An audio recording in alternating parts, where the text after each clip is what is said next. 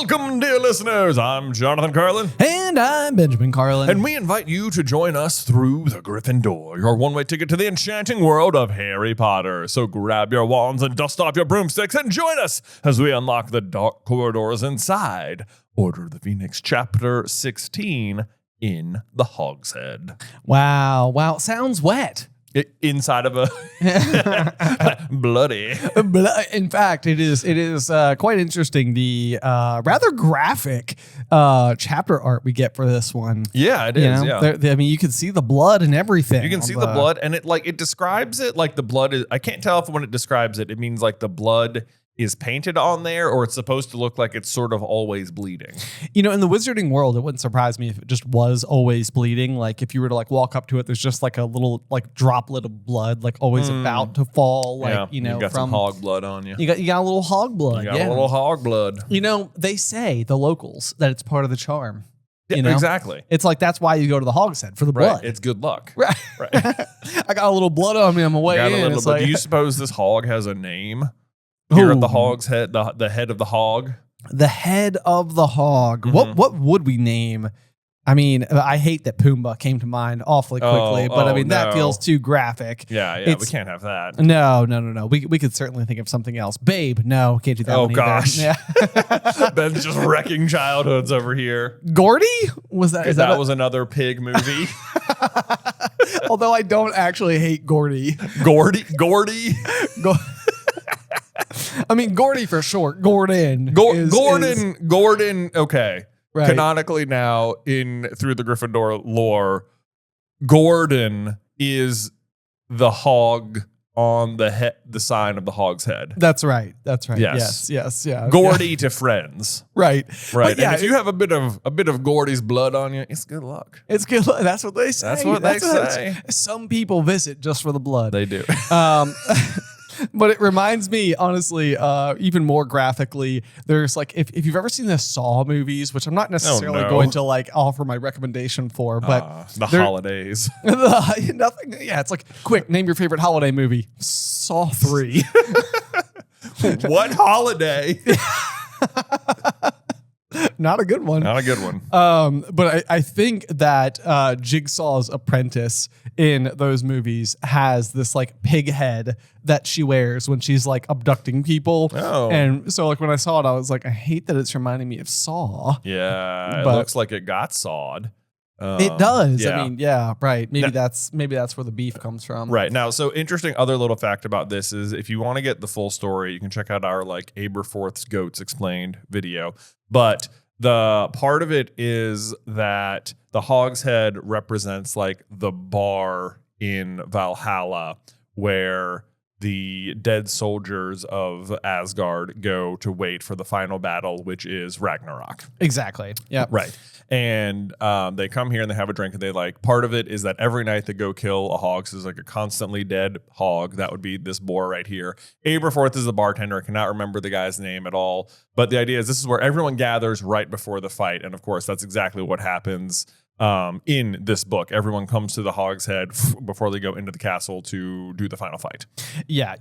Well, right. Like in this, you say in this book, you mean like this is where everybody comes together to form Dumbledore's army, well, and it's also where everybody comes through before Battle of Hogwarts. Right, exactly. Sorry, I'm talking about the Battle of Hogwarts, but they're also going to form the army right here. Right here, yeah. Well. So it works in more way than one. It but does. This is actually like kind of just like a really interesting thing, especially with Aberforth, because he is so, and even in this chapter, we're going to see it again, heavily associated with like goats, and there's like all this weird like, you know, Aberforth has this like bizarre history, and he's kind of a quirky dude, and it's always like, why go unexplained? Like that's like, we might need more info on that. And so we had on our whiteboard for probably 3 years. Oh yeah. Like Aberforth's Goats Explained. And I think like there was like a day we were possibly researching for like Thor Ragnarok or something like that. Like we started like being like, finding some of like the little like crumbles, and it was like, oh wait, it's like, wait a minute, this applies somewhere else. Wait a minute, yeah. So it ended up working out really well. We finally got there in the end. Yeah, I want to say, is it? I'm forgetting now. I'm like, well, what was the goat connection?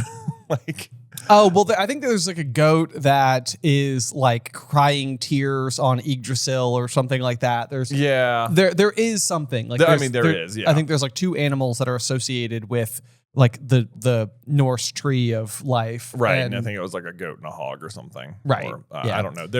I promise, go check out that video. It was a like crazy one where it was amazing how much it fit. Yes. Yeah. We'll link it in the show notes. Now, the other fun thing about the Hogshead sign, Ben, is that it uses canonically the Harry Potter font. Yeah, that's pretty fun. That's pretty fun. I love that. Yeah. Yes. So if you look at the cover here, you're right. It does stand out for that particular reason. So maybe this all really happened, and the choice of this particular font is an homage to reality. Exactly. Not the other way around. Exactly. Right. Yeah. That's how I choose to look at it. Yeah. Anyway, but yeah. So would you like to kick us off with the first sentence of the chapter? But of course. Hermione made no mention of Harry giving defense against the dark arts lessons for 2 whole weeks after her original suggestion. And then the dragons arrived. And it was like, Harry, we really need an answer. It's like, I think we're really going to need to be prepared because, there are dragons showing up. You're the only one here who knows how to do that. You got past the dragon on a piece of wood. So we're gonna need some help. Right. We could have asked someone else, but funnily enough, he's dead. Yeah. Oh, no. I could write to my pen pal, but Ron gets pretty steamed whenever it comes up. See you later in this chapter. Oh, man, a little bit of travel. He wanted to be more than pen pals. He certainly did. He certainly did. But yeah, so basically where we're picking up here is sort of like on this like fulcrum chapter, the Hogwarts High Inquisitor, where basically the idea of the like Dumbledore's army is being like first pitched to Harry, and then we get like a little bit of like a time jump to sort of like allow for each of the characters to have like sort of almost like formed their own relationships with this particular idea, so we can like pick up and sort of get the sense that like time has passed, they've all had some time to think about it, where are we now? Right. We've also had like a couple of, more or less good weeks at school, despite the very rocky first 2 weeks. Right. Yes. Right. Which is, again, it is a very like tonal, it's a major tonal shift from what we've been getting for this whole book. It is. Where nothing good has happened. Well, and we said it so many times last chapter, that is like the fulcrum chapter. It is the beginning of the turning of the tide. And so sure enough, it's, Ron had 4 more Quidditch practices and had not been shouted at during the last 2, which I guess is an improvement. All 3 of them had managed to vanish their mice in transfiguration, which that's, it's like, I love whenever there's inclusions that like Ron successfully did magic, because so often it seems like he struggles at it. It definitely seems that way. Yeah. It's like, and this is the kind of thing where it's like on day 1, they were doing snails, which were altogether like far less complicated than mice because of like the invertebrate versus vertebrate, distinction that McGonagall makes in the previous chapter. And so this is like on day 1 of class, they could barely vanish a snail. Now they've gotten snails gone and they've succeeded in a much more complex version of it. So it's like the education's working. Yeah. Especially in Transfiguration, where you've got McGonagall at the helm and she's good. Yeah, yes, exactly. And then also it says Hermione had actually progressed to vanishing kittens. So don't worry, she's still better than the boys. Exactly. That's also a nice little piece of trivia too. It's like, what had Hermione graduated to while the others were still stuck vanishing mice? I know. But then I'm also like, what happens when they get vanished? Where do they, it says into, where do vanished objects go? Like into non-being? Which is to say everything. So am I to understand, in a sense, are they just like atomizing these animals? They're like, what's happening to these kittens, Can they be recalled? Yeah. I always assume so. I assume they're not killing them. They're not killing them. Yeah. And so like in my mind, when they vanish them, they're going to the room of requirement. I kind of think so too. Yeah. Or the what is it? The come and go room. The come and go room. Yeah. Okay. Because the word vanishing is like, it stands out because like there's the vanishing cabinet. So it's sort of like the way that works is like, you go inside and it vanishes you somewhere else. Which, and as long as the pair is working, it's to the other pair. Right. And if it's not, then you're sort of stuck in limbo between the places. Which is what happens to Montague. Yeah. Yeah. Right. So this, because they use the word vanishing for both, it seems like you would name the cabinet after the spell, because the cabinet is like an artifact that does the same thing. Right. Which would suggest then that vanishing something actually sends it somewhere else. Which is also kind of interesting because that almost seems like there could be like third person apparition. Like if done properly. Like if you vanish a person. Right. Like, so let's say you never get to the point where you can successfully master apparition, because it sounds like it's kind of challenging thing to do. Well, is it not just self-vanishing? Well, maybe it is just self-vanishing, Right. but it like also accompanies this idea of redirecting to a new location. Right. And so some of that would almost be like, could you imagine if there was like a service where it's sort of like, okay, you can't pass apparition, no problem. We're here to vanish you to your destination. Right. You know, like somebody could do this on your behalf, but maybe part of the self-vanishing nature of apparition, it's like it requires you to know yourself completely in order to vanish yourself completely. Right. Maybe. This also, I guess, is more or less what like port keys are, right? I guess so. Like, I mean, they're like one-time use vanishing objects. right. I guess you're right. I guess that service unless does you're the exist Triwizard Cup, in which you're 2-time use for some reason. for some reason. Yeah. See our published works. Lots of them. Lots of them.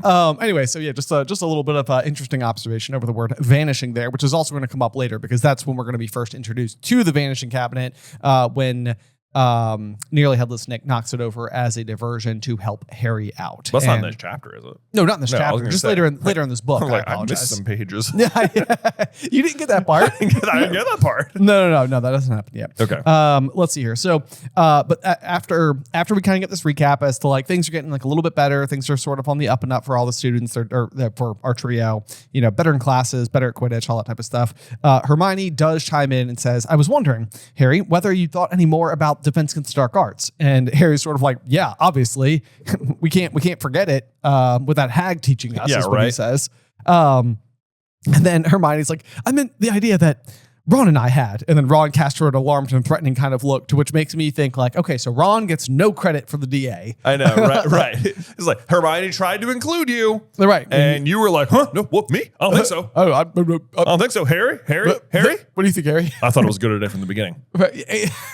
As long as you agree, then I thought it was a good idea too. Exactly. But she does correct herself. "Oh, all right. The idea I had then about you teaching us." Yes. And then I love, it's kind of like what we said last time. It's like what did we say? The potion, the Murtlap essence that cracked out of the bowl. It's like the Murtlap is out of the bowl and you can't put it back in. Right. And yes. it's like, that's basically what has happened to Harry. It's like the idea, like it's not solid, but he also can't shake it. Like the seed has taken root. It has started to sprout. Right. And despite, himself and his doubts, he has thought about it. He has been making lesson plans, Dude, which is so interesting. Yeah, it says he had found himself thinking about the spells that had served him best in various encounters with dark creatures and Death Eaters. Found himself, in fact, subconsciously planning lessons. And you're like, I sort of love this because it's oddly relatable. Like I tend to do this. Like we all the time, like we have like our obvious shows that we produce here at Super Carlin Brothers. But like whenever we like kick tires on like what if we did a show like this?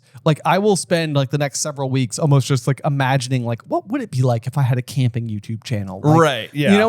Is that the kind of thing that like, what would I go and do? Where would I want to show people? What would I try to figure out? Like, and so it's like when an idea kind of like hooks in your brain, it's like, I feel like I know what is going through Harry's mind right now. Right.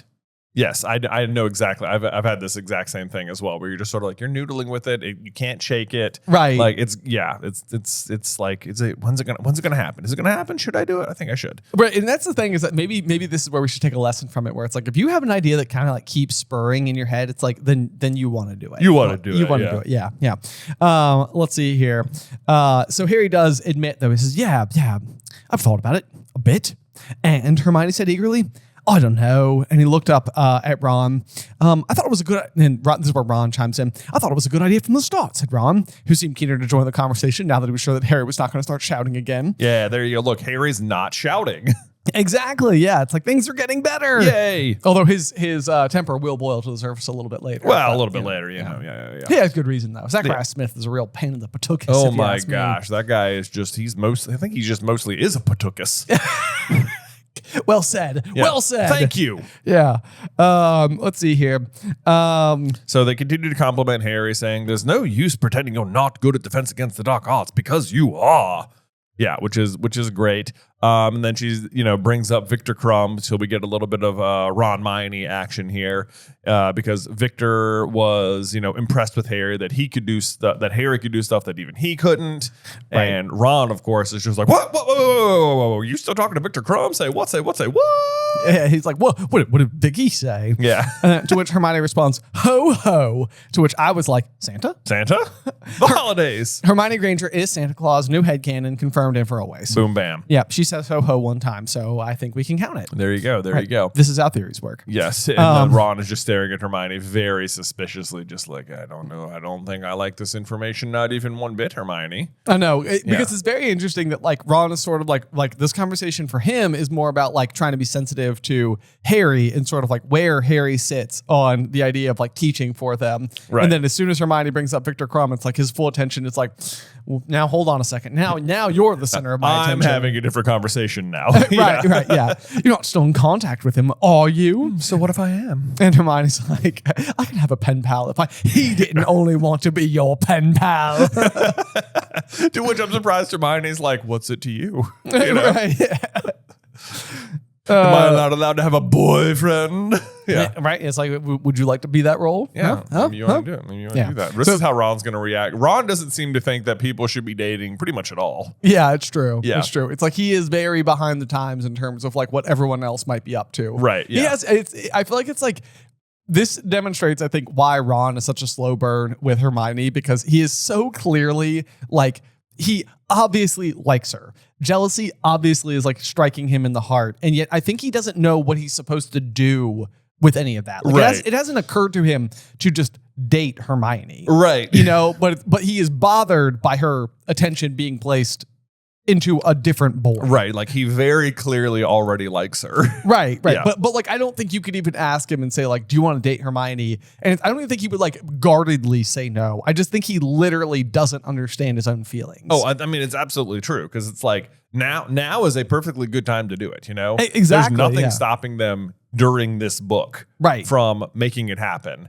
And like even like Ginny is going to be dating someone by the end of the chapter. Right. Like it's happening around them. Harry is going to go on a date. Like there is nothing standing between them this time, and they just like don't do anything with it. They just kind of don't find it. Yeah, you would really think that Harry and Cho going on a date would have like, and maybe even it's the kind of thing where Harry and Cho going on a date would have been the obvious setup for then Ron and Hermione to go and spend Valentine's Day together at Hogsmeade, except Hermione is setting up the meeting with Rita Skeeter and Luna Lovegood. Right. And so it's like there's an obvious other person for Hermione to have spent the like air quotes romantic day with. Right. You know, even when Harry is elsewhere. But anyway. How different would that have been if like they was just like, oh, I guess if you're with Cho, Ron, you just want to, I guess we'll just go together, right? Yeah, right. Yeah.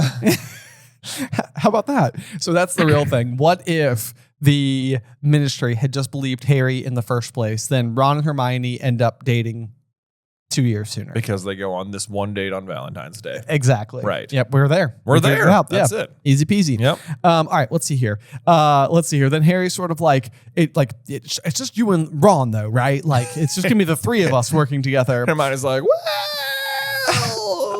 Now, don't fly off the handle again, Harry, please. Which is an ironic thing to say in the wizarding world because it literally requires the handle to fly. It's a little broomstick reference. A little broomstick handle. Yeah, exactly. But please, I really think you ought to teach anyone who wants to learn. I mean, we're talking about defending ourselves against Voldemort. Oh, don't be pathetic, Ron. Which I do think is a little rich because it's like, Hermione, you only just started and you still stuttered. I know, you just stuttered on the word, so, Right, yeah. Yeah. But it doesn't seem fair if we don't offer the chance to other people. And Harry's sort of like, all right, fine, but I doubt anyone except for the two of you are going to be taught by me. I'm a nutter, remember? So modest. Yeah. So modest. Yeah. Has no idea. But then they start talking about the first Hogsmeade weekend in October, and Ron's sort of like, well, why do we have to do it outside of school? And Hermione is sort of like, well, I don't think Umbridge would be very happy if she found out what we were up to. And this is going to be like sort of the, like, we're still on this side of all of the other oh my gosh, what are they called?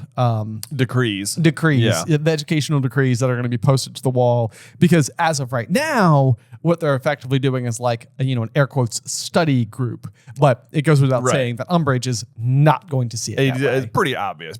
Also, I can't believe you skated right past Chinese chomping cabbages.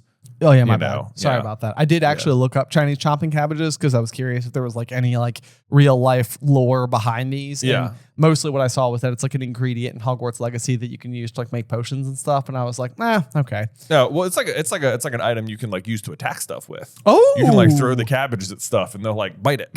Well, I sort of love that. Yeah, I know.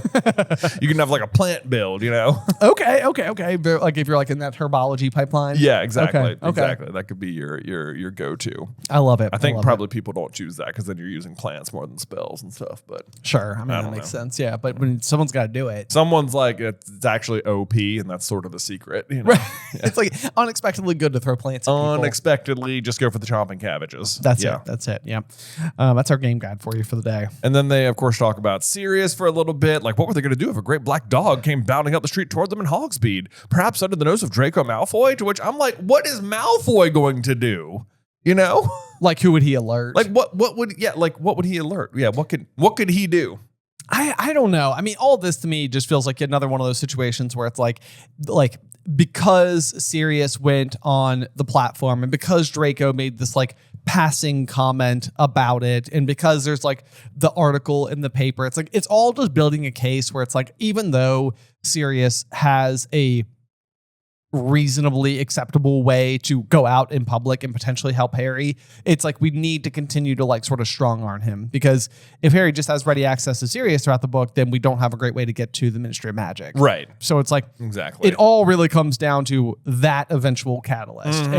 And the ongoing, like, Sirius would obviously be also a great instructor for this particular organization. Right. Because it's like, I mean, we love it for our what ifs. Like, the idea of Sirius being a Defense Against the Dark Arts teacher, it's so just great. Like, it's amazing. Yeah. It's like, I love that. Yeah, I'm sure he'd be great at it. And then you get Remus and Sirius being teachers. Well, because then it feels like you would get two sides, like, where Remus is this very, like, passive, calm, only, like very, like, defensive element to it, where it's like, only defend yourself in the event of an attack is almost what it feels like, the obvious like Remus thing. But then Sirius has much more of like a ready, fire, aim type of like persona. Like, this is Defense Against the Dark Arts, and the best defense is good offense. Let's go. So it's like Sirius is teaching like defense and dark arts. Yeah, we have a real it's like Cobra Kai. Yeah, it is. Yes, that's exactly where it. Sirius is more Johnny, Right. Yes. A little more rash. Exactly. Right. Instead of Danielson. Let's see. And then Ron, despite having this like moment where he's like maybe edging on revealing his crush for Hermione, he says, I mean, he's been on the run for over 2 years, hasn't he? And I know that can't have been a laugh, but at least he was free, wasn't he? And now he's just shut up all the time with that lunatic elf. And it's like, Ron, read the room. Hermione likes the elves, bro. I know. Yeah, it is one of those things where it is a blatant disregard for something that Hermione cares deeply about, and you care deeply about Hermione. Right. Like, put the pieces together. So like, come on, man. Come on. Obviously, Hermione scowls at him, but otherwise ignored the slight on Creature. She's like, okay, I would like to talk to you, but more important things are happening. Right. We're trying to get Harry to be our teacher here. Right. So let's see. What Hermione says is, I mean, the stupid ministry isn't going to realize Sirius is innocent until they accept that Dumbledore has been telling the truth about him all along. And it's like, this ends up being some verbal irony, because that is in fact true. But he won't be able to leave the house then either, because he's dead. True. Yes. Unfortunate. Mm-hmm. It's pretty devastating. Yeah. Unfortunate. That's okay. He kind of comes back later. Spoilers. Just like a little bit. If you're this far in and haven't realized this is the spoilery kind of show, I mean, it is. It is. Yeah. But yeah. So we get a little bit of like the Dumbledore reinforcement. Like Dumbledore would go mad and if Sirius showed up, and Sirius actually listens to Dumbledore even if he doesn't like what he hears. In that way, it almost like it does. This reminded me of like Mundungus a little bit. Like I feel like that's like what they say about him as well. It's like he doesn't really listen to anybody except for Dumbledore. Right. Yeah, even though he still came to the platform as the dog. Yes. He was like, that's all. That is also true. Yep, I did it. Yeah, I can't believe he doesn't break out more often and just do this stuff just because he wants to. It does seem that way. Yeah. Then we sort of get like what I could only really regard. I got through an entire paragraph and I was like, there's basically nothing in this paragraph that is like super, super plot relevant. So I called it a transition paragraph. Like a little world building transition paragraph. Little world building transition paragraph where it's just sort of like 2 weeks passed, things happened. Right. It's the morning of the Hogsmeade visit. Hey, like, there we go. Yeah, exactly. We're going to use one paragraph to basically give you just like things happened. Things happened. They went to practice. They have a lot of homework. It's hard. Ron's doing prefect duties. Guess what? Hermione's somehow done with her homework. And I love Harry had to admit she was getting better at knitting. It was now almost possible to distinguish between the hats and socks. That's growth. That's growth. That's yeah. growth. I'm so glad that we're getting a good Hermione arc here. Exactly. You know, the knitting. We really get to see her go from like one person to like a greater version of herself. Right. Yeah. Especially in the realm of knitting. It's too bad she doesn't, team up with Dumbledore. He loves knitting patterns. He does. He does. Yeah. So maybe this is a little like Hermione is a Dumbledore in training type situation. Yeah. Right? Yeah. I mean, she'd probably be very good, like headmistress. Do you think that Dumbledore also likes knitting patterns because he also has a hobby of freeing house elves? Oh, now that's a thought. Right? That's a thought. I mean, I was going to say he offers Dobby his freedom. Dobby already has his freedom, but he offers him pay. He clearly is like on board with the whole house elf rights thing. Absolutely. Yeah. I think there's no doubt about that. So, I guess the rest of the house elves at Hogwarts do not accept pay for their work. However, it seems like no part of me thinks that Dumbledore would not offer it. I think he would offer it, but then kind of like also respects their culture. That's the best we could possibly say. That's the best I can spin it. It's always house elves is a messy situation. It is a messy. That's the best way to describe it. Right. Yeah. Anyway, so in the morning of the Hogsmeade, oh my gosh. The morning of the Hogsmeade visit dawned bright but windy. There we go. Thank you. I couldn't get that out. I was trying to like get the cadence right and I couldn't find it. But this is once again, I feel like it's almost like representing the weather, representing Harry's mood. It's almost like optimistic but unsure. Right. Like because it's like it's bright but windy. Right. So it's not like overcast and rainy and cloudy and mundane and all the things that it feels like it often is. It's like we got a bright day. But it's windy. It's a little windy. But the wind can always die down. The wind is it's the winds of change. That's exactly it. Yeah, exactly. Yeah, just kind of blowing in, changing direction here. Yeah. Then we get kind of like a funny little exchange because when Harry is going through his encounter with Filch in order to exit for Hogsmeade, the caretaker gave a great sniff as though trying to detect a whiff of something from Harry. Yeah, like he's going to be carrying the dung bombs into Hogsmeade. Exactly. It's like because this is going back to when Filch encounters Cho and Harry in the Owlry. On the tip off that Harry was trying to order a bunch of dung bombs, right? Which is a story that at this point in time, Harry has not yet told to Ron and Hermione, right? And so Ron is like, "Why was Filch sniffing you?" Yeah, must have been really obvious. Exactly. Yeah. Which is the kind of thing where it's like, if you're standing next to your best friend and this like adult person is like sniffing you, it's like, something's wrong there. Something's going on. What on earth is happening? I don't know why, but like, that's not right. Yeah. Then Harry saw, I forgot to tell you.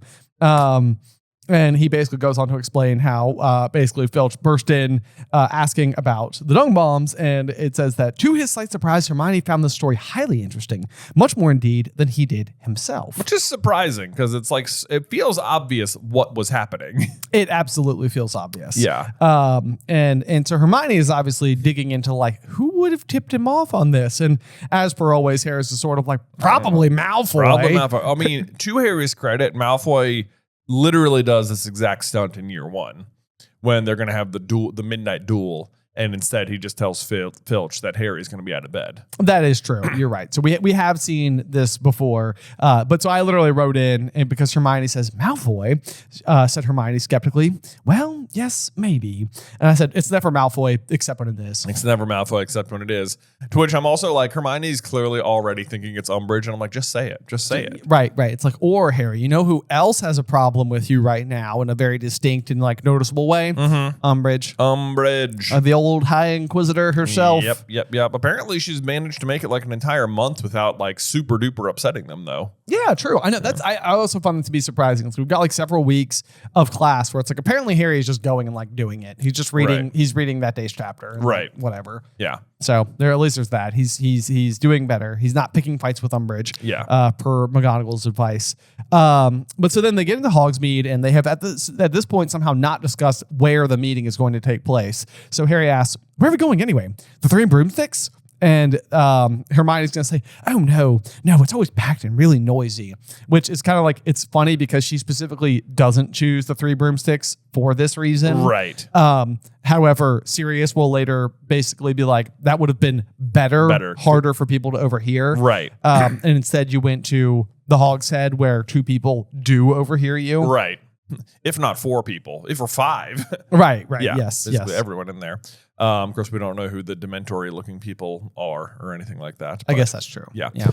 So anyway, they make their way down to the Hog's Head. We get the wild boar severed leaking. Oh, it is leaking. No, leaking blood onto the white cloth around it. Okay. But I think the choice of the word leaking is what makes me like the blood stained, white cloth around it would be like, that'd be like one thing. It's sort of like, okay, you kind of get the idea. Right. Leaking sounds active. It sounds like you got to get that lucky blood. You got to get that lucky blood from Gordon. From Gordon the Hog. Gordon the Hog. Yeah. Gordy up there.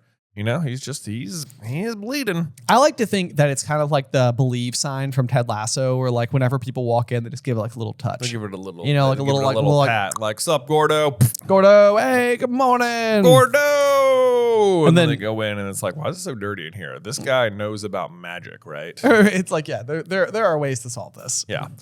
So anyway, apparently the Hog's Head is the dirtiest place in the world. It's one room, small, dingy, very dirty. It's not actually one room. There's stairs that go upstairs. They smelled strongly of something that might have been goats. And you're going to just like skim over that line, but it is a clue. You've already been told that Aberforth charmed goats. Right. So this is your hint that this is Aberforth, Dumbledore's brother. You don't know his name yet, but no, maybe you do.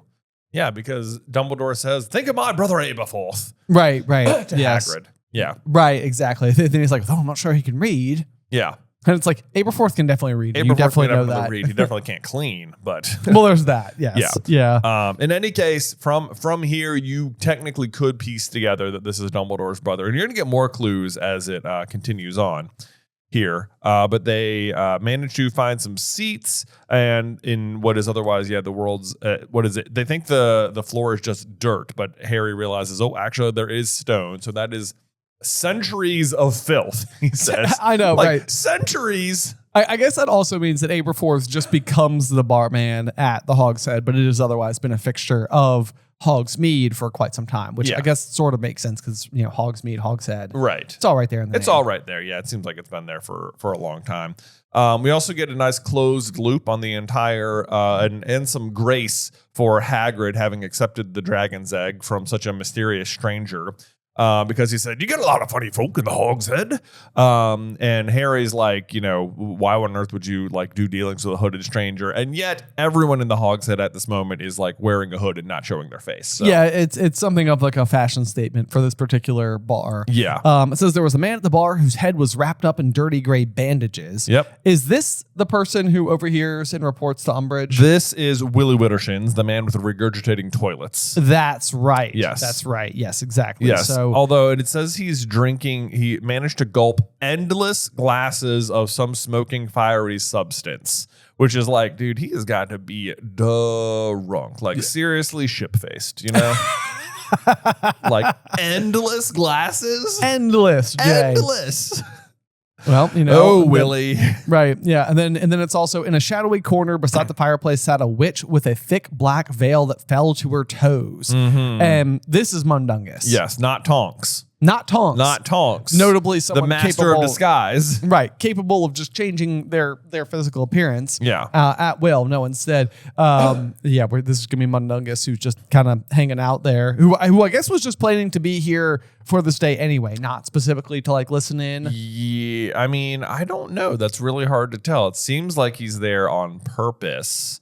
But like, why would he be dressed like this for any other reason? It's a good question. You know? So, yeah. Like, yeah. but then how would Dumbledore have known they were going to meet at the Hogs Head? Especially when Harry and Ron, up until about 12 seconds ago, didn't know that that's where they were going. I mean, I guess everyone they told knew where to go. That's true. Yeah. So maybe there's just like murmurs. Yeah. Kind of like abound. Yeah, I guess so. All right. It seems possible. It's plausible. It's anyway. a complete secret. So naturally, The whole school knows. Right. Yeah. We can go with that. That's fine. Yeah. And then Harry's sort of like, I don't know about this, Hermione. Has it occurred to you that Umbridge might be under that? Pointing Very good instincts. Right. Yes, exactly. It's like, so he's like literally looking at Mundungus and being like, something's suspicious about that. But Yeah. he doesn't quite get the person correct. Right. And And Hermione's like, no, Umbridge is shorter than that woman. It's like, that's not even a woman. So True. Yeah. Let's see here. And then even if Umbridge does come in here, there's nothing she can do to stop us. I really doubt that. I know. Yeah. So, and she's going to want to say, I've double and triple checked the school rules. We're not out of bounds. I specifically asked Professor Flitwick whether students were allowed to come into the Hogs Head. And he said yes, but he advised me strongly to bring our own blank trivia question for you. What are you supposed to bring your own? I'm giving the audience a moment to respond. They're probably like washing dishes at their house right now, thinking like, what would be very useful in this particular moment. And then they look down at their hand where they're holding their brand new, freshly cleaned glasses. Yeah. That I didn't mean to even set that up. I was just imagining people listening while doing dishes. Yeah. And it turned out to be the case that is the correct answer. Okay. So Maybe he means more like spectacles, though. You know. Oh, true. Yeah. Yeah. Bring your own spectacles. Bring your own spectacles. You know how oftentimes people expect spectacles to be just provided upon entry to Exactly. to grungy bars. You know, what you're gonna realize that all the art is like 3D. They'll have some there, but I'd bring your own. I'd bring your own if you want the full experience. Yeah. The barman sidled toward them out of a back room. He was a grumpy-looking old man with a great deal of long gray hair and a beard. He was tall and thin and looked vaguely familiar to Harry. Oh, it's because this is Aberforth, and the vague familiarness is Dumbledore. It is. I'm almost surprised that he doesn't nail it in one, because later Harry is going to keep seeing Aberforth's eye in the mirror that Sirius gives him, because Aberforth is going to have the other one. Yeah. And he's going to say that he keeps seing the piercing blue eye Right. in the mirror, and he's going to think that it's Dumbledore. Right. So it's like, you would think that just looking at this man, despite all the bedraggledness of the rest of his appearance, his eyes must be striking. They must be, but they are not mentioned in this particular description of Aberforth. That's right. That's right. Yeah. Then Hermione is going to order 3 butter beers, and the man's going to reach under the counter and pull out 3 very dusty, very dirty bottles, which he slams on the bar. To which I'm kind of like, is the assertion here that people at the Hogs Head are never drinking something as mild as butterbeer? I mean, I guess, especially because it's like bottled, you know? Right. So it's not like, I mean, it'd be like going into like a super dive bar and ordering like a Diet Coke or something, you know? Maybe so. Like everyone there is here to drink Right. all the time. And this is kind of like, maybe not like it's more like getting a root beer, I guess. Maybe so. Maybe. So it's like he's got plenty of butterbeer. We're going to find that out in just a second. He's got plenty of it. He's ready for it, but they're in these dirty bottles. To which I say, dude, come on. You don't even have it on tap? Seriously. What kind of bar is this? Not a very good one. Not a very good one. Yeah. If you ask me, I want fresh tapped I butterbeer. want fresh tapped, man. Give me a fresh pull. That's right. Yeah. And then Harry offers to pay for him, to which I was like, classic Harry. Classic Harry. Yeah. And then Ron chimes in and says, I bet that bloke would sell us anything. He wouldn't care. I've always wanted to try fire whiskey. To which I was like, classic Ron. And to which Hermione says, you are a prefect. To which I was like, classic Hermione. To which I'm like, this isn't exactly a school trip, you know? Exactly. Not really on duty at the moment. No, yeah. Also, like, this makes it sound like then there is a drinking age in the wizarding world, right? And that butterbeer clearly doesn't fall past the drinking age. I know. I always tend to think that butterbeer must be in like a similar column to like kombucha, where it's like there's trace amounts of alcohol, but it's not really like alcohol unless you happen to be like a house elf, to which case like your biology is so different that that's why Winky can get drunk from drinking butterbeer. Right. Yeah. That's like me trying to like peel back the layers. I mean, I guess so. Because it seems like there's not zero alcohol. You're right. Because Winky gets drunk. Exactly. Right. Yeah, but I mean, they even say like that stuff's not strong. And you know, I think Dobby's like, "'Tis to a house elf, sir." Right. Yeah. Yeah. He does say that. So anyway, it makes me wonder, like, could they not order fire whiskey at like the Three Broomsticks though? I don't think so. I guess not. Yeah, that would be my take. I guess you must be 17 is probably the drinking age then, because you know they certainly all drink it after Harry turns 17. Do you think they're allowed a giggle water? Oh, that doesn't. Probably. It is one of my favorite moments in the entire. I mean, the bar's not terribly high for the Fantastic Beasts series, but when Jacob gets the giggle water for the first time and lets out like a bleat, it is so comical. It's like I don't know what else I thought it would do, but but it did that. Precisely. Then so they're sitting down, they've got their drinks. So who did you say is supposed to be meeting us? Harry asked. Just a couple of people, Hermione repeated. Really hedging pretty hard here. She truly is. And I wonder if this is the kind of thing like where Hermione's been passing the word around, been getting lots of good positive feedback, but nobody has showed up yet. But then it doesn't take long because the pub door opens and in walks Neville with Dean and Lavender. Which I think is interesting. Yeah. Because at the start of year, you notably have the big blow up between Seamus and Harry in the dormitory. And you go down the next morning and Harry's in this like terrible mood. Hermione's sort of like, "What's wrong, Harry? I can tell you're upset." And, you know, Ron's like, "Well, Seamus reckons that, you know, the prophet's right or whatever." And Hermione responds, "Yes, Lavender too." Yeah. So it's like coming into the school year, it seems like Lavender was in the same spot as Seamus. Right. And but clearly she has, you know, flipped here because Seamus doesn't show up. He's the only Gryffindor in their year not here other than the mysterious other two Gryffindor girls we don't know about. That's right. Yeah. That's right. Yep. So then we get a good long list of everybody that walks in, including Parvati and Padma Patil, Cho, and one of her usually giggling friends. That's going to be Marietta Edgecombe. Yep. Oh, she's such a problem. She is. Then we got Luna Lovegood, Katie Bell, Alicia Spinnet, Angelina Johnson, Colin and Dennis Creevy, Ernie McMillan, Justin Finch-Fletchley, Hannah Abbott, Hufflepuff girl with a long plate down her back, whose Harry's name did not know. This is going to end up being Susan Bones. Susan Bones, who is totes crushing on Harry. I think maybe just a little bit. A little bit. You know, but this is also a girl who was sorted with Harry in year one, so I'm surprised that he doesn't know her That's name. also true. There's not that many students. Yeah. More on that in just a moment because we have three Ravenclaw boys who we're pretty sure were called Anthony Goldstein, Michael Corner, and Terry Boot. Ginny, followed by a tall, skinny blonde boy with an upturned nose, whom Harry recognized vaguely as being a member of the Hufflepuff Quidditch team. That's Zachariah Smith. And bringing up the rear, Fred George Weasley and their friend Lee Jordan, all three of whom were carrying large paper bags crammed with Zonko's merchandise. Boom, bam. So it's going to be funny because Fred and George are going to go up to the bar. They're going to sort of do like a quick head count and they're going to order 25 butter beers, which actually, if you go through and you count everybody, is accurate. Okay. What I think is interesting about this is that you've got 25 people, not counting Harry, Ron, and Hermione, which makes 28 people. And if you follow our typical Hogwarts math, we would say that there are 10 students for each house each year. So 40 times 7 years gives you 280 total students at Hogwarts. We have exactly 28 students, which is exactly 10% of the school. Wow. Being members of the DA. That's pretty cool. It is pretty cool. It also makes me think that our 280 number is exactly correct. Like this is a like it's not a majority, but it is a rather significant plurality of people. Yes, yeah. You know, like it's not most students, but it's quite a many. Yeah, it is a many. Yes, it is. There's no doubt. And notably, every prefect of their year that isn't a Slytherin. Also true. Which is kind of cool. Yes, indeed. So I love the comically large order of the 25 butter beers. I will point out a little bit of a flint happening here, though. Oh, okay. Lay it on me. Okay, all right. Because it says Colin and Dennis Creevy are both there. And if you'll recall, Dennis is only a second year. He was sorted last year, and you're not supposed to be allowed in the Hogsmeade until third year. You're right. Bit of a flint. Oh, no. I know. Now we could look at this as like a terrible plot hole, or we could say that the Creevy brothers know how to sneak into Hogsmeade. I like it. Because we also have precedents for Colin sneaking around at night delivering grapes to the hospital wing.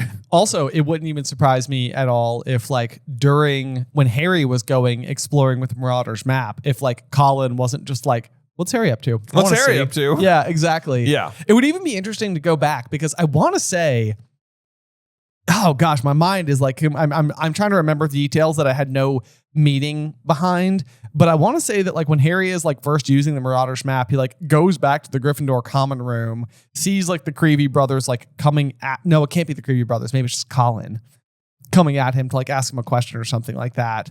Maybe Neville asks him about an essay that they're working on. It doesn't matter. What I'm trying to set up is, like, the possibility that Colin's been following Harry around and literally witnessing the passages. Oh, that's interesting. And that's how he learned how to get out. That's how he learned to get in here. I do like that idea. And I don't hate the idea that the Creevy brothers are just, like, sneaking around the school being all like we always know about, like, Harry doing it and, like, Fred and George and stuff. Right. But, like, we never actually see Fred and George go do it. Like, we know they have done it. Yeah. And stuff like that. But it's like they're not the only people ever roaming the school at night. No, they can't be. And actually what I love about it even further is that, like, you know, like when Dennis Creevy is coming across on the boats, he falls in and gets put back into his boat by the giant squid. Right. And, like, Colin and Dennis think it's awesome. Right. You know, like they're both Muggle born. They think everything about magic is amazing. They do. So, like, I don't even think it's, like, the same troublemaker type of persona that Fred and George might have, or even Harry, Ron, and Hermione for that matter.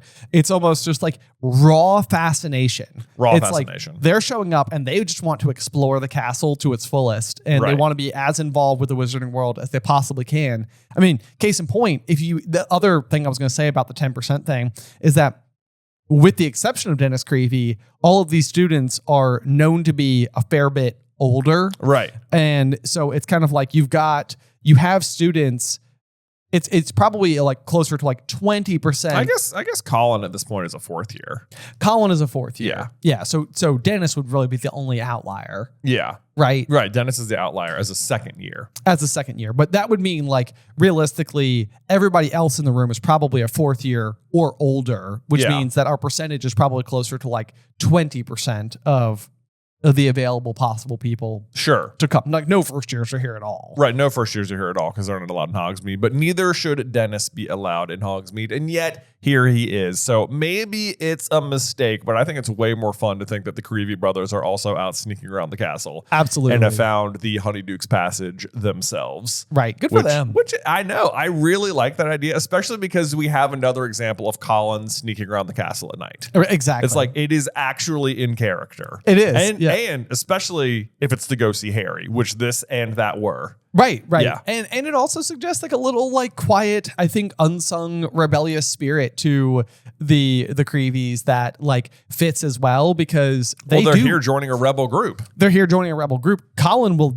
die. Will die. You know? Like, I mean, he I think sneaks back through because I think at the time he's supposed to be sent away from the castle and he comes back again. Right. Because when Harry sees him, Oliver Wood is carrying him in, like, a fireman's carry. Right. And Harry's sort of like his like small form or whatever. He must have snuck back in. Right. Oh man, Colin would have been a sixth year then, right? So he must just be a statured boy. Small guy. Oh man, okay. I mean, personal headcanon, I guess. Do we know that Ginny is a prefect? I guess we would know if she was. It seems weird that she wouldn't be. It does seem weird that she wouldn't be.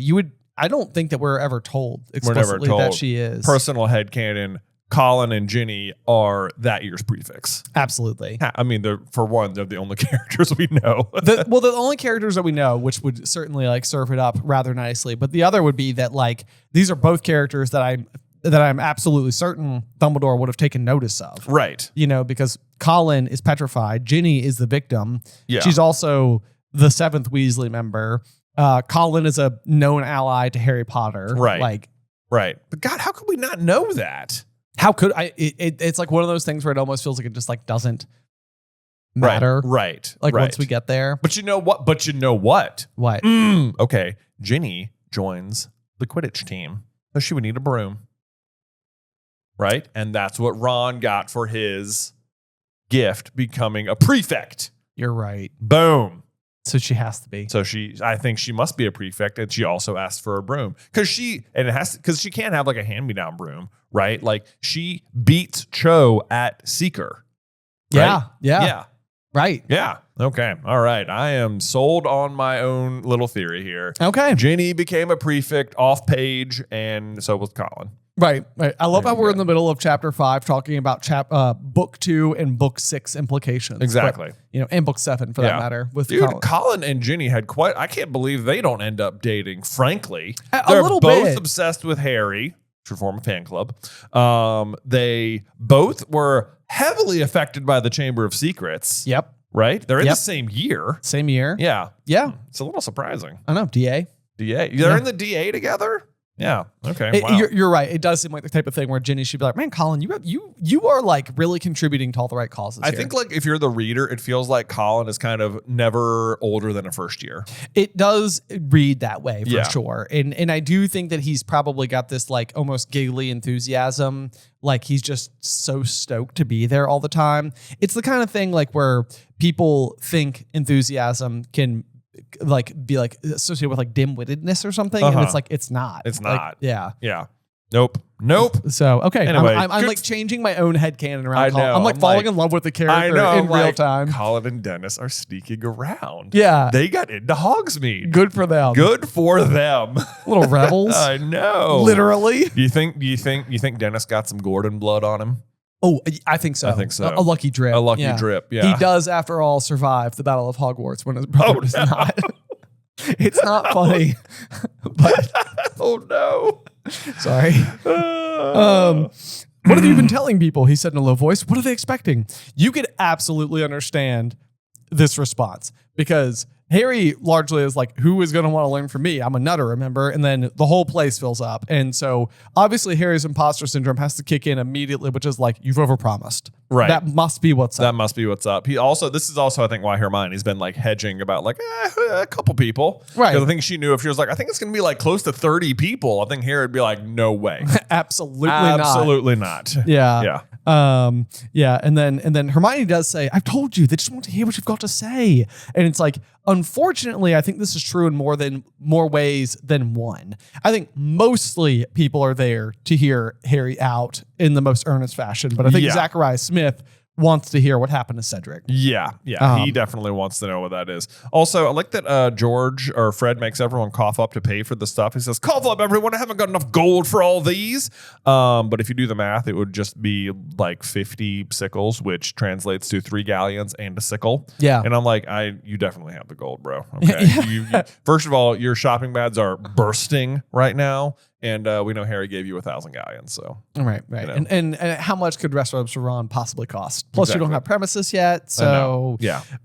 No, you're right. Yeah. If you're going to order for everyone without asking, right, yeah. But I just wrote in yet. I haven't got enough gold for all these, and I'm like, but you will. Yeah, you will. Yeah, no problem. Let's see here. So you've got everybody kind of filing in. Yeah, I love the little "Hi, Harry," said Neville, beaming at him, taking a seat opposite Harry. What is he, a Mimbulus Mimbletonia or something? I get it. Harry tried to smile back, but did not speak. His mouth was exceptionally dry. Cho had just smiled at him and sat down on Ron's right. My. Her friend, who had curly reddish blonde hair, did not smile, but gave Harry a thoroughly mistrustful look that told Harry plainly that given her way, she would not be here at all. Indeed. And it's like, I was just like, yeah, you're going to pay for that, Marietta. Like this. Yep. You don't want to be here, but you're going to be you are the one the biggest loser of this situation. Yeah. I can't believe that she goes to all the meetings and learns all the magic and like is around all these people several times a month and doesn't like come round on it. You're absolutely correct. It's like everybody in the room is very like-minded. Everybody's having a great time. They're all seeing so much progress. It's like there's no way in the world you aren't sort of like, even if you're like opposed to the regime, it's not like you're not having fun. Right. You know, it's like you've got like a group of people around you. Like, this is great. Exactly. Like, and if she like doesn't like Harry, but like Cho has a crush on Harry, how is that not already driving a wedge? I know. Yeah. It's ridiculous. Anyway, so then Hermione is trying to sort of like get up and be like the leading voice here, and you can see where she herself is fairly nervous, but I think is trying to like persevere in the face of like knowing that this is the right thing to do, but still kind of like maybe a bit intimidated by what might be happening herself. She starts her speech with a bunch of vocal fillers. Just well, you know why you're here. Well, Harry here had the idea. I mean, Harry had thrown her a sharp look. I had the idea that it might be good if people who wanted to study defense against the dark arts and I mean, really study it, not the rubbish that Umbridge is doing with us. Hermione's voice became suddenly much stronger and more confident. Like once she starts thinking about Umbridge, she's like, yes, this is the enemy. Exactly. Yeah. It's almost like the anti-Patronus. It's sort of like you're being hardened by like the who remember who the true enemy is here. Exactly. Because nobody could call that defense against the dark arts. Here, said Anthony Goldstein, and Hermione looked heartened. Well, I thought it would be good if we, took matters into our own hands. Boom. And that means that Harry's gonna teach us. Yeah.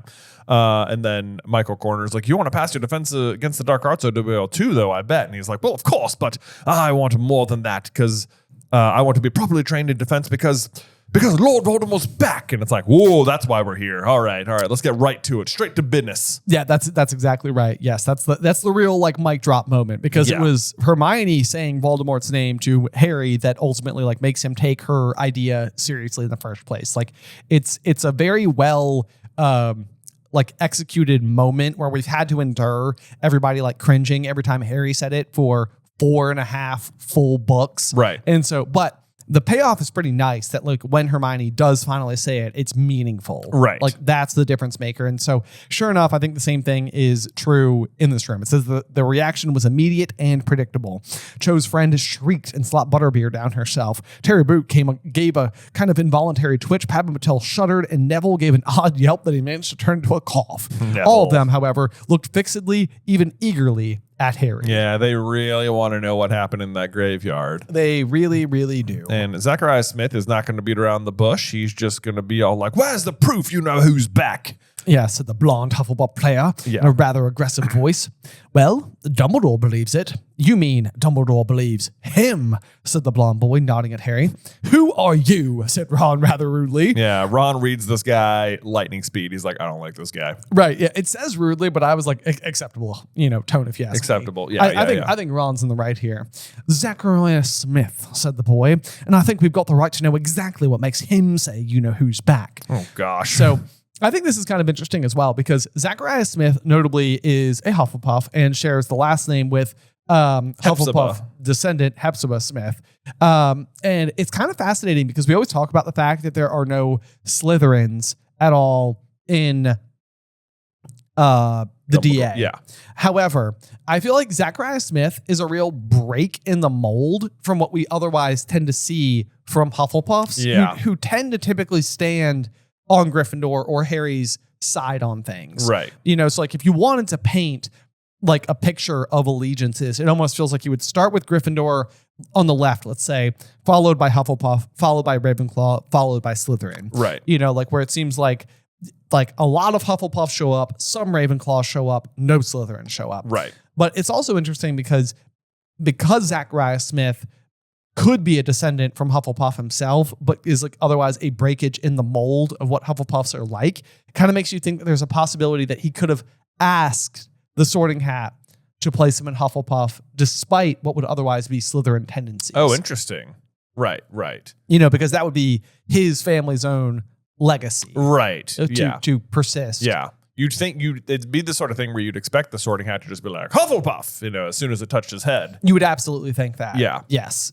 But it seems like not. This would almost be like blood meets values or something where it's like his values are more Slytherin aligned, but his blood is extremely Hufflepuff aligned. Right. Yeah. Very huffy and puffy. Right. Yeah. Let's see. And then Harry kind of sees why people are there. He says he felt that Hermione should have seen this coming. Some of these people, maybe even most of them, had turned up in hope of hearing his story firsthand. So I just crossed out maybe even most of them. Some of these people had turned up in hope of, I don't know. That didn't really make sense.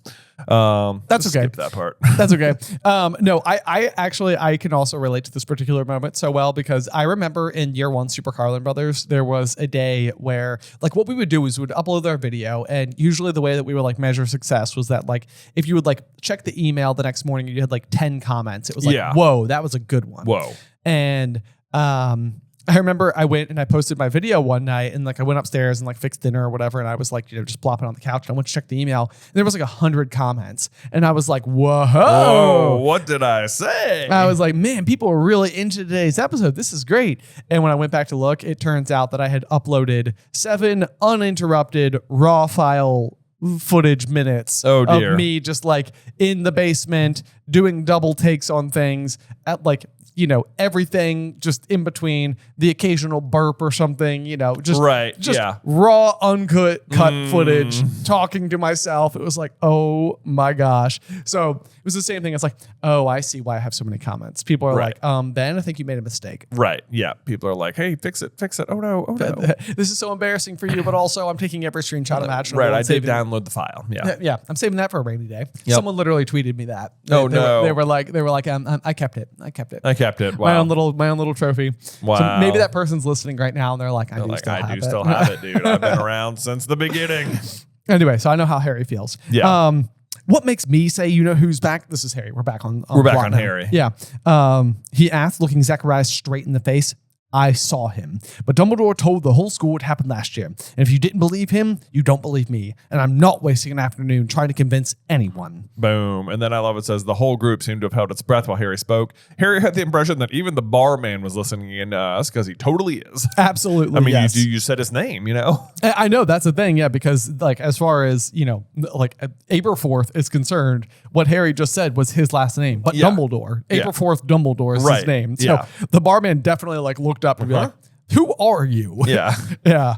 As if nobody couldn't figure out. He definitely knows who he is. Yeah. Right. Yeah. All Dumbledore told us last year was that Cedric Diggory got killed by you-know-who, and that you brought Diggory's body back to Hogwarts. He didn't give us details. He didn't tell us exactly how Diggory got murdered. And it's like, dude, do you think you're due this information? Absolutely not. I know. Yeah. It's like you want to know what the evidence was? Cedric Diggory's body. Right. What is your explanation? Like, what do you mean? It's not like Harry came back and Cedric is just like mysteriously gone. Right. And it's sort of like, well, where'd he go? It's like, well, Voldemort killed him. And it's like, how do we even know he's dead? Yeah. It's like, we know he's dead because we brought him back. I have his body right here. Harry's even like, I don't want to talk about Cedric Diggory, all right? So if that's what you're here for, you might as well clear out. What does this look like, a comedy club to you? Take it. You always get me with it too when you add like extra lines. Oh man.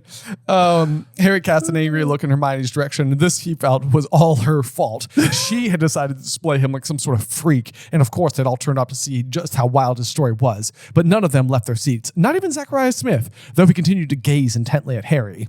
So I think that there's 2 things that are happening, and they're both true, which is that I do think that people have this like raw curiosity as to what happened. And certainly they're not going to look a gift horse in the mouth if he's willing to tell them the story. He's just not. But it's also not the only reason that most of them are there. Right.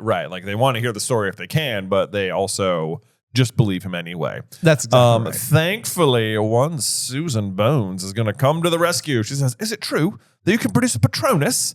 And everyone's like, what? A corporeal Patronus, which is the exact same line of questioning that her aunt gave in the trial. Yeah, so I actually added a corporeal Patronus. Yes, impressive. Because that's what Madam Bones says. True, perfectly true. True, perfectly true. And Harry's like, you don't know Madam Bones, do you? And the girl smiled and winked. It doesn't say she winked, but I like to think she did. Oh, she winked. She's my auntie, she said. I'm Susan Bones. She told me about her hearing. So is it really true? You make a stag Patronus? She basically just called him a stag. This is what I'm hearing. Susan Bones has got the hots for one Harold Potter. That's right. Yes, Harry said. Blimey, Harry, said Lee, looking deeply impressed. Oh, I never knew that. That, I feel like, actually tracks. Despite the fact that Harry cast a Patronus in front of the entire school during a Quidditch match, Lee was commentating. So he might not have seen it. Oh, yeah. True. That's a good point. Yeah. That's a good point. But I also like this line. Mum told Ron not to spread it around, said Fred, gritting at Harry. She said you get enough attention as it is. So it's like Molly Wobbles just being like, listen, Ron, you need to keep it under wraps. This kid's already dealing with enough. He doesn't need more. If people knew he could produce a Patronus, do you even know the odds of you getting a date ever? I want grandchildren, Ronald.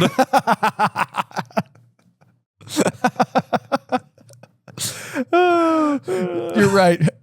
She's not wrong, mumbled Harry, and a couple of people laughed. The veiled witch, sitting alone, shifted very slightly in her seat. This is funny because the veiled witch obviously is, again, Mundungus. And if you go back to number 12, Grimmauld Place, Harry is going to bring up Molly as like a way to intimidate Mundungus into selling Fred and George I can never remember what it is. Oh, yeah, like the porcupine quills or whatever. Yes. Or whatever, yeah. The gnarl quills. Something. Yeah, that sounds right. But it's like, I think he will like literally be like, I think Molly's listening. And it's like, oh, all right then, all right. Yeah, do it fast. Right, yes. Yeah, so it's almost like the bringing up Molly Weasley around him kind of gives him the shifties. Oh, yeah. That's funny. That's what I'm going for there. Yeah, that's that's really good. Then it's interesting because it's interesting how some of the students seem to know pieces of Harry's story, even if everyone else hasn't heard all of it. Right. Because, and did you kill a basilisk? And did you kill a basilisk with that sword in Dumbledore's office? Demanded Terry Boot. That's what one of the portraits told me on the wall when I was in there last year. Why was Terry Boot in the principal's office? You know? That's what I was wondering. I literally wrote the same thing. Yeah. What's he doing there? And Harry's like, yeah, I did, yeah. And then Justin Finch Fletchley whistled, and you can kind of just like imagine the like. Yeah. Yeah. So fun thing about Terry Boot, though, is that he is potentially a descendant of the Ilvermorny founders, right? Oh, right. There is a because Boot. there's Iseult Sire marries James Boot. Right. Yeah. Which means they must have sent somebody back across the pond. Could be. I mean, it could just be a common last name, but it is a fun little through line if he's there. It seems crazy that if you were a descendant of the founders of Ilvermorny not to go there, but at the same rate, got to respect the other schools. That's exactly right. Yep. Yeah. I like the also from Lavender Brown, a soft wow.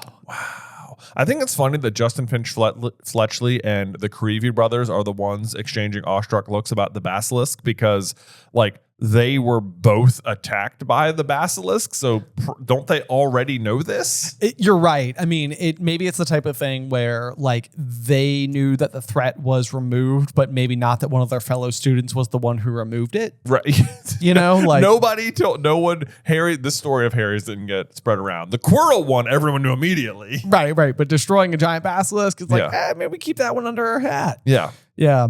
And then Neville chimes in, and in our first year, he saved that sorcerer's stone. And Hermione's like, sorcerers. Get it right. This is like, that's one where it doesn't seem like such a egregious mistake, but like if you have a book that says Philosopher's Stone, he gets the pronunciation like way off. Yeah. That's true. Yeah. What does it say in the UK copies? It is something like Philosophigas or something. Okay, so he literally just gets like doesn't get anywhere close. Yeah, the Sorcerer's Stone versus Sorcerer's Stone sounds so similar. It does. Yeah. So maybe that one just works better in the American copies. Yeah. That's okay though. And then Cho chimes in, and that's not to mention all the tasks that he got through in the Triwizard Tournament last year, getting past dragons and mer people and acromantals and things. There was a murmur of impressed agreement across the table. Mm-hmm. It's almost as if like people had not like put these pieces of the puzzle together. Right. They're like, wow, this one kid has done a whole lot. What have I been doing? Gobstones? My gosh. It's kind of embarrassing for me. Also, I was wearing those support Cedric Diggory and Potter Stinks badges.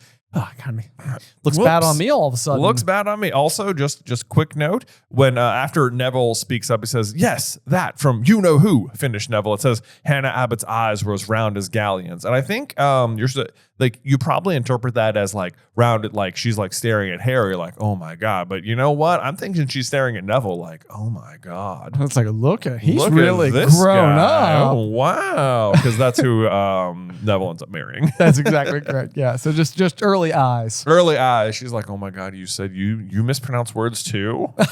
Oh, wow. We're going to get on so well. Yeah. Yeah. Okay. Anyway, Harry's insides were squirming. He was trying not to arrange his face so that he did not look too pleased with himself.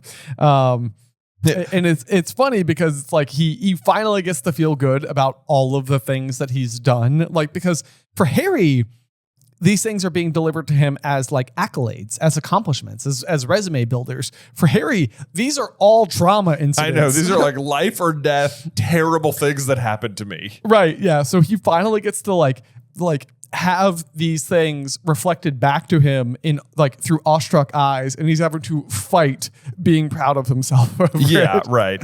And then he still tries to be a little humble. He's like, look, I had help with that stuff. And Michael Corner's like, not with the dragon, you didn't. And he's like, yeah, well, I guess. And then Susan speaks up because she wants to make sure that like she sends some nice, she's like, that showgirl said a lot of nice things about Harry, so I better.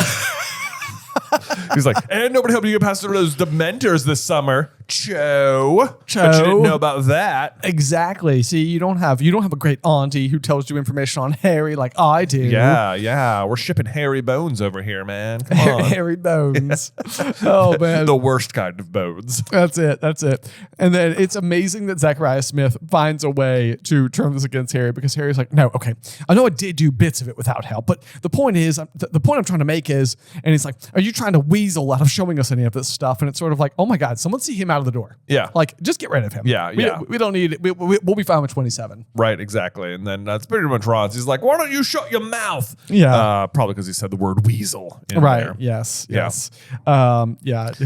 And Fred and George pull out a long, lethal-looking metal instrument from inside one of their Zonko bags and threaten to clean out his ears or any other body part. We're not fussy where we stick this. What on earth are they holding? I have no idea. I literally wrote, what is this? Yes, a long, lethal-looking metal instrument. Do they have a gun? I know. It's also like, what is Zonko? Zonko's is a joke shop, I know. not a like complex weaponry facility. Right. You know, it's like, or even like medical instrument type situation. You know, it's like, what are they selling at Zonko? I know. Why would a long, like, even if it is in fact an ear cleaner, why'd you even buy it? Right. Exactly. Yeah.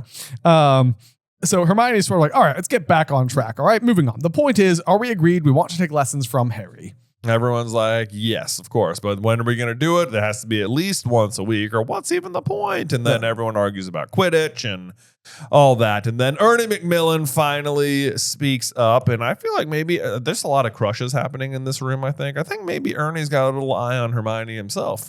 You know, it wouldn't wholly surprise me. Yeah. Yeah. Like some of Ernie is sort of like, sure, you know, there's like the prefect and I do side with Dumbledore, but also that Hermione Granger, I would not mind hanging out with her a bit more. Oh, I mean, they're both prefects. You know? They are, yes. Yeah, it's like, you know, if you want to head to the giant prefect bathroom sometime, you know. Right. Yeah, we could swim some laps. Make some pink bubbles, you know, whatever. Yeah. Oh, man. But yeah, so he chimes in. He's like, personally, I think this is really important, possibly more important than anything else we'll do this year, even with our OWLs coming up. Wow. And then he's going to eat those words in like one sentence. Right. After Hermione says, we should all sign a paper together.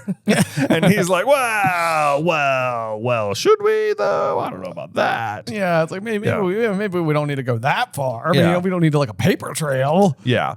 But Hermione fills them in that they think the Ministry is worried that Dumbledore's forming an army, and they're all like, wait, what? Are you serious about that? And they're like, don't worry, Dumbledore's not. We are. That's right. Yes, exactly. Yeah.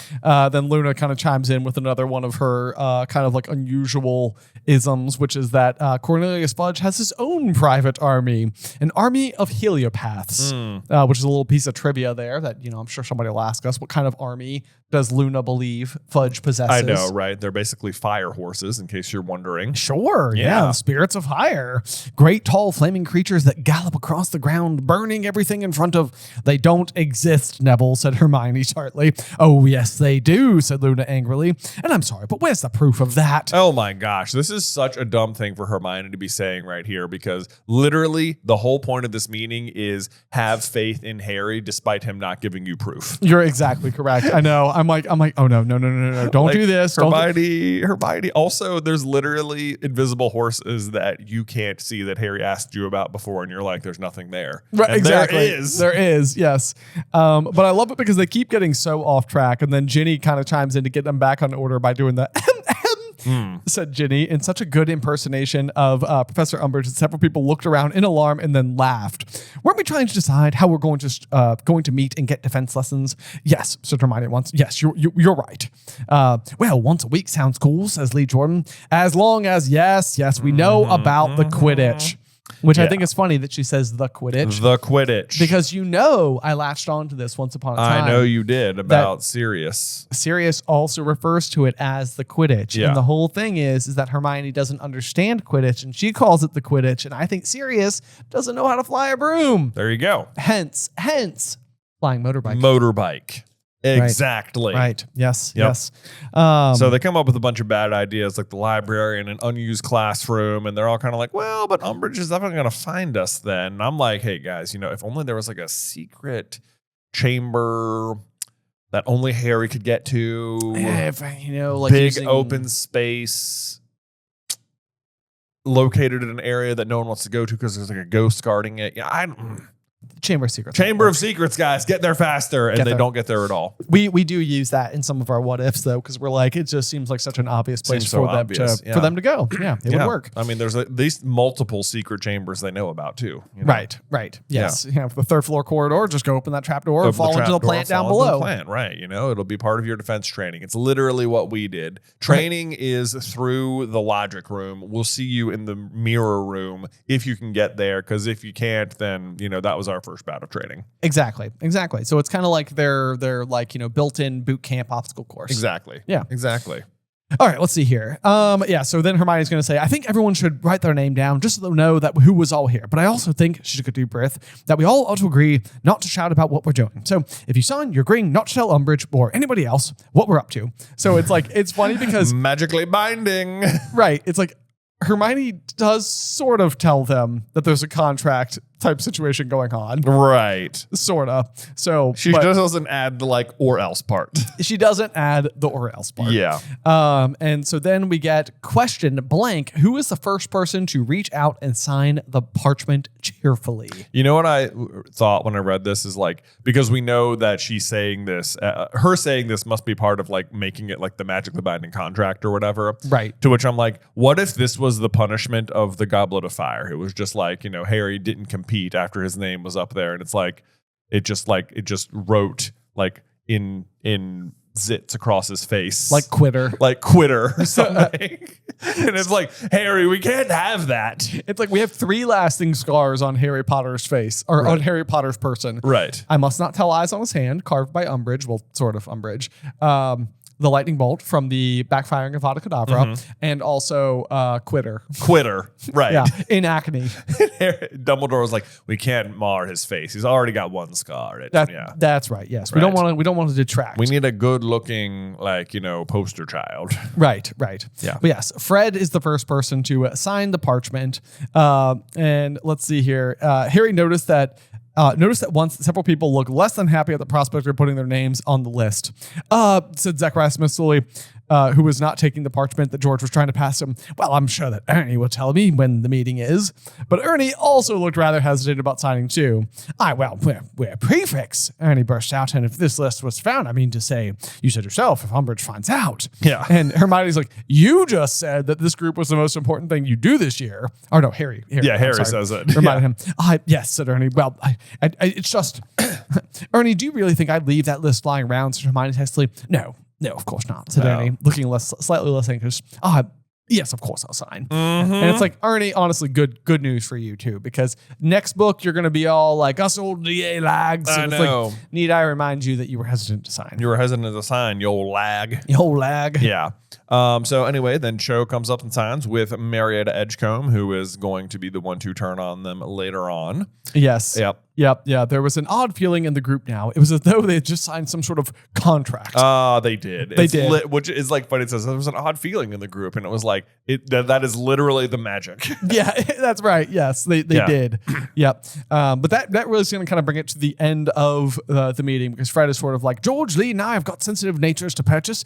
We'll be seeing you all all later. Where else do they need to go to buy these sensitive things? If not Zonko's. If not, they've already went to Zonko's, you know? I know, yeah. So somewhere else. Meeting clearly. up. Yeah, maybe they're like turning around. Like, I guess Mundungus said he'd meet us here somewhere. I don't know where he is. Honestly, that's probably true because Mundungus is literally in the room with them. And That's Mundungus true. is probably like, oh yeah, I need to go meet them. Oh, right. Right. We got business to tend with. Yep. Yeah, so then Cho does take a rather long time fastening the catch on her bag before leaving. I used to do that. Did you? Oh, it was yeah. kind of like, I'd be like, hold on, waiting for this person to be exiting the room. And then zip up. Okay, yeah. Hey, look at that. We're at the same time. What do you know? Hey, how are you? How was class? Yeah. Right. Good lesson, huh? Good lesson. Yeah. So everybody does find their way out, and it's Harry, Ron, Hermione, and then Ron is going to be like, that Zacharias bloke's a what? Fact. And Hermione's like, I don't like him much either. And it's like, hey, look, same page. Same page. Yeah. You guys are on the same page. Look at that. Right. You're figuring it out. Yeah, but then she drops the bomb that Michael Corner is there because he's going out with Ginny, and Ron is going to be flabbergasted about this. That is exactly right. He what? She's going out. My sister's going. What do you mean, Michael Corner? Yeah. well, that's why he and his friends came, I think. Well, they're obviously interested in learning defense, but if Ginny hadn't told Michael what was going on, and you have to assume that Michael is at least, I think, a 5th year right now, because she is going to have met him at the Yule Ball, but she was too young to go to the Yule Ball. So unless an older girl asked Michael to go, then he is at least in Harry's year. Yeah, it makes the most sense. Yeah. Because so you're exactly right. Yeah, they met at the Yule Ball. They got together at the end of last year, said Hermione composedly. So that means that roughly speaking, if it's October, they've been dating since the tail end of last year. So like what? Like 5 months. So yeah, the end of last year, that would have been in June. So basically July, August, September, October, like 4 months. Yeah. Okay. 4 months. Yeah. There we go. Yeah. Yeah. And so then Ron is going to be like, which one was Michael Corner? The dark one, said Hermione. I didn't like him. I didn't like him. And it's like, I do that, like, we can at least try and view this as endearingly protective. It's sort of like what Ron's stance is. It's sort of like in my mind, I like to think what Ron is thinking is that nobody's good enough for my sister. Right. You know? Yeah. Hopefully. Hopefully that's where he's coming from. Right. Yeah. And then he's all like, he brings up the whole like, wait, I thought Ginny fancied Harry. Yeah. And Hermione's like, Ginny used to fancy Harry, but she gave out him months ago because I told her to. I know. I was also like, she also still does. Yeah. Like, Hermione's like tooting her own horn secretly and like laying groundwork for Ginny at the moment. Yes, yeah, because Harry's going to even say, so that's why she talks now, he asked Hermione. She never used to talk in front of me. Exactly, said Hermione. Yeah, exactly. She's like, right, because I told her she could loosen up if she dated someone else, and it's working. See, I was right. That's exactly it. And Ginny will tell Harry this next year when they start dating. Yeah. So it is fully, completely confirmed. Yeah. So let's see. What do you, then, this is why she says that Ginny didn't tell Ron because she knew he'd take it badly. And he's like, what? Who's taking anything badly? I'm not harping on about anything. And it's like, dude, you're doing it right now. And you're going to continue to chunter under your breath. Which, wow. I don't think I've ever seen that word in print, chunter. Chunter. I know. That's a new one for me. Yeah. Yeah. But then it's kind of like, and talking about Michael and Ginny, what about Cho and you? What do you mean? Said Harry quickly. Well, said Hermione, smiling slightly, she just couldn't keep her eyes off you, could she? And it's like, what's interesting there is that Hermione was watching Cho. I literally wrote that. I was like, oh man, Hermione couldn't keep her eyes from noticing. Yeah, exactly. She's like, what is going on? Uh-oh. But then we do get just like a full, like Harry happy for a singular moment. Harry had never before appreciated just how beautiful the village of Hogsmeade was. Mm-hmm. There we go. There And that we go. brings us to the end of chapter 16. Looking forward to chapter 17, Educational Decree number 24. But before we close out for the day, Jay, do you have a review for us? I, of course, do. Let me pull it up for us here. Today's review is going to come from Slytherin Kiki. Hey. Yeah, they say, hey, brother, I love this podcast. The podcast is so entertaining, and having someone get my love of the Harry Potter books is so amazing. And I totally listened to your podcast on my first half marathon. Let's go. My question is, if the Golden Trio were going to be animagi, what would they turn into? Oh man, always love a good who would be their animagus form. Question. I know. Also, congrats on your first half marathon. That's Yay! amazing. Let's see here. So it's like when you think of Harry and his Patronus, and if we want to believe any amount of like similarity between these things, because it's like I guess we don't fully know anybody whose forms match. Do we ever see Sirius cast the Patronus? We don't see Sirius cast a Patronus. We see Tonks cat. No, that turns into the wolf. It turns into a wolf. Patronuses often match more like not always love, but like Snape's is a doe and Tonks is a wolf, right? For Lily and Lupin respectively. Right. And I think we must know that Lily's is a doe because Snape's being a doe is the clear indicator that they match. And Harry says, it was a doe, the same as my mother's. Right, exactly. Right. Not that he has any way to know what his mom's was, but...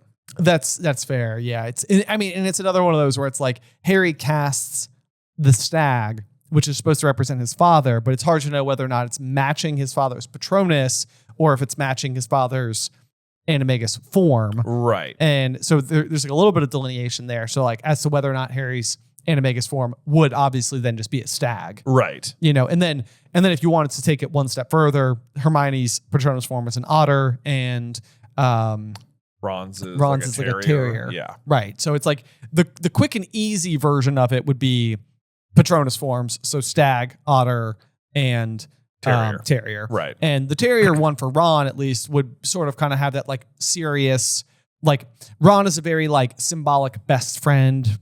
Dogs are man's best friend. You sort of got like those That's pieces. If you want to like, we always had that video where it's like the main six, like Harry, Ron, Hermione, Ginny, Neville, and Luna all have like counterparts from the past. Exactly, which would be Harry to James, Ron to Sirius, Hermione to Lupin, Neville to Peter, Luna to Snape, and Ginny to Lily. Exactly. Yeah. So that would sort of round off all of those. So again, it would kind of fit that like Ron and Sirius would sort of both have that like dog, symbolism right attached to them. You could do that. You could take it you could go like another direction and think that like the golden trio kind of like each represents the other three houses but chose to be in Gryffindor. Also true. In which case you could have like more of like a Ron as a badger, Hermione as an eagle, and Harry as a snake. Which also kind of, he can speak Parseltongue. That's sort of like the Voldemort. Right. Yes. It feels like the type of thing that would like further his own identity crisis if you wanted to permit that to be like something that would happen.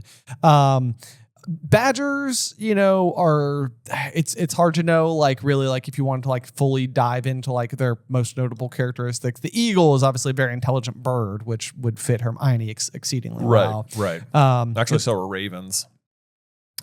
Which would be Hermione really well too. Yes, also true. Yeah, like a raven would be like a really good one for her, but she doesn't like flying.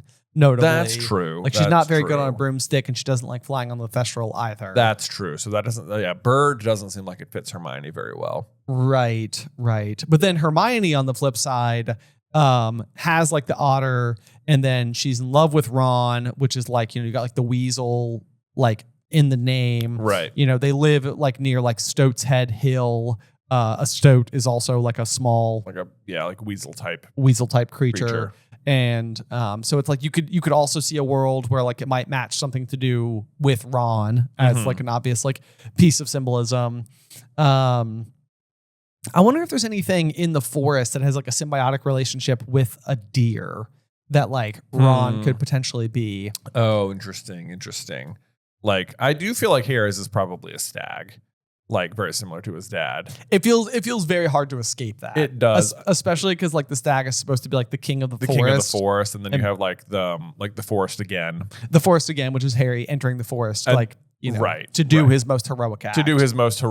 And it's in the forest. He dies and goes to King's Cross. Like Harry is the king. The king of the forest. The king of the forest. Right. So it's like it is. Harry's got to be a stag. Harry's the stag. Yeah. I think. I wanted to give an interesting answer, which wasn't the stag, but I know. It's almost too baked in. It's too obvious. Yeah. Yeah.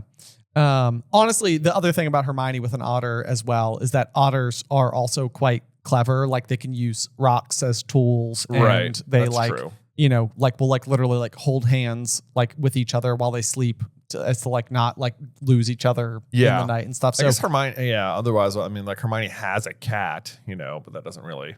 And she's she's McGonagall coded in a way. she is a little bit. She's like a little more like stricter and things like that. So, and she does half turn into a cat one time. That's true. Yeah. That's true. Okay, so I think there's a decent argument there. Yeah, for Hermione as cat. Right. Okay. Right, okay. Okay. And then, I don't think Ron would be rat though. No, not at all. Yeah, no, I don't think so. Even Yeah. if Hermione's a cat, like there's even like a cats and dogs type thing going on for That's Ron true. to just like But maintain. yeah, you're right. Like dogs chase cats. Dogs chase cats. Yeah. Yeah, exactly. Yeah. So, And he's more like serious. Yeah. So I don't want to say like terrier just seems like. it doesn't quite seem heroic maybe enough for such like an iconic character. Like I'm almost imagining more of like some golden retrievers, while they're called Goldens, can be like a ruby color, which would be like his like red hair. Yeah. But like that would also be like the dog. The dog. I You don't know? think we have to get into breeds. We can just say stag, cat, dog. Yeah, There you go. I love it. Boom. Yeah, Done. nailed it. Okay, there you go, guys. I think that's going to bring us to the end of today's episode. Yeah, thank you guys so much for listening. Make sure you join us next week for Chapter 17, Educational Decree number 24, here on Through the Griffin Door.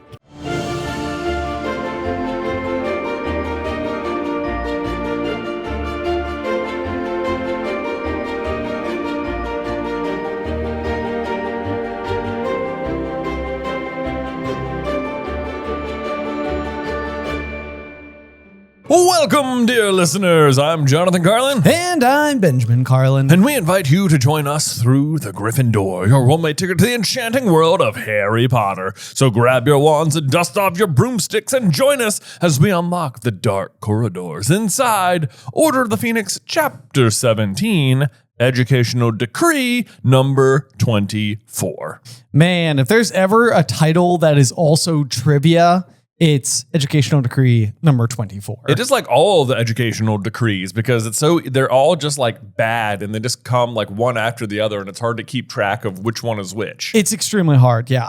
This is like something that I'm sure that I could make like a set of flashcards and like digest it rather quickly and come up with little, mnemonic devices. Right. For how to remembering, which one came when. Yeah. Is there a good way that we could do 24? No, let's see. You can't join in a group. Right. No groups. 24. Like 24 people would be a group, but that would also be true of like any number up there.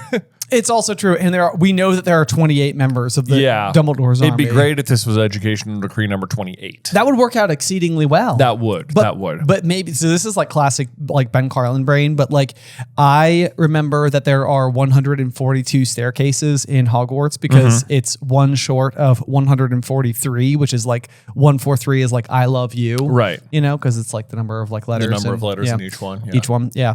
And so I always just remember it's 143 minus 1. So maybe I can always remember that Educational Decree number 24 is like it's the one that bans group organizations, like the group organization that has 28 members in it. Right. Okay. I don't. That makes sense. And 4 and 8 seem like they're in the same font of divisibility. Right. Okay. If you say so, whatever works for your brain desk, Ben. Thanks, man. All Thanks. right. I appreciate it. Yep. That being said, we got to take a good look at this here chapter art. Here are my notes that I wrote down for the chapter art as follows. Ew, nasty, gross, yuck, vomit face, gross again. Nice. Yeah. Nice. I mean, you included more than me, but I have eek and gives me the shivers. So what we're seeing here is a picture of the Gryffindor common room fireplace with Umbridge's sort of like how do they describe her hand? Bejeweled. Yes, like a hand. A hand had appeared amongst the flames, groping as though to catch hold of something. A stubby, short-fingered hand covered in ugly, old-fashioned rings. Mm-hmm. So yeah, it's like It's almost surprising that Umbridge, the woman who wears like all the fluffy pink cardigans and stuff, has like bad taste in hand jewelry. Yeah, and a lot of it. And like someone who's like really committing to the cause. Right, yeah. Yeah. I mean, I guess it like lightly sets up the fact that she wears the locket later on, which would also be like really old-fashioned jewelry. I guess that's true. She does sort of have like those maiden aunt vibes, you know, which Aunt Marge energy. Yeah, absolutely. I mean, I'm not entirely convinced that they're not like direct siblings to one another. They seem related. They do. Yeah. They do. They do indeed. Yeah. But yeah, no, I hate this scene, especially because it's Sirius showing up at the fireplace. It's such like an act of rebellion. And this is her like sort of clawing back. Yeah. Almost literally. Mm-hmm. Yeah. It's pretty gross. Don't like it. But that being said, we do get to start with a surprisingly pleasant first sentence of the chapter. That's what Harry thinks. Yeah, you probably. Harry felt happier for the rest of the weekend than he had done all term, and then the dragons arrived. Which is pretty much how this chapter is going to go. It's like Harry starts out Monday morning like, I could face the world. Dragons. Yes. And the reason that Harry is so happy, just as like a little reminder here, is that we're just coming out of the chapter 16 in the Hogs Head, where they have gone through and created the foundation for what will go on to be Dumbledore's army. Of course, it's not titled that yet. Until the next chapter. Yeah. That's when that finally comes up.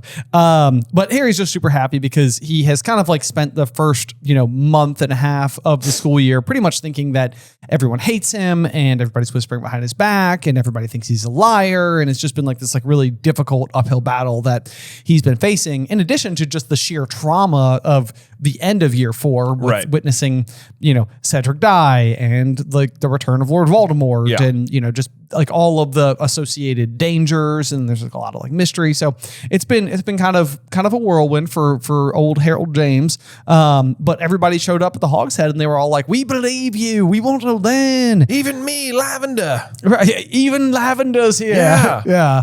But yeah. So as we start this chapter, just bear in mind that it is the 7th week of school.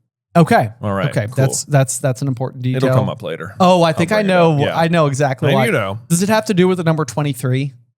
Or 24? No. Nope. Oh, okay. Well, I think I have a piece of commentary that has to deal potentially with a number in that zip code, unless I'm just remembering it entirely wrong.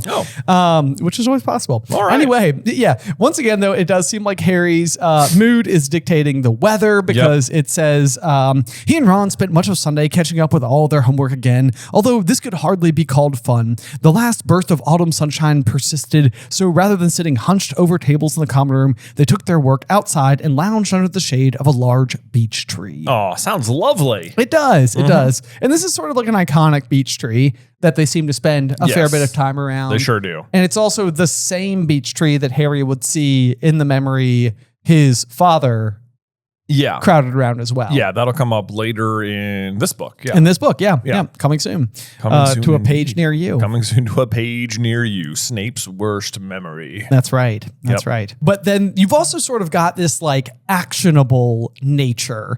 And this is, I think, a highly relatable thing when it says that the knowledge that they were doing, something to resist Umbridge and the Ministry, and that he was a key part of the rebellion, gave Harry a feeling of immense satisfaction. You may say that he has been thrust into a leadership position and finds that he wears it well. Yeah, that's exactly it. Yeah, to his own surprise. To his own surprise. How about that? What do you know? But I also think that this is true. Like whenever like a stressful thing happens, it feels like usually the worst of it is the moments before you figured out how you're going to solve the stressful. Right. And then usually like once you can start to put like a solution into effect, it kind of makes a lot of the pain of the unknown like drift away, and then it just becomes like an inconvenience. Yeah. And so I feel like Harry at this point is sort of like, okay, we're not even like really fully underway with Dumbledore's army yet, but I have a plan for how to rebel. Exactly. Now the problem is going to be that Umbridge is already wise to them, and before they can even begin to like implement their problem solving strategy, she is going to try and prematurely shut it down. Exactly. Yep. So before they can even get anything going, but we're going to see that here in just 1 second. But before so, we're going to have Harry and Ron heading down from their dormitory together, discussing Angelina's idea that they were to work on a new move called the sloth grip roll. Thank you. You're welcome. Hey, for whatever reason, I circled something on my page, and I think it was blocking my ability to read, and I was like, I can do this. Come on, Ben. I did draw a picture of the sloth grip roll. Or nice. What I perceive it to look like. Like I can imagine exactly what it is. Right. Yeah. It feels like for the purposes of like a broomstick driven sport, it's sort of like you can like I get this. I get it. Like you could be heading straight at somebody and then just be like whoop and like spin and just like get around. Like they'd be like they maybe veer off or panic or something, and you're like ha.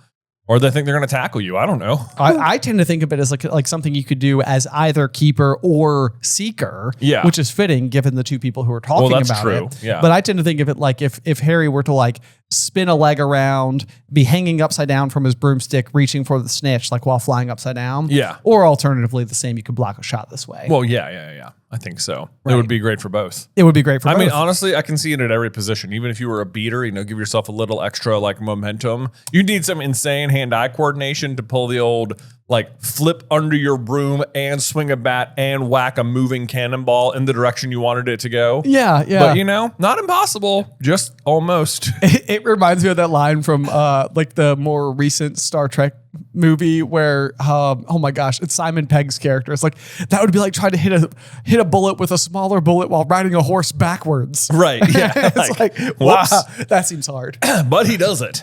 Yep. Yeah.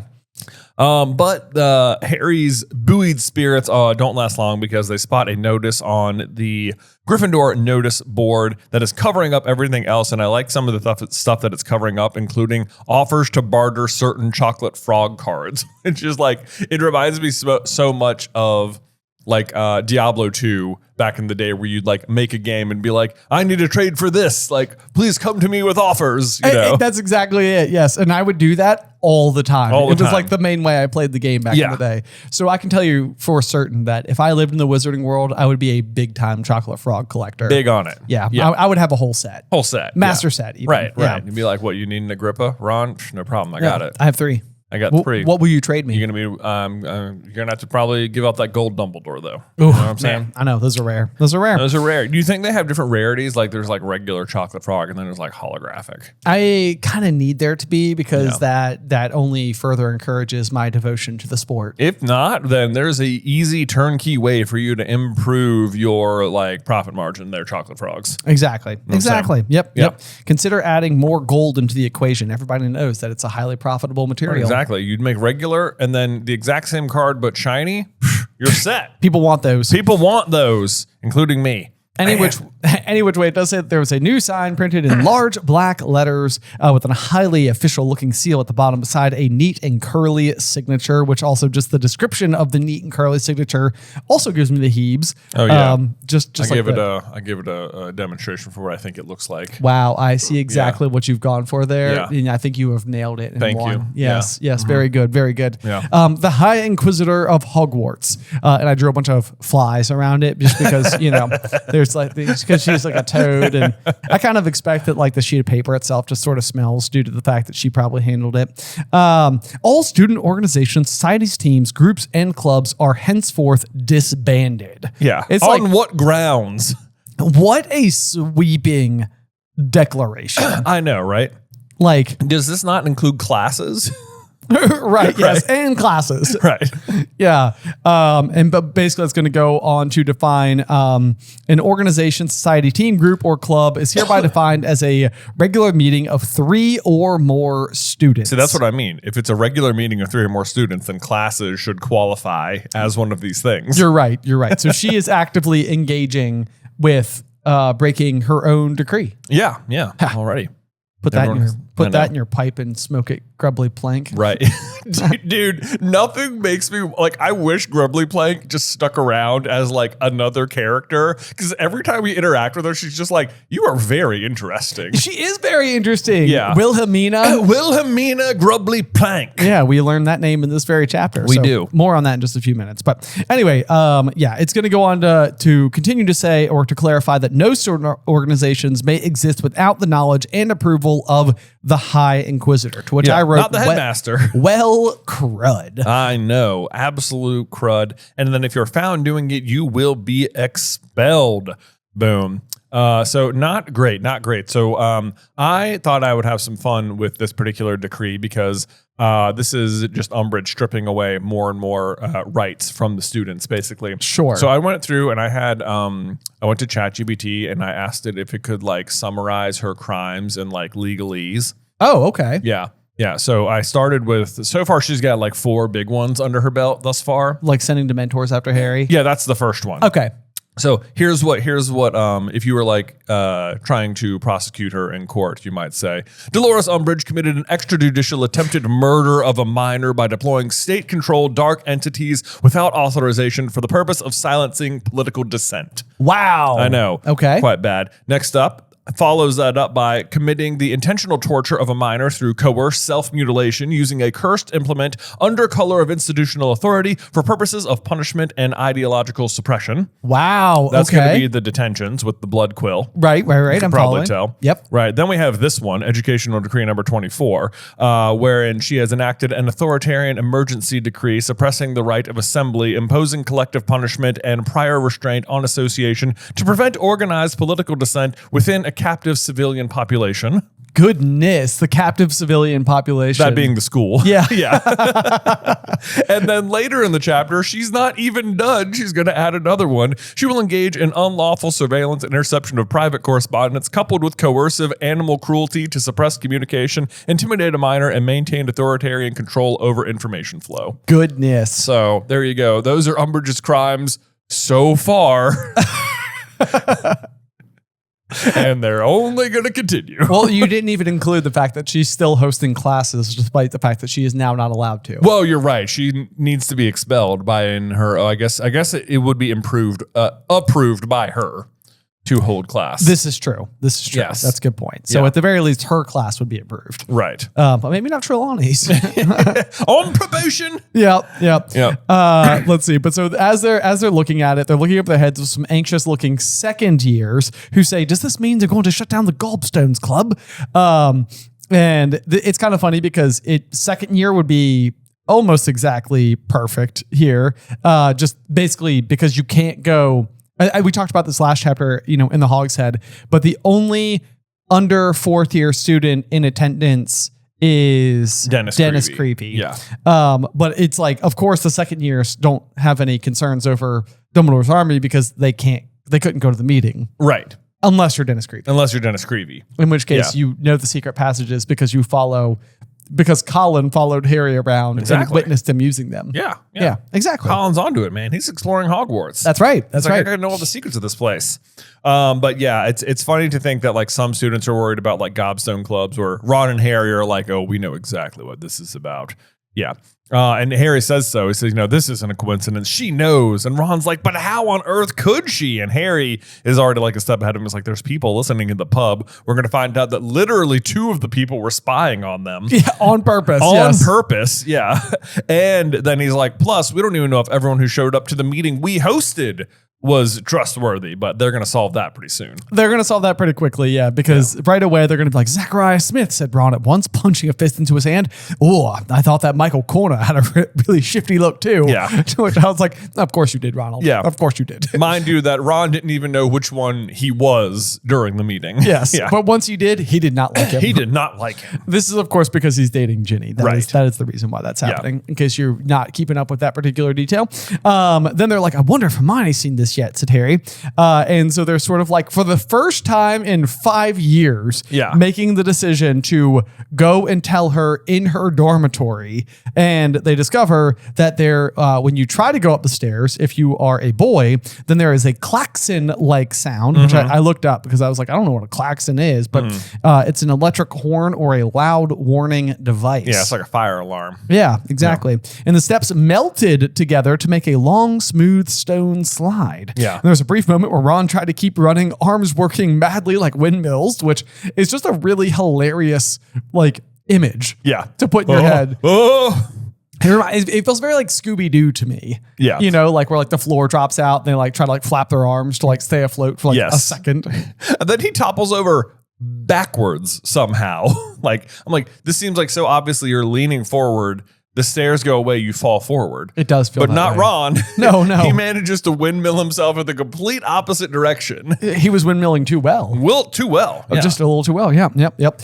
And I do think it's funny though, because it seems like the girls who live in the dormitory must be at least medium grade accustomed to this happening. Right. Because it seems like these 2 fourth-year girls come zooming gleefully down the stone slides. They're sort of like, ooh, yay. Yeah, and they know exactly what happened. It's a slide day. Who tried to get upstairs? They giggled happily, leaping to their feet. Said Ron. And ogling Harry and Ron. Yeah. Oh, and ogling. Yeah. Yes. Yeah. I mean, they're maybe they're flattered. Maybe. Yeah. Awfully suave and debonair, these two. Yeah. And then Ron's sort of like, I didn't realize that would happen. It's not fair. It's like, Hermione's allowed in our dormitory and we're not allowed. And then Hermione comes casually sliding down. In a way that said Hermione, who had just slid neatly onto a rug in front of them. So I sort of just imagine her doing this with a small amount of swaggery then. Right. Where she's just sort of swing. I it's like an old-fashioned rule. The fact that she comes down right away is almost just I better know who that was. Hold on, I'm coming. They need me. Mm-hmm. Yep. But anyway, so then she explains that it says that in Hogwarts history, the founders thought boys were less trustworthy than girls. Okay. Yeah. Anyway, but what were we trying to do getting up there? And they're like, well, we need to show you something. So Hermione goes over and takes a look at it. And then this is where Ron's like, somebody must have blabbed to her. And Hermione's like, no, that can't happen. Yep. And then I love it says, you're so naive. You think just because you're all honorable and trustworthy, which is also a bit of irony because the reason Hermione knows is because she's not being honorable or trustworthy in this moment. That's exactly correct. But I also think it's it's like sort of a, I don't think it's a backhanded compliment because he's saying you're so naive. And then he's saying just because you're all honorable and trustworthy. Right. And kind of have great skin. Right. just another addition I thought I'd add on to the list while I was naming things. I know. It's also funny that she says the founders thought boys were less trustworthy than girls, but they didn't account for me bewitching parchment and not telling anybody about it. Not getting everybody's agreement as to what would happen. Right. It's okay. But whatever. Now Hermione is immediately like, well, they can't have done because I put a jinx on that piece of parchment we all signed. Which actually doesn't mean they can't have done. It just means that if they've done, you'll know who it was. I agree with you completely. It's they're all just learning about this right now. They haven't been out into a public space to see what has happened. Yeah. So it is entirely possible that somebody did blab. You just haven't seen it. You just don't know who it is yet. Right. Yeah. Then Hermione goes around and turns around from last book where she was trying to be what is the word? In the last book, Hermione keeps making fun of Ron not making fun of him, but being mad at Ron for making fun of Eloise Midgen's acne. Right. And now Hermione is about to turn around and just backhand her. Yes. So she's explaining what would happen if you gave up the DA after signing the parchment. And Hermione says, well, put it this way. It'll make Eloise Midgen's acne look like a couple of cute freckles.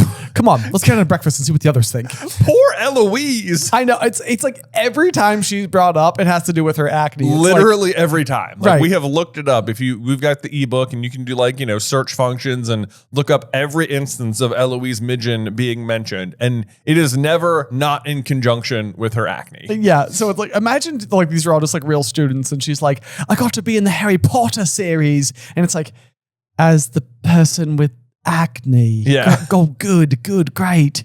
Yeah. Legacy. But yeah, kind of unfortunate there. That's the best we got for poor Eloise Midgen. But then it was immediately apparent upon entering the Great Hall that Umbridge's sign had not only appeared in Gryffindor Tower, because there's a peculiar intensity about the chatter and extra measure of movement in the hall as people scurried up and down their tables, conferencing on what they had read. Yeah. So this is an instance where it's like, it feels like the cards are always stacked against Harry, but this almost feels like now all the students are kind of cottoning on, being like, this kind of sucks. Yeah, like, excuse me?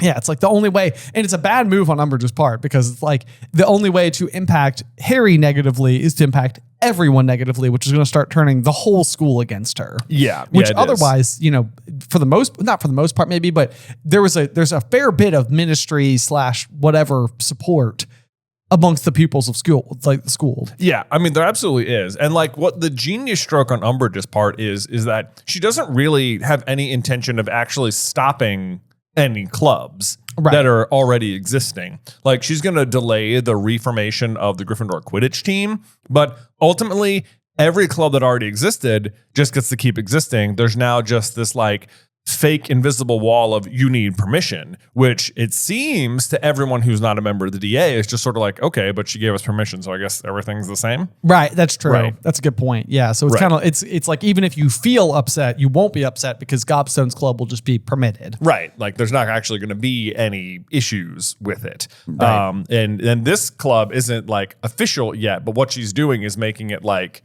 so like Hermione was like, it's okay. We're allowed to have study groups. We're allowed to meet in the Hogs Head. It's no big deal. And now what Umbridge is doing is saying, actually, it might have been okay then, but it won't be okay if you carry forward. Right. Exactly. Yep. So they weren't breaking a rule before. Now you are. But then it's also kind of interesting because it's going to say like, here comes Ernie and Hannah Abbott, and those Ravenclaw blokes and Smith, and nobody looks very spotty. Hermione looked alarmed. Never mind, Spots. The idiots can't come over here now. It'll look really suspicious. Sit down, she mouthed to Ernie and Hannah. But it's kind of ironic because literally, like, what she said on the last page was, we should get down to the Great Hall to see what everybody else thinks. Right. So it's like, here they are coming to tell you what they think. And you're like, you idiot. I know. And not to mention, like, they're saying this about the Hufflepuffs and Ravenclaws coming over, but the moment they sat down, Neville, Dean, Fred, George, and Ginny did the exact same thing. Yes. And then Ginny's going to walk off and be like, oh, I'll tell Michael, the fool. Honestly, it's like, you just did the same thing. Yeah, right. Yes, exactly. Yeah. Oh, man. But also the fact that she refers to Michael Corner, her current boyfriend, as the fool, to me is sort of like, okay, she hasn't given up. Nah, she hasn't given up. She still likes Harry. Not even. She's just like, all. I want Harry to hear me say the fool. The fool. That's right. That's right. Just keep that on the record. Keep it on the record. Yeah. Like, things are rocky, in case you were wondering. Right. Like, but there's an opening, Harry. Just, huh? I dare say Harry sees it too. You think so? It says she hurried off towards the Ravenclaw table. Harry watched her go. But then the very next line, Cho was sitting not far away. It's like the gap, the Ginny Cho gap is getting smaller. You're right. This is like one leading to the other in one sentence here. Yes. It's like he's watching Ginny, and that's when he catches Cho. But it's like he was watching Ginny first. Right. You know? Right. Just happens to notice Cho over there talking to the curly-haired friend she'd brought along to the Hogs Head. Yep. It says, would Umbridge's notice scare her off meeting them again? And it's like, nope, it won't, because she's all into you two, Harry. That's true. Yep. So let's see here. Then Angelina runs over to them as they're leaving the Great Hall for the history of magic lesson that they have that day. And she is basically like, you guys realize that she's including Quidditch in this, right? Like, we have to go ask permission to reform the Gryffindor team. To which Harry and Ron are like, what? Say what now? You have got to be kidding me. Right? And then Angelina again is like, Harry, I am saying this to you for the last time. Please do not lose your temper with Umbridge. And where before she seemed severe, now Angelina is like on the verge of tears. Right. It's like, this is what I live for, and please don't make it go away. Please don't make it go away. But it's like, I think for Harry, it is so much easier now to control his temper because of what it said back on the first page of this chapter, where it's the knowledge that they were doing something to resist Umbridge and the Ministry, and that he was a key part of the rebellion gave Harry a feeling of immense satisfaction. It's like, he doesn't need to outburst in her class anymore to get back at her because he's doing something else. Right. Yes. Yeah. And it's like the last thing in the world you would want to do at that point in time is preoccupy yourself with stupid detentions. It's like, because that's just going to take away from your ability to go do DA stuff. Exactly. So it's like, don't risk that. Right. You need that time, which also suggests that he has a greater priority towards the DA than he almost seems to do towards Quidditch. Yeah. I agree with that. Because he was willing to still act out, even if it meant costing him Quidditch opportunities. Right. That's true. That's true. Or he couldn't control himself when it was just tryouts. Exactly. Yeah. Exactly. Yeah. Yep. But from there, they make it to Professor Bin's class, where he's continuing his monotonous drone on giant wars, which is really, I think, just sort of like planting the idea in your head that giants are violent and that there were wars, because in a couple chapters, Hagrid's going to come back and start telling you about how violent giants are and how they had wars with each other and nearly killed each other off. Yeah. Yeah. To the best of my understanding, these giant wars were kind of a big deal. Nailed it. You see what I did there? I saw it. Because giants, physically have large mass. Indeed. Anyway, let's see here. So then it also says that Harry doodled idly on his parchment, which I think is just kind of like, I don't even know if this is like on purpose or, I mean, it's a pretty common practice to doodle on the side of your parchment. Oh, yeah. But when Harry does see into, I think it's in this book, into Snape's memory, James is also doodling on the edge of his OWL. Yeah. Writing he's like doodling like little hearts with Lily's name in it. Yes. Yep. Exactly. So I don't know if that's supposed to be a direct homage or not, but I caught it either way. Yep. And then he gets a particularly painful poke in the ribs that made him look up angrily. Yeah. And this is Hermione pointing at the window because Hedwig has arrived with the letter outside of the window, but had not delivered it during the morning breakfast when owls usually do this exact task. Yeah, because she was preoccupied being intercepted. Yeah, that's exactly right. Then Harry goes ultra covert, which also makes me believe, because it's not that covert, that you could pretty much get away with anything in Bin's class. Yeah, pretty much. He slips quietly out of his chair, crouched down, and hurried along the row of windows where he slid the catch and opened it very slowly. He had expected Hedwig to hold out her legs so that he could remove the letter and then fly off to the owlery. But the moment the window was open, wide enough, she hopped inside, hooting dolefully. All of which Binns is not noticing at all. Nope. He's just sort of droning on. Never mind that anyone got up and let a bird into his class. Right. Yes. Can you imagine that in any other classroom setting where you're just just got up, went to the window, and let a bird in? Went back to your desk and interacted with the bird. Right. Yeah. Be like, excuse me. Hold on. Could I? Harry has a bird. It's weird. Thought you ought to know. Yeah. So let's see here. It was only then that he realized that Hedwig's feathers were oddly ruffled. Some were bent the wrong way, and she was holding out one of her wings at an odd angle.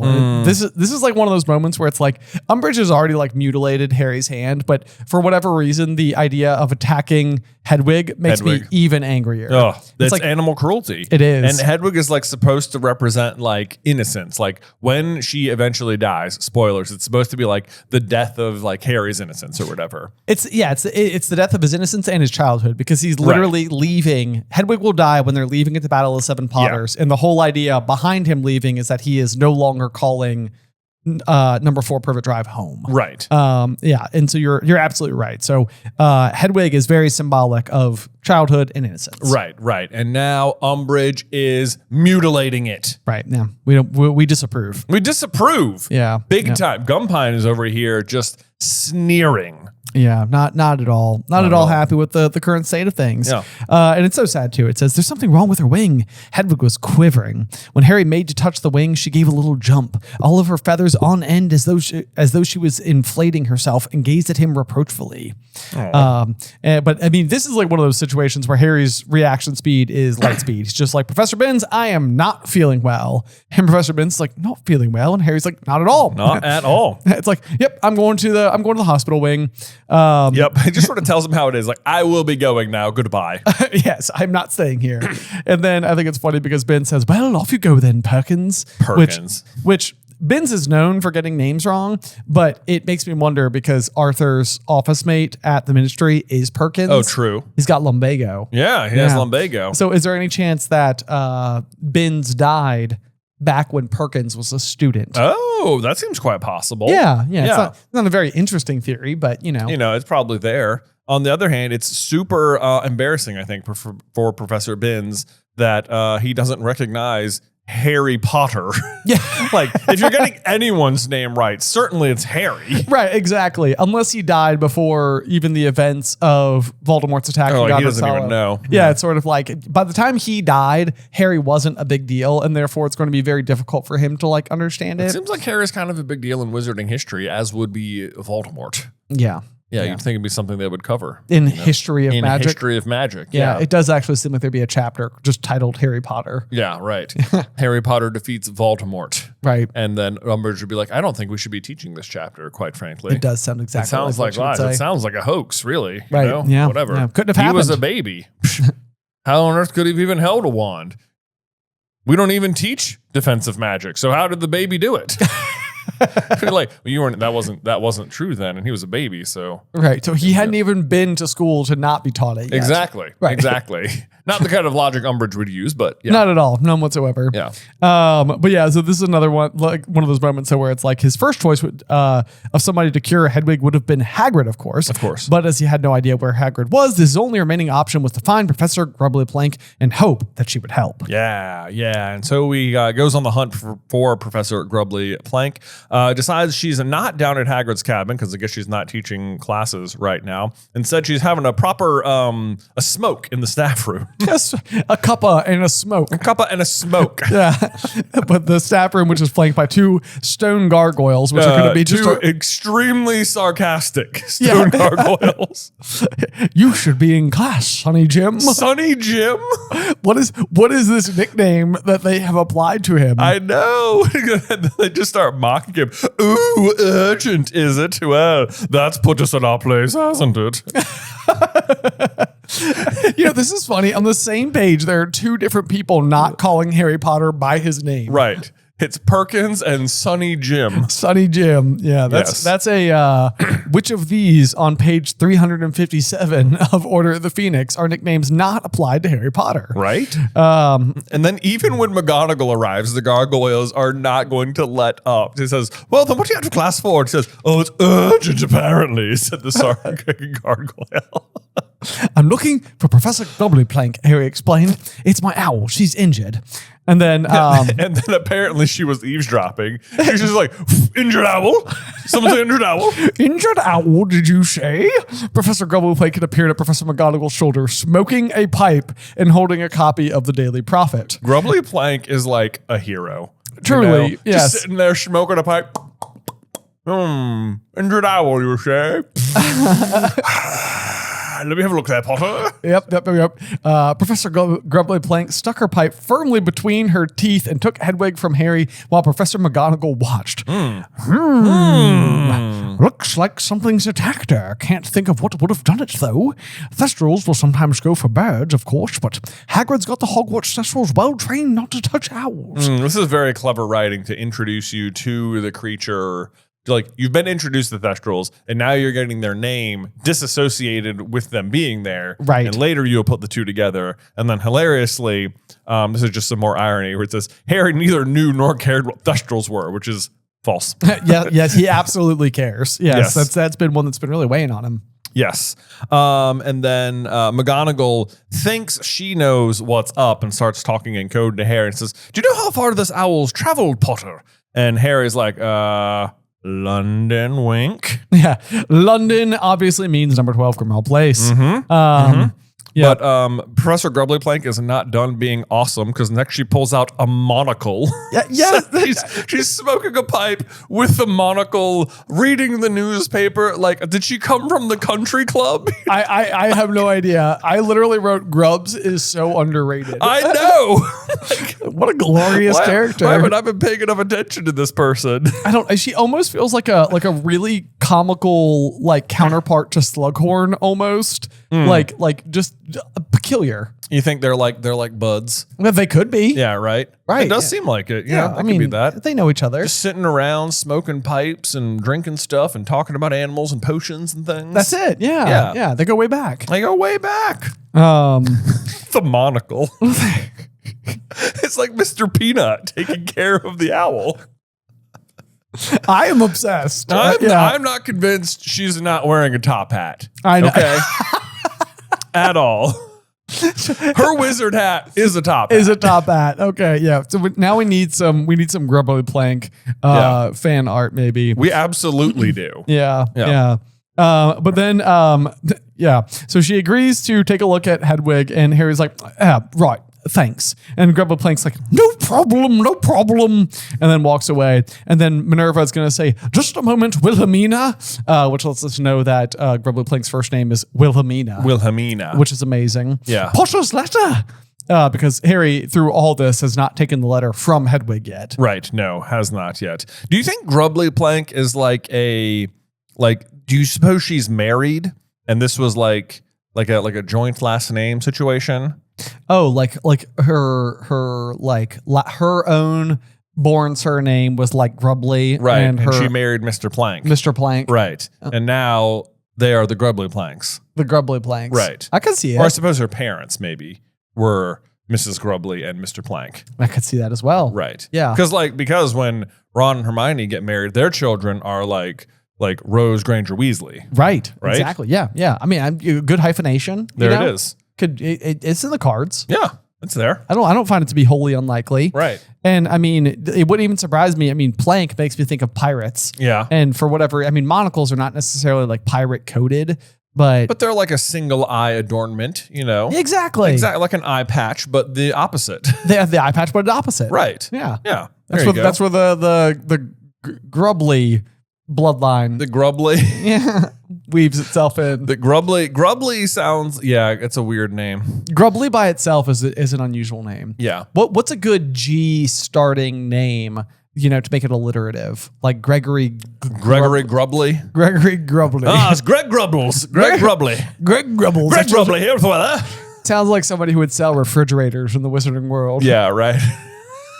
Greg Grubbles. Do they have refrigerators? Magical refrigeration. Greg Grubbles. I don't feel like they ever mention having refrigerators. It doesn't seem like it comes up very often. It doesn't seem like it. They must be keeping stuff cold somehow. Yeah. All right. Well, anyway, now we need backstory for Mr. Grubbly and Mrs. Plank, or Mr. Plank and Mrs. Grubbly. Oh, shoot. Well, if it's Mrs. Grubbly, then it's probably not Greg. Yeah, it's probably not Greg. Okay. Greg Grubbly. Gretchen Grubbly. Gretchen Grubbly. There we go. It's definitely alliterative. For certain. Yeah. Yes. And probably William Plank. For the Wilhelmina. Oh, I got you. Yeah. I follow it completely. Yep. Yeah. Will Plank. Will Plank. Yeah. It's like he was a big fan of that meme. In like 2011. Yeah. Where everybody was like planking. Planking and then owling. That was when you would like perch like an owl. Oh. And it was like a follow-up planking meme. Was that a real thing? Yeah, it's a real thing. No, okay. Okay. So it's all right there. It's all right there. Of course, this book was already out for like 5 years by the time planking became a thing. Yeah. But, still. True. But, Wilhelmina ahead of her time is all I'm saying. Yeah, I like it. Yeah. No doubt. Anyway, so then Harry's about to leave when Professor McGonagall calls him back. Potter! Yes, Professor. Bear in mind that channels of communication in and out of Hogwarts may be being watched, won't you?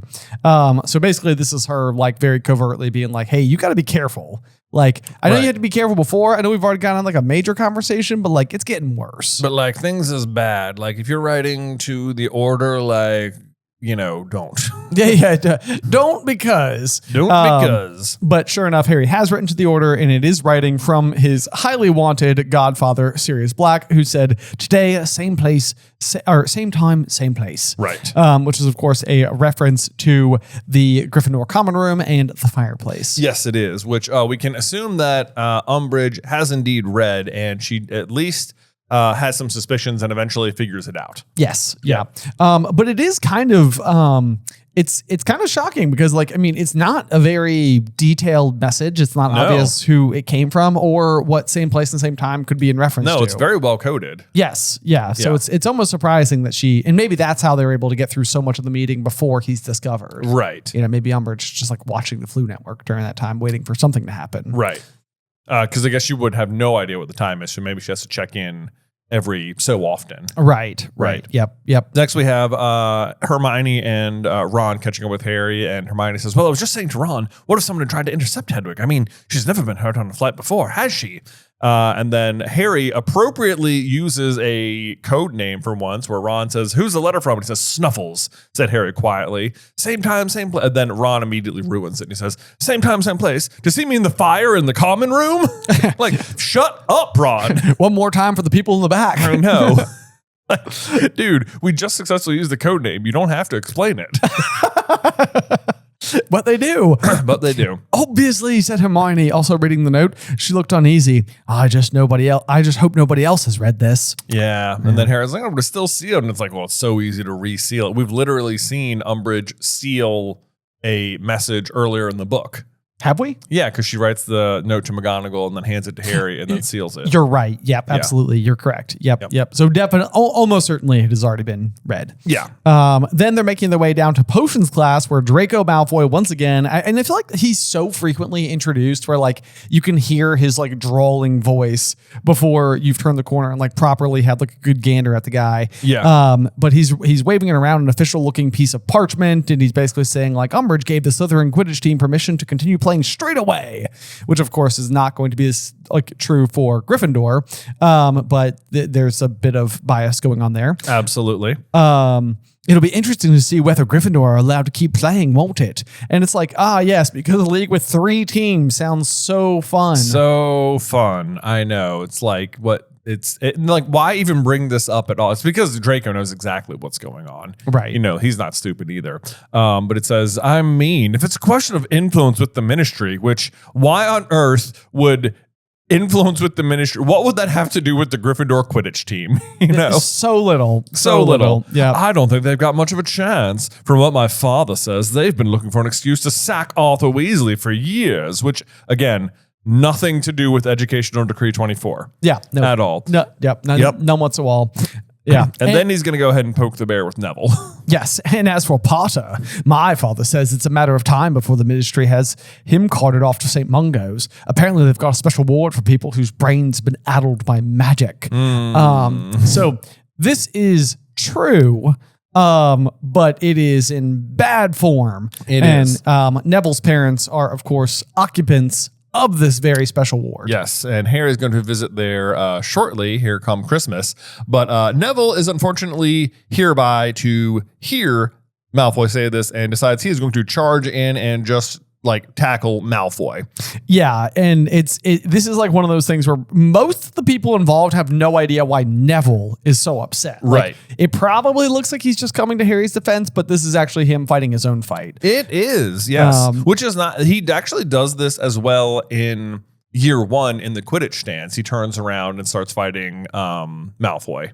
So it's like, yeah, okay, so maybe we're getting like more instances of like Neville's sheer bravery in the face of like what is otherwise just imminent defeat. Like, yeah, because that's what's going to happen here. Like Ron and Harry are going to hold him back, and it's just basically they're like Crabbe and Goyle would kill you. Right. Like, it's like, you know, it's not that we disagree with your like willingness to fight Malfoy. It's just, you're going to lose. Right. You know, but he's doing it anyway. He's fighting the good fight. Anyway. I mean, Harry's got him in an absolute chokehold holding him back. It says the pressure Harry was exerting on his throat rendered him quite incomprehensible. Yeah, but odd words kept spluttering from his mouth.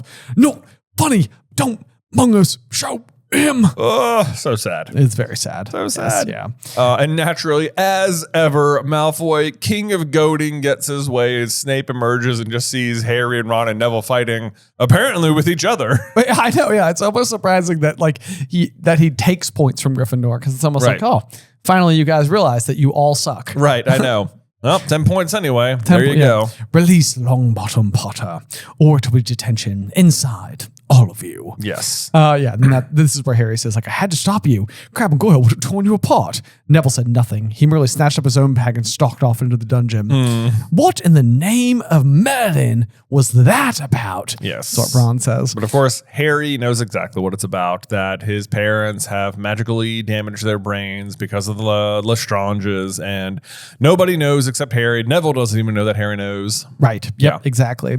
And then as he walk into the class, Snape is going to announce that there is a guest with them today, gesturing towards the dim corner of the dungeon where Harry sees Professor Umbridge sitting there, clipboard and all. I dare say Snape plays this lesson quite well, I think. I would agree. Yeah.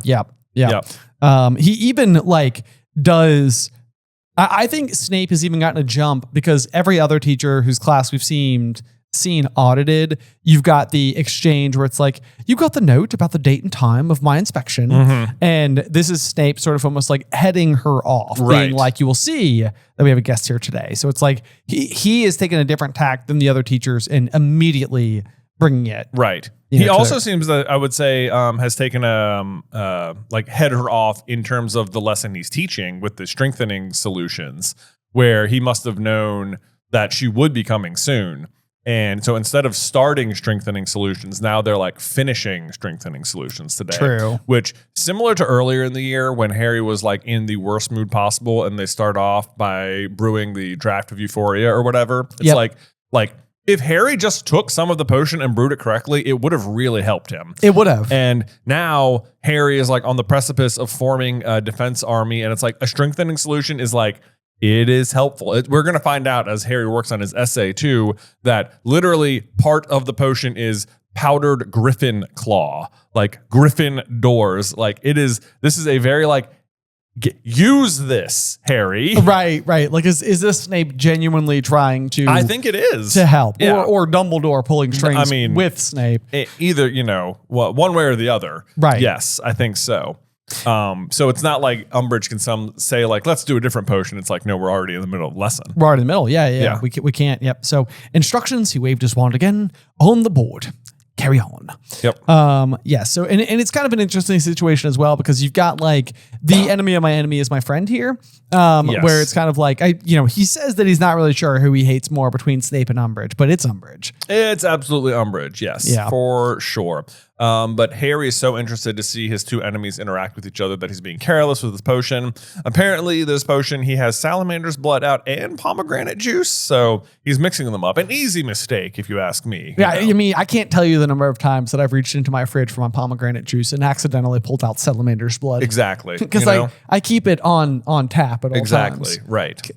How many salamanders have to die to fill a glass? I don't know. Feels like a lot. Apparently, the strengthening solution includes powdered griffin claw, salamander's blood, and possibly pomegranate juice, just not at this moment. Just not at a different time. Yeah. Yep. So anyway, that's a great trivia question too. What does Harry potentially replace with pomegranate juice? Yeah. Salamander's blood. Yeah. Store that away. Yes. Hold on. What was the thing I was supposed to remember earlier? 24. Oh, educational decree 24 because 28 members of the DA. Right. Yeah. Because 28. 24 because 28. 24 because 28. Right. Sure. We got it. We got it. So Umbridge begins assessing the class and she questions whether it's advisable to teach them a potion like the strengthening solution. I think the ministry would prefer if that was removed from the syllabus. It's like, clearly this is going to be part of the OWL. So maybe take it up with them instead, I suppose. But obviously she doesn't want this because she thinks it could be used to strengthen the students, which could, be used against the ministry in some way. Right. Then we get a very important detail about Snape himself, which is that we get the same question that we've gotten over and over again, which is that how long have you been teaching at Hogwarts? And Snape's response is 14 years. Yes. That's a detail that I feel like you could start to use kind of like if you were reading through for the first time, trying to theorize about like why Snape is important and basically put the clues together that Snape would have started teaching 1 year into Harry's life, which is the same age Harry is when he is attacked by Voldemort. Right. Which, I mean, even if you do the math, you're probably just going to come up with Snape started teaching after Voldemort fell. That's probably the false road you're going to be led down. Right, which at least at bare minimum is going to look like he lost his job as a Death Eater and became a potions master instead. Right. But still, it's an important detail to be aware of. Then we get a little extra information about Snape, which is that he first applied for the Defense Against the Dark Arts post, to which Snape responds, yes. And she's like, but you were unsuccessful. And Snape's lip curled. Obviously. Yeah, I just hear Alan Rickman in my head saying that one. Yep. And then we also learned that he has regularly applied for the Defense Against the Dark Arts post since he first joined the school, which would suggest that he has applied for the position 14 times. Pretty much, yeah. You know, each year he has tried and failed to get this particular position. Yes, and then Umbridge is like oddly interested in this, saying, "Do you have any idea why Dumbledore has consistently refused to appoint you?" asked Umbridge. And, you know, Snape's like, "I suggest you ask him." And she's like, "Oh, I shall." Which is interesting because it also then means that Snape must have applied even this year and was denied the post by Dumbledore. Like, you know. Right, yes. And he's now being questioned about it by the person that he supposedly, well, I guess didn't really pick, but was picked for the school instead. Right, exactly. But that also means that Snape applied for the position and that Dumbledore was so unwilling to give it to him that he was unable to fill the spot, which is how Umbridge gets to be assigned in the first place. I know. So I guess otherwise they maybe would. It's almost surprising that what happens in the next book doesn't happen in this book. That like this is the year that Snape gets hired. That Snape gets moved to Defense Against the Dark Arts and Slughorn comes back. Because at the moment, like going with Dumbledore isn't the same as declaring your, you know, allegiance to Dumbledore versus Voldemort. Right. You know, it's just like, yeah, I need help. Come back for a year or whatever. Right. Yeah. Right. Yep. No, it totally makes sense. And I mean, in that's like where you have to think that there's definite Dumbledore's big plan energy involved with Umbridge's appointment and sort of like what it means for Harry understanding who the real enemy is. Yeah. Is because otherwise you just give it to Snape. You're going to next year anyway. Right, exactly. So, but then you also get like a slight hiccup by Umbridge where Snape says, "I suppose this is relevant." And she says, "Oh, yes. The Ministry wants a thorough understanding of our teachers' backgrounds." And she has to like search for the word backgrounds there, which means they don't care about that at all. This is like strictly personal for her. Right. And yes. like she's just making stuff up to justify her line of questioning. Right. Yeah. Right. Yes, indeed. And probably even further so that if you were to really dig into Snape's background, it's known that he is a former Death Eater. Right. And so this is like a ministry official basically just like choosing to glide right past what otherwise might be like a potential like asterisk next to someone's name. Right. I suppose that. Plus, he would have applied for her particular job. Right. And she might see that as a threat herself. Also true. And I think Snape reads the room on this exactly. He suspects that Umbridge like does not trust him for some reason. Right. Whether it's Death Eater or whether it's because he wanted her job. And so his response is to do what I think is very savvy, even though it sucks for Harry, which is to punish Harry in front of Umbridge. Yes. Which yes, indeed. he knows she will like. Right, exactly. Yep. So because basically this conversation ends, you get the or backgrounds, and Umbridge turns away and walks over to Pansy Parkinson, and then Snape looks around at Harry, and their eyes met for a second. Harry hastily dropped his gaze to his potion, which was now congealing foully and giving off a strong smell of burned rubber. Right. "No mocks again, then, Potter," said Snape maliciously, emptying Harry's cauldron with a wave of his wand. "You will write me an essay on the correct composition of this potion." Which actually, I mean, given an assignment that you don't pass, it actually seems like pretty reasonable. It does seem pretty reasonable. And also, like, the subtext here could be, listen to me, Harry Potter. You will understand very specifically how to make this strengthening solution. Right. Yes. Also that. Yeah. It's like, it's important you know this. It's important you know this. I'm not. He will literally never use it, but Snape's still, trying, you know, in his own dumb, terrible way. Yeah. kind of coded. Yeah. Right, yeah. Yep. Absolutely. But I do think it is coded because he had the exact same exchange with McGonagall. Like they met eyes and then there was a code, you know, and just now they've met eyes and Snape comes over and is like, it's true. Code. Right. Right. Yeah. That's a good point. Yep. Yeah. Yep. I follow your meaning completely. I think that's a good observation. Yeah. Let's see here. But yeah, then Harry's like, it did not seem possible that he had awoken that very morning feeling happy. It's like, yeah, you gave us about like 12 pages of Happy Harry in the book, and we're on page 364. Yep. And now he's back to being angry at everyone. In fact, it even says that as he gets to divination. He says, there was too much truth to this ignore. So half an hour later, Harry took his seat in the hot, over-perfumed atmosphere of the divination classroom, feeling angry at everybody. So, you know, back to normal. That's it. Yep. And what I think is funny, it says Professor Trelawney was handing out copies of the Dream Oracles, which is like, why don't they have to just buy it? It is an odd one. Yeah. Yeah. It's like, is this like an outdated book? Is it out of publication? Like, Right. They stopped making it. So now I just have to pass it on myself. That's it. Everyone said it wasn't accurate and didn't matter.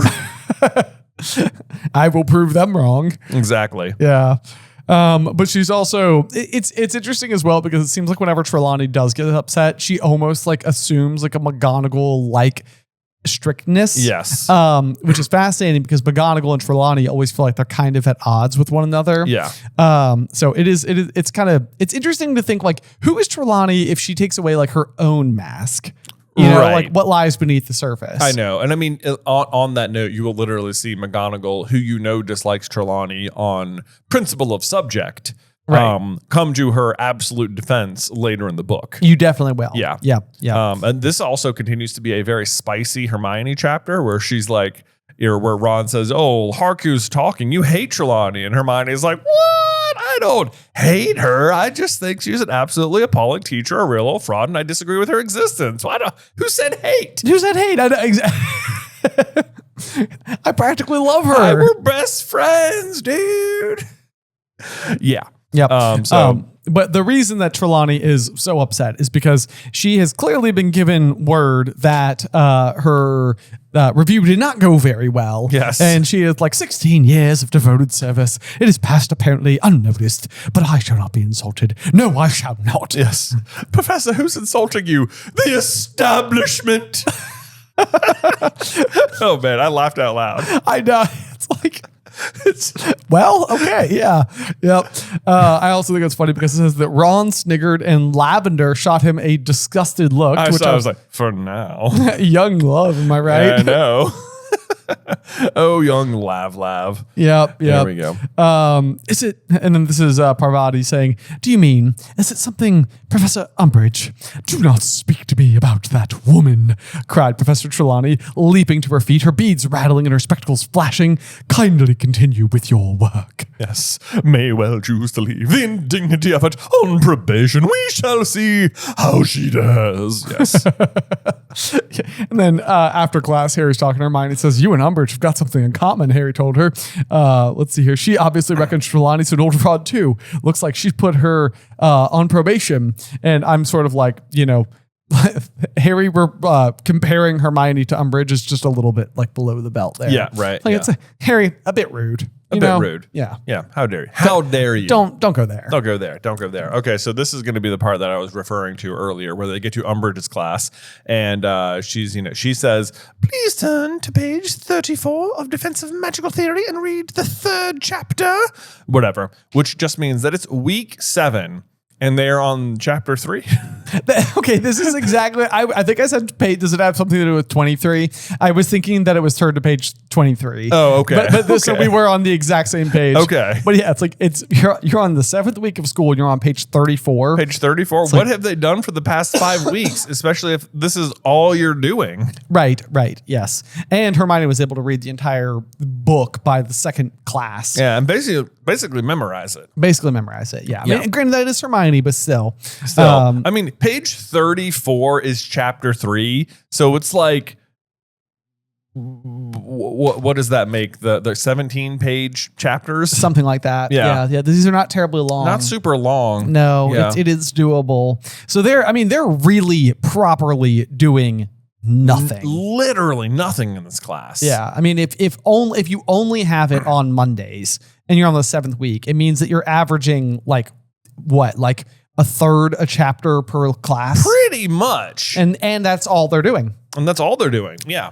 Yep. So not good. I mean, even if you wanted to say there was like, read a chapter, take a quiz on the chapter, that would still only get you through 4 weeks. Right. Yes. So yeah, there's really no excuse for how far behind they are. But then either which way, we get out of Defense Against the Dark Arts and we get word from Angelina who says no Quidditch practice. And Harry's like, "But I kept my temper. I didn't say anything to her. I swear." Yeah. And Angelina's like, I know. She said she just needed a bit of time to consider. Consider what? Yeah. It's like she gave the Slytherins permission right away. Why not us? Mm-hmm. Yeah. Bias. Absolute favoritism. Yes. Yep. Yeah, but Hermione points out the bright side that he'll have time to do a potions essay. To which Harry's like, "No Quidditch and extra potions.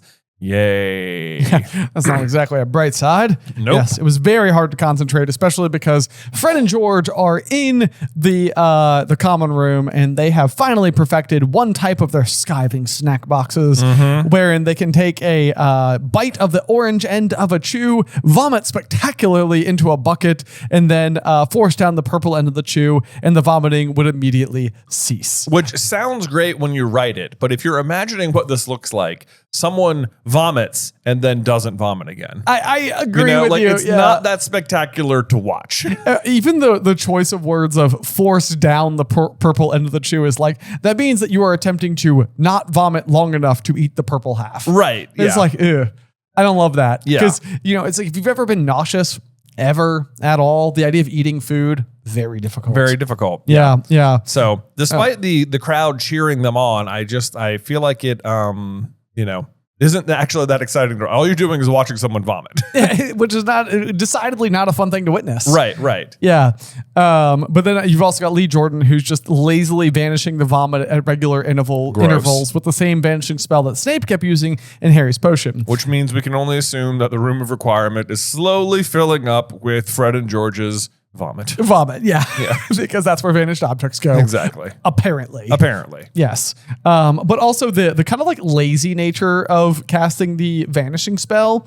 I just wrote down like, they are good at magic. And then you get down to the bottom of the page and Harry's sort of like, I don't get why Fred and George only got 3 OWLs each. It's like, they really know their stuff. And it's like, hey, wait a second, I just said that right up here. Yeah, you did say that. Yeah. And then Hermione's like, oh, they only know flashy stuff that's no real use to anyone, said Hermione disparagingly.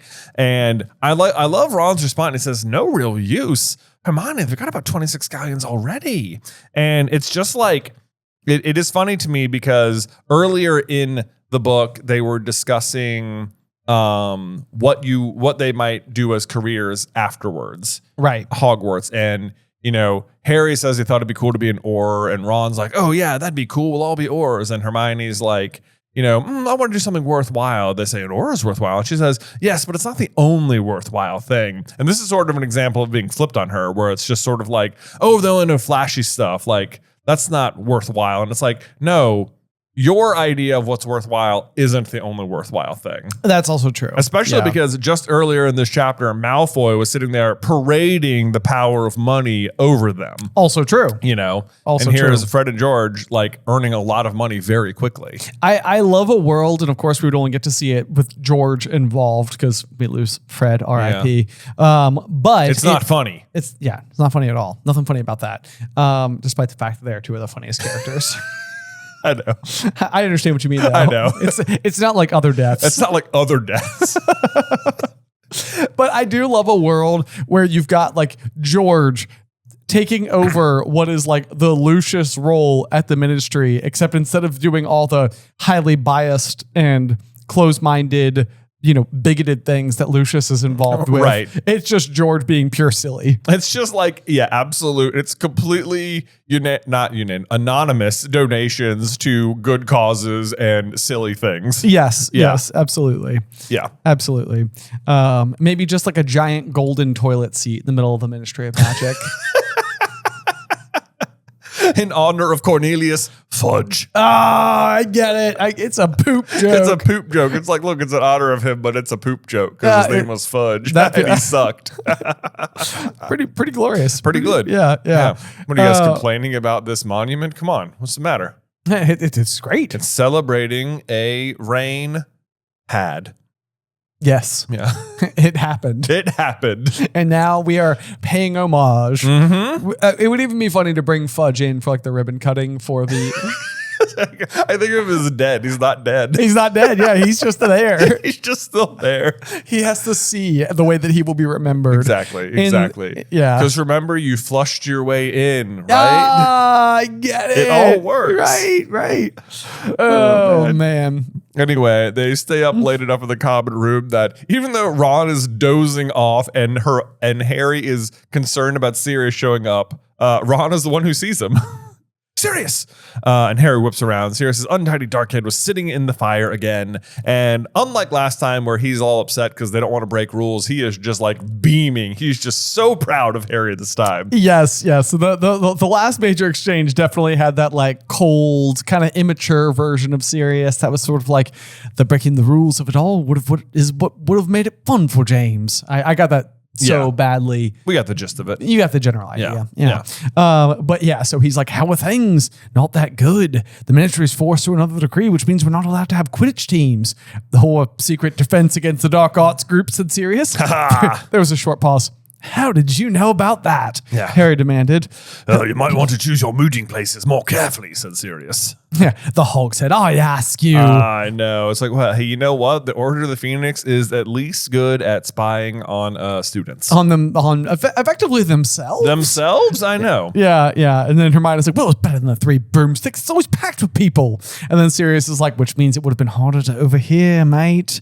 He doesn't say mate. He doesn't say that. I feel like it's implied. It's implied, yeah. You've got a lot to learn, Hermione. The first time anyone said. That's the first time that sentence has ever been said. It also is extremely ironic because the whole thing is Hermione's idea and she puts the whole thing in practice and he's so proud of them for doing it. And it's like, it's Hermione's idea. Right. Yeah.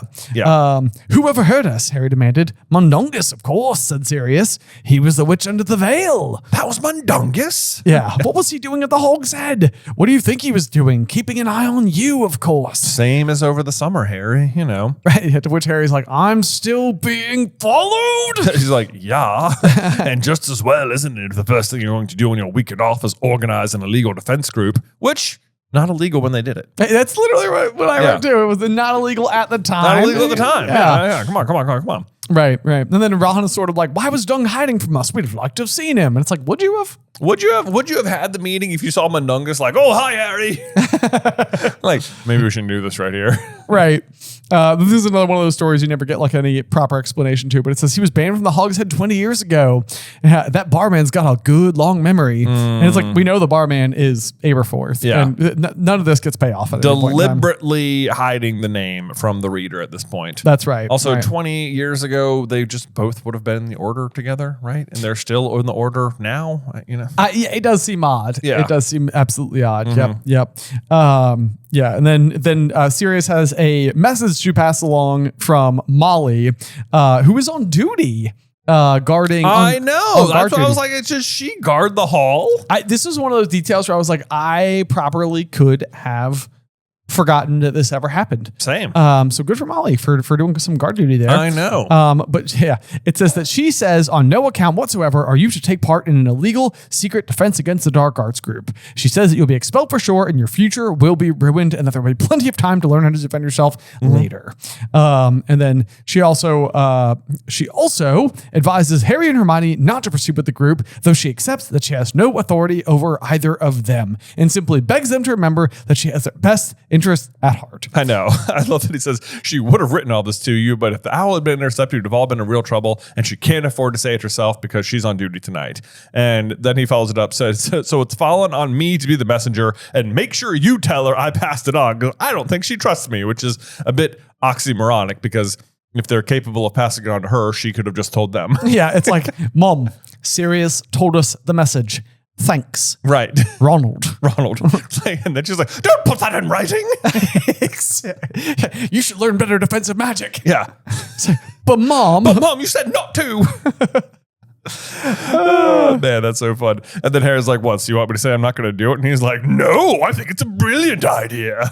You do? Of course I do. Yes. Oh, man. Yeah. And this is almost like, I feel like Sirius is about to get like overshadowed because it feels like Harry, Ron, and Hermione are sort of like, Sirius, listen, we're doing real work over here, man. Like none of that like fooling around stuff that you and my dad got into. Yeah. Because Sirius is going to be like, do you think your father and I would have lain down and taken orders from an old hag like Umbridge? Yes, but last term, all you did was tell me to be careful and not take risks. Last year, all the evidence was that someone inside Hogwarts was trying to kill you, Harry. And it's like, well, that's still true, I think. Right, yes. But this she year sent Dementors to kill him. Right, well, yes. This year, we know that there's someone outside of Hogwarts who'd like to kill us all. So I think learning to defend yourself is a properly good idea. Yeah, and then it seems like the more Sirius is on board, Hermione seems like less on board. He's like, and if we do get it spelled, he's like, Hermione, the whole thing was your idea. It's like, I know. I just wanted Sirius though. I just wanted to get his way in. Yeah, exactly. Yeah, and then he has to explain, well, better expelled and able to defend yourselves than sitting safely in school without a clue, which is harkening back to that very first time they were all out of bed and Hermione had to like bark out her priorities or whatever. Right. And now it's like literally being regurgitated back to her in reverse. Yes, exactly. But then Sirius asks, like, how are you organizing this group? Where are you meeting? And this is where I feel like Sirius like wants to be helpful. Right. Because like, how about the Shrieking Shack? What we used to do. And then Ron's like, well, that's an idea. And then Hermione's like, listen, Sirius, it was just only the 4 of you meeting in the Shrieking Shack back in the day. Like, we've got 28 of us. So yeah, she's like, you've kind of got a lot to learn, Exactly, yeah. And then Sirius like, well, fair point. I'm sure you'll come up with somewhere. There used to be a pretty roomy secret passageway behind that big mirror on the 4th floor. You might have enough space to practice jinxes in there. And then it's like, well, Fred and George told me it's blocked. And then Sirius is like, well, I'll have to have a think and get back to... And then he broke off. His face was suddenly tense, alarmed. He turned sideways, apparently looking into the solid brick wall of the fireplace. Sirius, said Harry anxiously. What did he? Hermione gave a horrified gasp and leapt to her feet, still staring at the fire. A hand had appeared amongst the flames, groping as though to catch hold of something. A stubby, short-fingered hand covered in ugly, old-fashioned rings. I know. And then they run. They run for it. Umbridge's hand was still making snatching movements amongst the flames, as though she knew exactly where Sirius's hair had been moments before and was determined to seize it. Whew, that's a close one. It was a close call. Close call for old Sirius Black there. Yes, indeed. But it does bring us to the end of Chapter 17. Looking forward to Chapter 18, Dumbledore's Army. But before we close out today's episode, Jay, do you have a review for us? Well, I sure do. Let me pull it up here. Today's review comes to us from Eeyore and a Goat, 55. Hey, okay. Eeyore. And is Eeyore a goat? No, he's a donkey. A donkey. Right? Yeah. Okay. Yeah. Eeyore. I feel like sometimes I have some Eeyore vibes. You have some Eeyore vibes? Yeah. If I was like one of the crew, I feel like I could see myself being Eeyore. You're Eeyore of the Winnie the Pooh crew? Maybe. Okay. Nice. Who do you think you would be? I don't know. Rabbit? No. Rabbit likes gardening. You like gardening? He likes gardening, but he's so anxious and like such a like rule. He's like he's like Squidward, Oh, he's like the Squidward of the group. You're right. Yeah. Okay, not Rabbit then. Not Rabbit. Not Piglet, probably. Definitely not Piglet. I don't think. I could give myself. You got good child at heart energy. Are you saying Pooh himself? I was saying Tigger. Tigger? I would go Tigger for sure. Yeah, Tigger's not a bad choice. Tigger and or just Christopher Robin, Well, that's some big main character energy. But Pooh is the main character. Yeah, okay. I'll go Tigger. Tigger's fine. Sure. The wonderful thing about Tigger's. Tigger's a wonderful thing. My son is collecting Advent. He's doing an Advent calendar right now, Luke. And every day he gets another Disney-themed rubber duck out of the Advent calendar. Okay. And he has lost one of them, and it's Tigger. No. And every day he's like, I can't find Tigger. And I'm like, that is not such a wonderful thing. You should be like, it's like, I get it. You should be like, good thing, son. I'm here. I'm here. You know what? I'm the Tigger. I'm the Tigger. That's right. The real Tigger was the dad we met along the way. Exactly. My top is also made of rubber and my bottom is made of spring. So nice. There you go.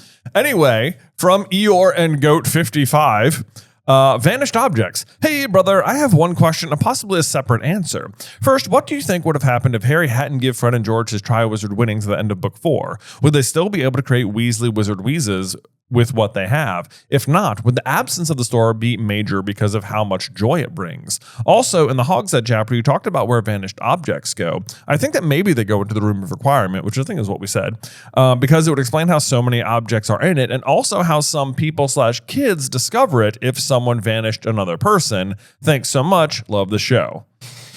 Could you be vanished into the room on accident?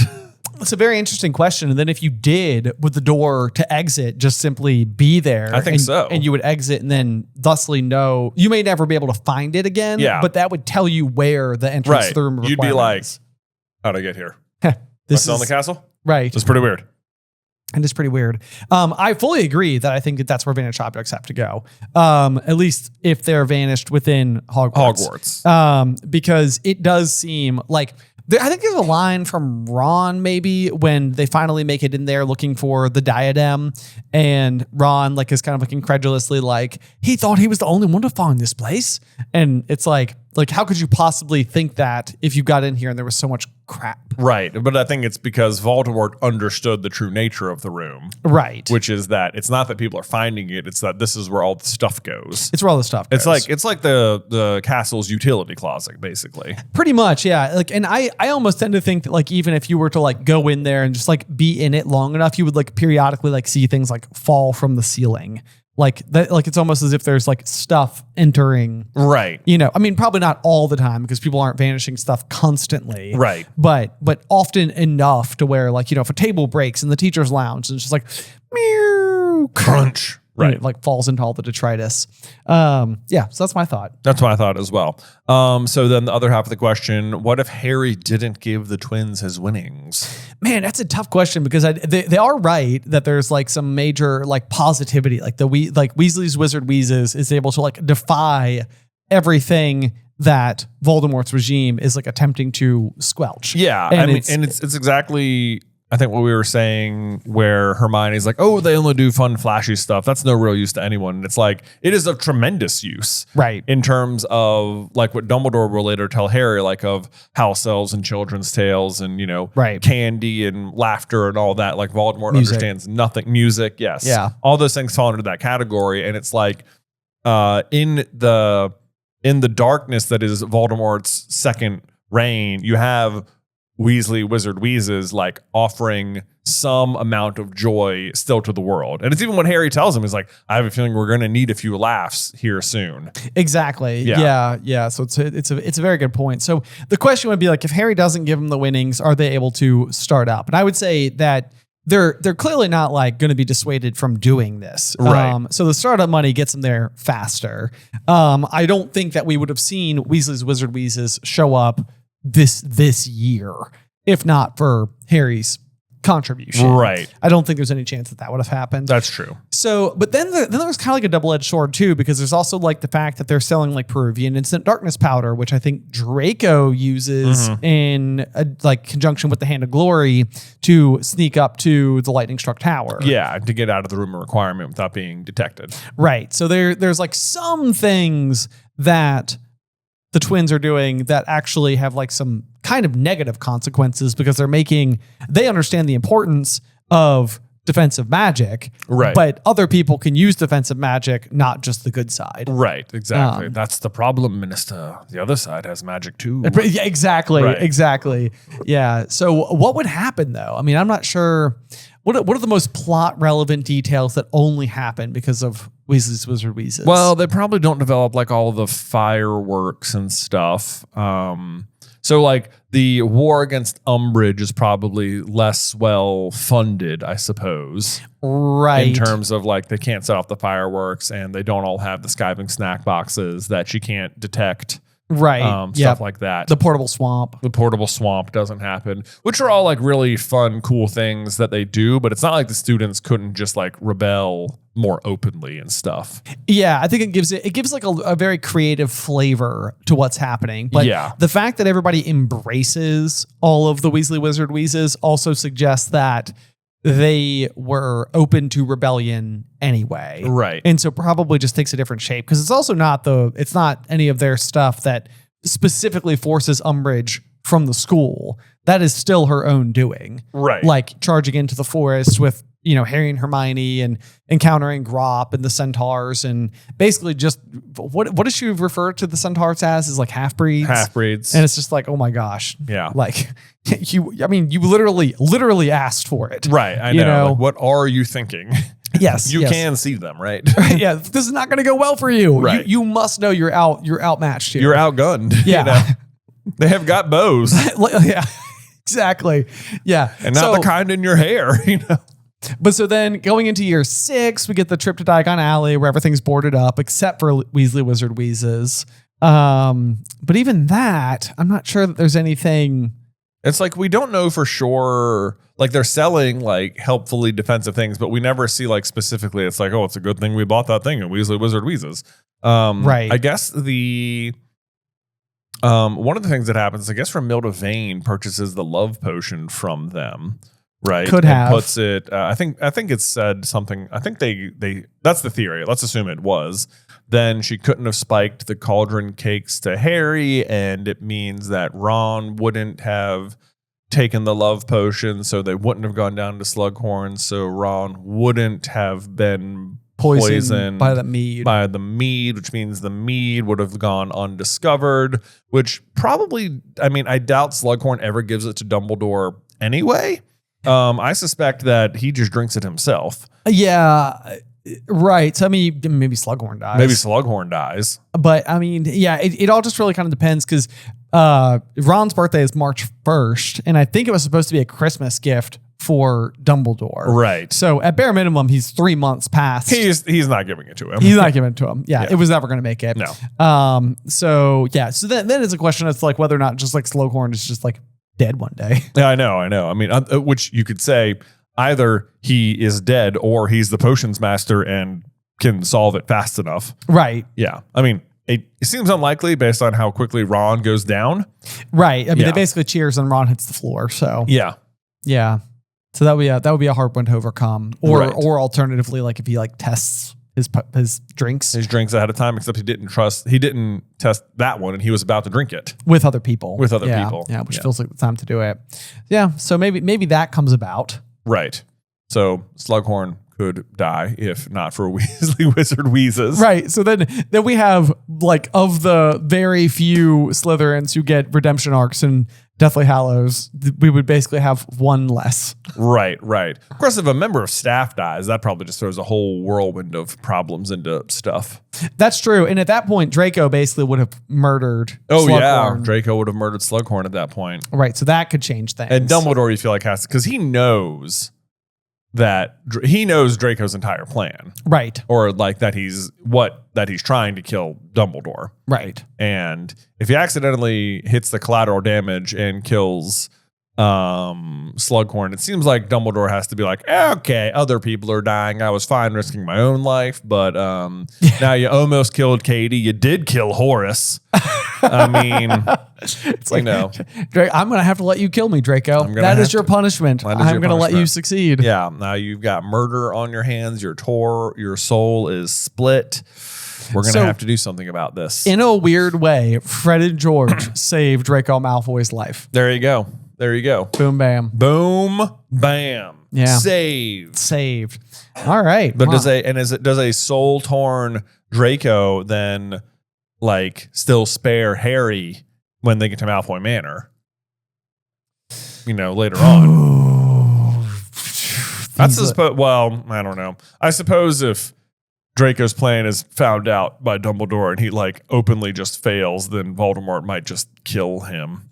Right. Or alternatively, Dumbledore still just lets Snape do it, carry through with the plan, blah, blah, blah. And then you get to see like a much guiltier seeming Draco for Deathly Hallows. He has to feel remorse. That would be a nice thing in terms of the way back for Voldemort is demonstrated by Draco, but then he doesn't, obviously he doesn't do it.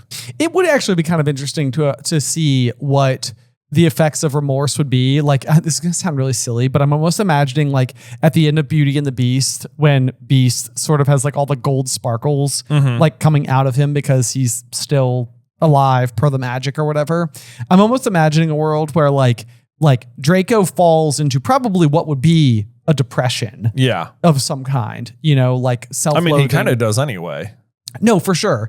But if you can witness the remorse find its head and almost literally see the magic of remorse take place. Right. The reward that is demonstrating that Right. that remorse. Yeah, that'd be interesting. That would be interesting because then it would give you like a baseline. It's like, oh no, it's like remorse is a magical thing, Right. you know? Yeah. As much as it is just a human thing. Exactly. Well, like that's how so many of those like intangible sort of like big emotions are in Harry Potter. Yeah, they're very soft magic. Very soft magic, level things. Right. So, okay. I love it. I love it. But I think that is everything for today's episode. Yes, I think so. Thank you guys, as always, so much for listening, and please continue to send in your questions. We have just a giant spreadsheet of them. We're working through them. We've got like over 1,000. So, sorry if we don't get to yours right away. But we'll get there. We'll get there. Yeah, we're getting there. Yeah. I mean, how many episodes do we have left? At least 1,000. That's our hard commitment to do this forever. Forever. Yeah. But that's going to do it for today's episode. Make sure you join us next week for Chapter 18, Dumbledore's Army, here on Through the Griffin Door.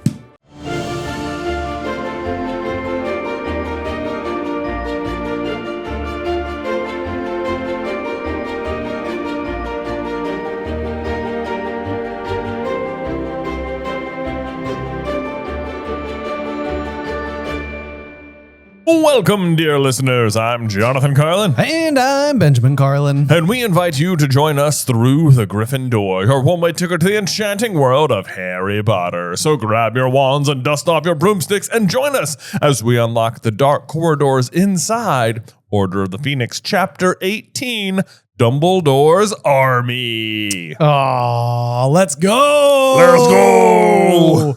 Oh man, exciting stuff. I feel like there is no way to experience it in the capacity than I feel like what we're doing here, where we have this is a long book, but ordinarily it wouldn't take me months to read it. Right. Yeah. I think it's fair to say. Fair to say. And so it's really odd to experience the story in this particular fashion because I can't help but feel like it's been so downtrodden. We've had a couple little bright spots here in the past couple of chapters, but I feel like getting into this one is just like the wizarding world. It's Hogwarts. It's Harry. Like it's all that. It's like fun. Yeah. It's all fun. They're fighting back. They're organizing. Yeah. There's the cool room of requirement. Yes. It's like a brand new installation of the magical lore that can exist within the castle, and it does feel like the castle itself is like fighting back. It does. It's like the deep values are just as ingrained into the castle walls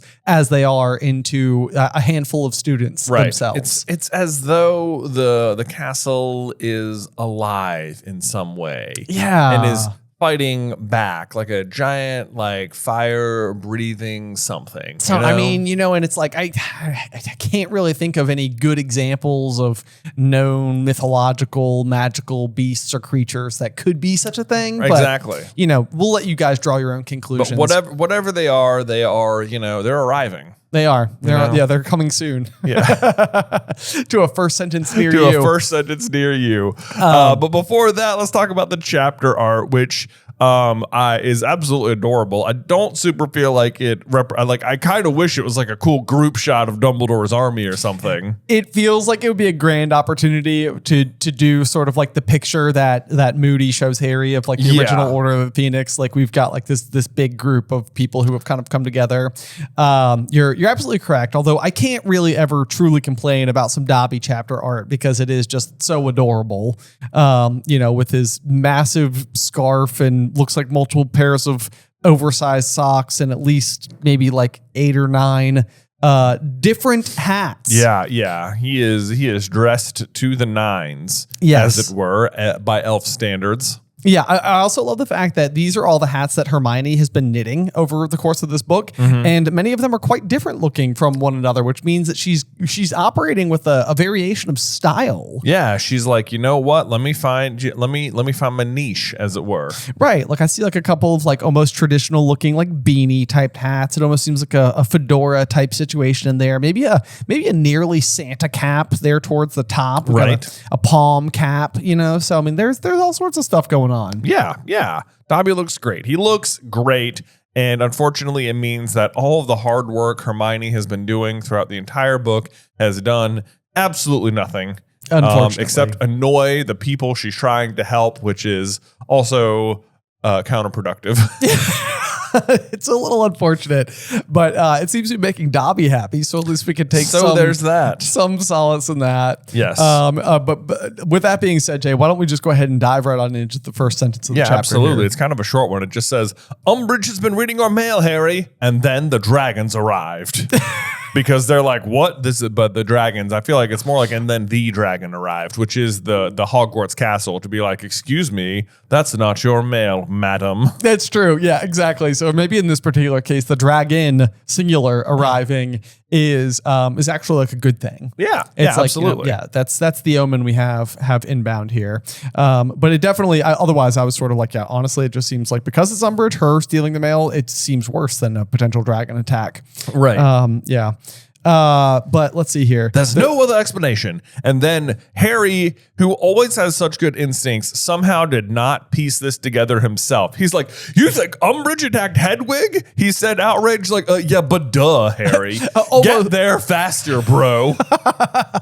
I know, but also the use of outraged here is so sweet because it's like, I feel like this is like, it's one of these things where the idea of anybody attacking his pure innocent owl is like beyond him, like even for Umbridge, to where it's like, wait a second, what? She did what? Not okay. It's like on the other hand, you could say like, it's almost sweet how naive Harry is. He's like, well, I mean, like evil people, but like she wouldn't hurt animals. You know, even evil people wouldn't hurt animals, right? Right. She did what to Hedwig? That's it. Cracks knuckles. That's it. I'm forming an army.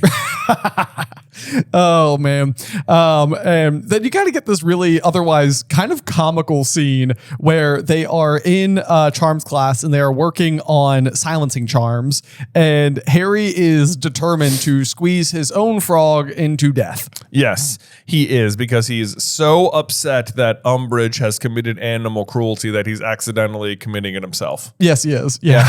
It is a little ironical like that. Let's see here. So Hermione's going to be like, watch your frog, it's escaping. And Harry, I feel like there's even like a little bit of like Harry is so like lazily successful at magic.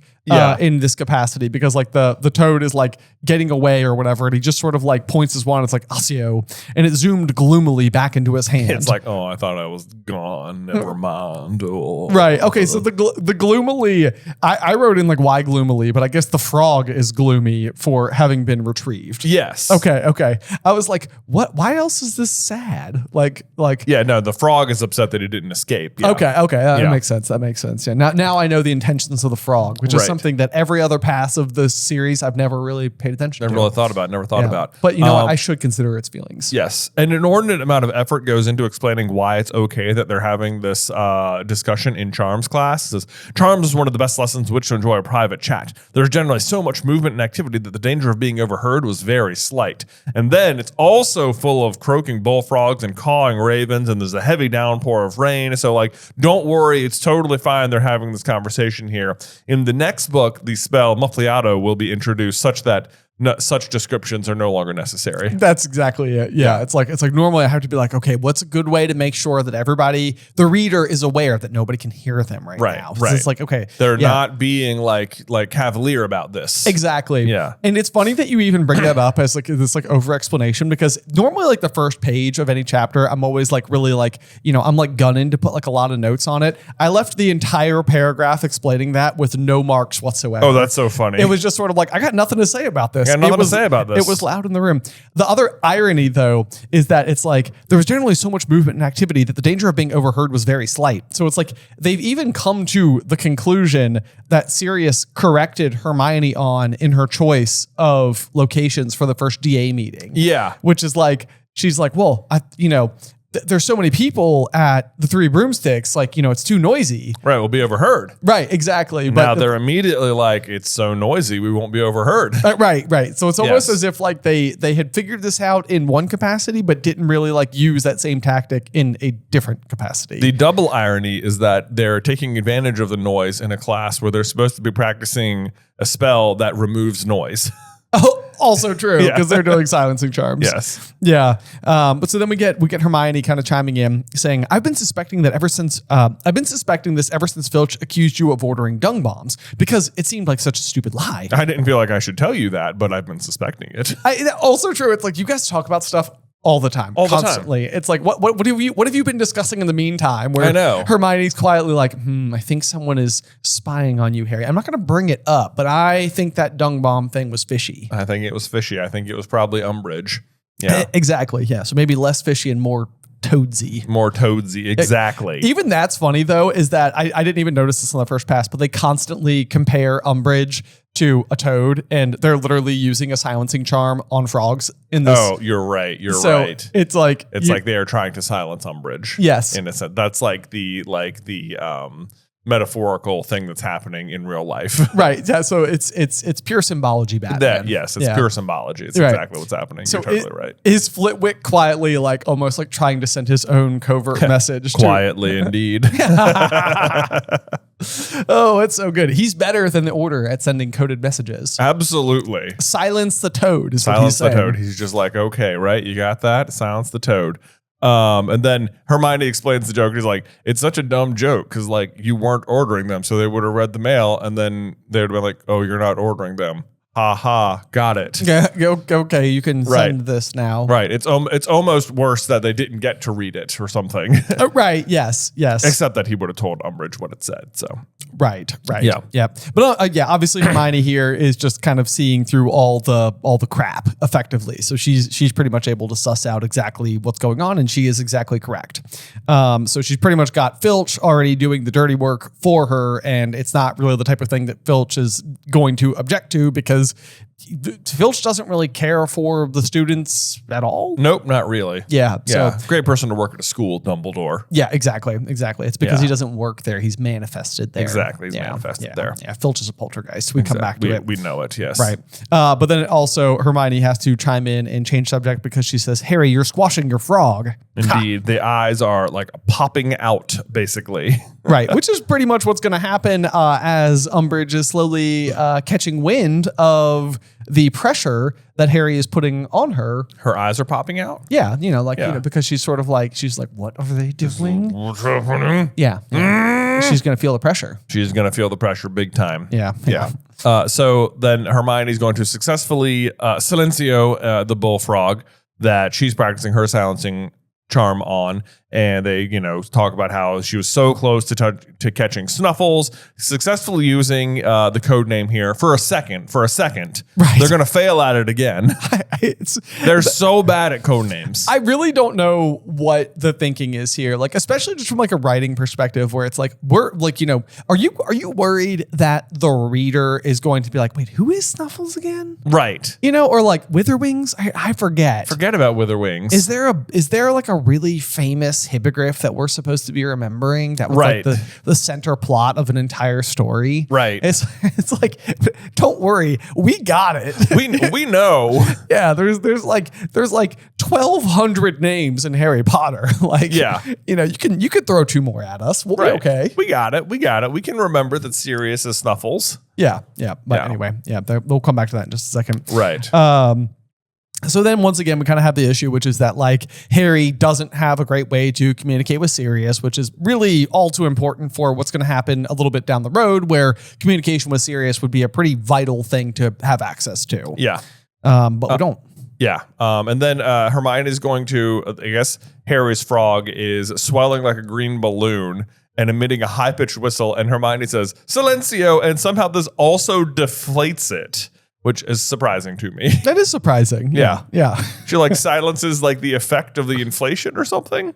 So what did Harry do so wrong that all of a sudden it was inflating? Yeah. It also reminds me a lot of that scene in Shrek where he like makes balloons out of like me a lot of that. A snake and a frog. Yeah. Yes. And then Hermione also tells Ron that he's doing his spell wrong. He's supposed to be jabbing his wand as opposed to waving it. Right. Which feels like something Flitwick should have gone over, you'd think. It does feel that way. Yeah. This is the kind of thing that if Harry was your teacher, he would like walk around the room and give you like proper instruction on. Exactly. He'd be like, here's what I think you're not doing right. Yeah. More of a jab. More of a jab. That's it. Yeah. Exactly. But so then you have like a funny little exchange where Ron is sort of like, crows are harder than frogs. And she's like, fine, let's switch. And then she does Silencia when the raven continued to open and close its sharp beak, but no sound came out. So it's just like a good got him moment. I know. Hermione's just like, oh, is that the case? Is that the case? Fine. No problem at all. I'll absolutely switch with you. You can take the easy one all day. Yeah. There you go. What now? Don't make excuses, Ron. I'm better than you, and you know it. Boom. Ha! Silencio! She silences him, you might say. Ooh, oh, well done. Well done. Man. And then this is a weird sentence. It says, they were allowed to remain inside over break due to the downpour outside. To which I'm like, are they forced outside during their breaks? Like, what does that mean? And normally it's like, get out now. You don't have class outdoors, Potter.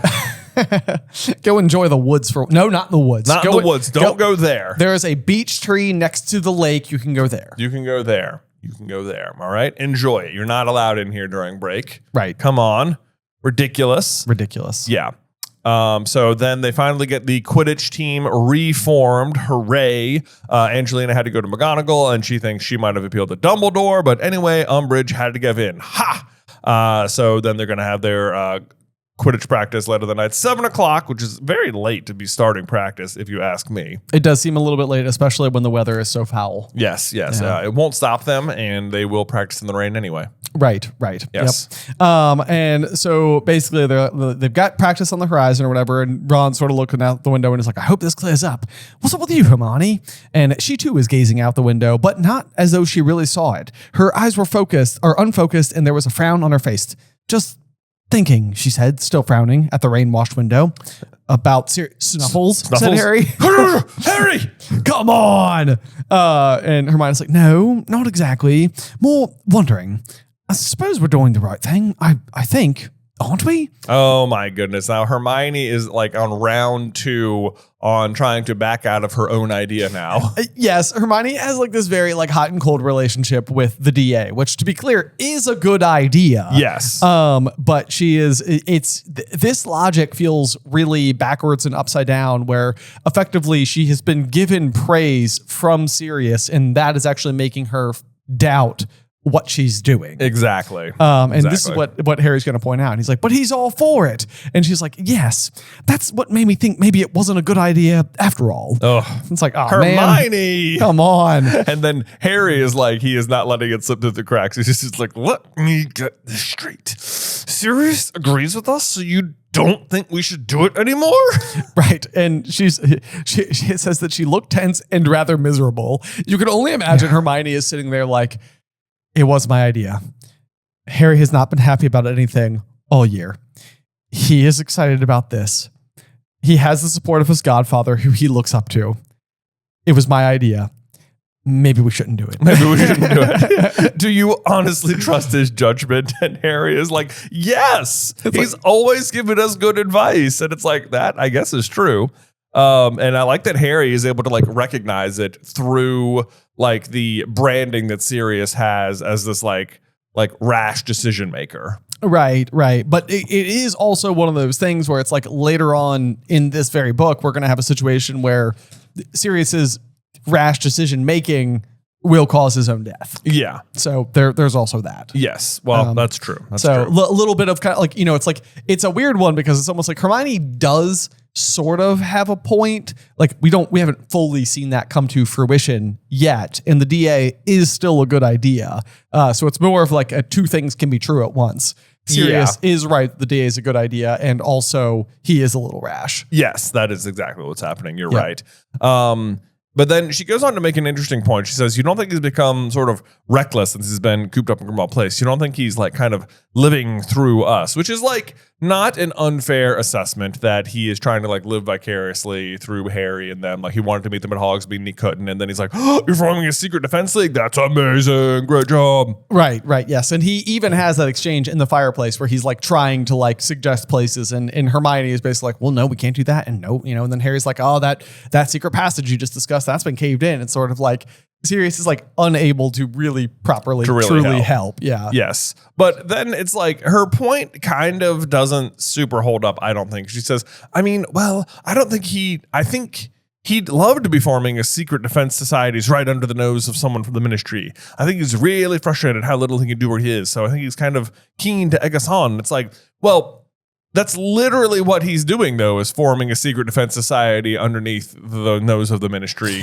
already. You know? It's like he's a member of the Order of the Phoenix. It's a private organization that is not government endorsed. Right. It's a secret society. It's a secret society. It's like, you know, she says he'd love to be doing that. Like, he is doing that. He lives at headquarters. He provided headquarters. Right. And it's like, it's not Sirius. It's like Sirius likes the idea, but it was Dumbledore's idea. Right. You know, and like basically Hermione has had Dumbledore's idea. And so she disagrees that Sirius approves of it for whatever reason. Yeah. But like at the end of the day, it is the Dumbledore's idea that she basically came up with as well. Right. Yeah. In the meantime, that we have all this important conversation going on, there's another weird scene that's just sort of happening in the background that I've never really paid attention to this before, but Peeves is shooting ink pellets specifically at Katie Bell. And it seems like it starts by just like shooting like what I assume is the equivalent of like a spitball at her, and Katie like leaps to her feet and starts throwing things at Peeves or whatever. And this is just sort of like happening in the background of this whole conversation. Yeah. And it says that the bell rang just as Peeves swooped down on Katie and emptied an entire ink bottle over her head. And it's sort of like this funny, like Katie is this odd punching bag that I've also never really like picked up on before, because it's at Quidditch practice that she ends up getting like the bloody nose and then the blister pack or whatever that like makes her nose bleed even more aggressively. Yep. And then here she's getting like dunked on by Peeves with like an ink bottle for no reason. He's like, just doing his Peeves thing. He's just doing his Peeves thing. And then later in Half-Blood Prince, Katie will also be the one who is attacked by the cursed necklace. Right. And so it's sort of like every time Katie's on page, something bad is happening to her. Yeah. You got Angelina Johnson over there just cashing in as like Fred's date to the ball. She's the Quidditch captain. Right. She's doing great. You got Alicia Spinnet doing basically nothing except existing as the 7th member of the Quidditch team. Right. And then poor Katie Bell just taking the butt of everyone's joke. Poor Katie. Yeah. Poor Katie. So anyway, then we get a little page break, and it's cutting over to the weather did not improve as the day wore on, so that at 7 o'clock that evening, when Harry and Ron went down to the Quidditch pitch for practice, they were soaked through within minutes, their feet slipping and dripping on the sodden grass. The sky was a deep, thundery gray, and it was a relief to gain the warmth and light of the changing rooms, even if they knew the respite was only temporary. Yeah, so classic, just all too muddy Quidditch practice. All too muddy Quidditch practice, even though they're not really on the ground that much. Although you can only imagine that flying in the rain is quite uncomfortable. But that said, I always loved it when we were doing sports, if it was raining during practice or a game. Oh my gosh, same. Yeah. Like these were like the moments where you felt like you were like in like an epic Gatorade commercial or something. Yeah. And like the water's dripping down like the brim of your nose. And it's just sort of like you're staring through the thick curtains of rain. Exactly. And everything matters. And like the stakes are higher. We got to deal with a new element to the game. Right. Yes. Who can succeed through this adversity? Right. Who can overcome and be more epic in the rain. Right. Then let's see. So we come in on Fred and George, who are trying to perfect another item in their skiving snack boxes. But it's hard to say exactly what they're talking about. It says, but I bet if she'd known what we'd done, Fred said out of the corner of his mouth, if only I hadn't offered to sell her some of those puking pastilles yesterday, we could try the Fever Fudge, George muttered. And it's like, what are they talking about here? Well, like, I guess like trying to get out of practice. I think they're trying to get out of practice basically. And it's because it's even like a weird setup because it's going to introduce us to Fever Fudge, which is something that they are currently dealing with the ramifications of. So it's like they're like, we can't use puking pastilles because she'll know because we've offered some to her. Right. So okay. like that won't work. And then George is going to be like, we could try the Fever Fudge. And then Ron's just sort of like listening in. He's like, hey, does that work? And they're like, he's like, well, yeah, your temperature will go right up, but you get these massive pus-filled boils too, said George, and we haven't worked out how to get rid of them yet. And then Ron's sort of like, I can't see any boils. He's like, no, well, you wouldn't, said Fred darkly. They're not in a place we generally display to the public. Oh my gosh, they've got giant pus-filled boils on their butts. On their butts, yeah. On It makes their sitting butts. on a broom a right pain in the what? I'm just kidding. I know exactly what they were going to say. In the patukas. In the patukas. But what's funny about it is that they're sort of like, well, we could try the Fever Fudge. And it's like, they clearly already have tried the Fever Fudge. Right. Like, so it's like, are you going to get out of, like, you don't want to ride the broomstick because you've got these pus-filled boils. And yet you're sort of like, we could take more of it. And get more boils, but we want it to fly in the rain. Exactly. Yeah. It's like the logic here isn't very good. It's almost like this is like a way to introduce Fever Fudge in this like funny anecdote, but it doesn't really make sense that they would even consider it given the circumstances. Yeah, it doesn't. It doesn't. And then Angelina comes in and says, "Yeah, well, it doesn't matter. It's not bad weather. It's not great weather, but we'll probably be playing Slytherin in the rain, so we're going to do it anyway. But it's not a very good practice. Although she does, and this is rare. It's like she remembers that they use the impervious curse to keep Harry's glasses free of rain, and they all cast that on themselves, which you'd think would make a pretty big difference." Absolutely would. Yeah. I mean, it's almost surprising too that this wouldn't be such like a common problem for anybody playing Quidditch. That like if you're at quality Quidditch supplies, they just sell goggles with an impervious charm already like built in. Yeah, I mean, it's like swim goggles that have like anti-fog technology or something. It's like it's a pretty essential part of like what this tool is meant to do. It's also funny because Harry wears glasses notably, but none of these other characters are ever described as having glasses. So are they casting impervious like on their like faces? I think they're just casting it on their faces. Yeah. Okay. I sort of interpret it as like maybe they're all just wearing goggles and that's like sort of like the unsaid thing here. Well, that could be true too. Right. Yeah. But I was like, oh, that's weird. How are they doing it? Yeah. Yeah.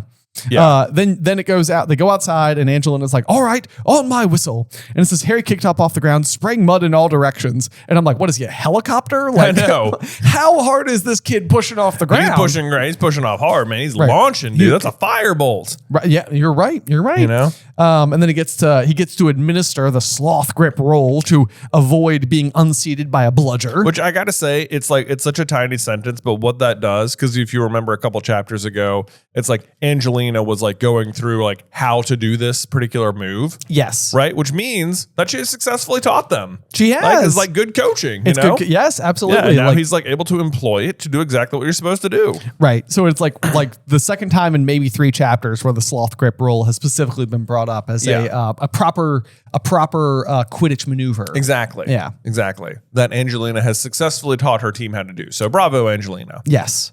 Yep. Of course, the rain is too much and they don't really get much done, which I would say I think there's probably more accomplished in this practice than Angelina or the team is giving themselves credit to, because as ever, it's like the team that suffers together bonds together. And it's like, even if you didn't really get like better at Quidditch, what you did was team building. You did team building. Yeah. This is like the hardship of the thing. It's like it probably going back to what we just said about playing sports in the rain ourselves. It's like when you got to the end of a game that you played in the rain, it's like you guys did something together. Right. There's like a layer of camaraderie. Also, just simply probably flying in the rain at all is probably just like a useful tactic, especially if that's upcoming. So exactly. Any exposure to being used to flying in those conditions, helpful. I would agree.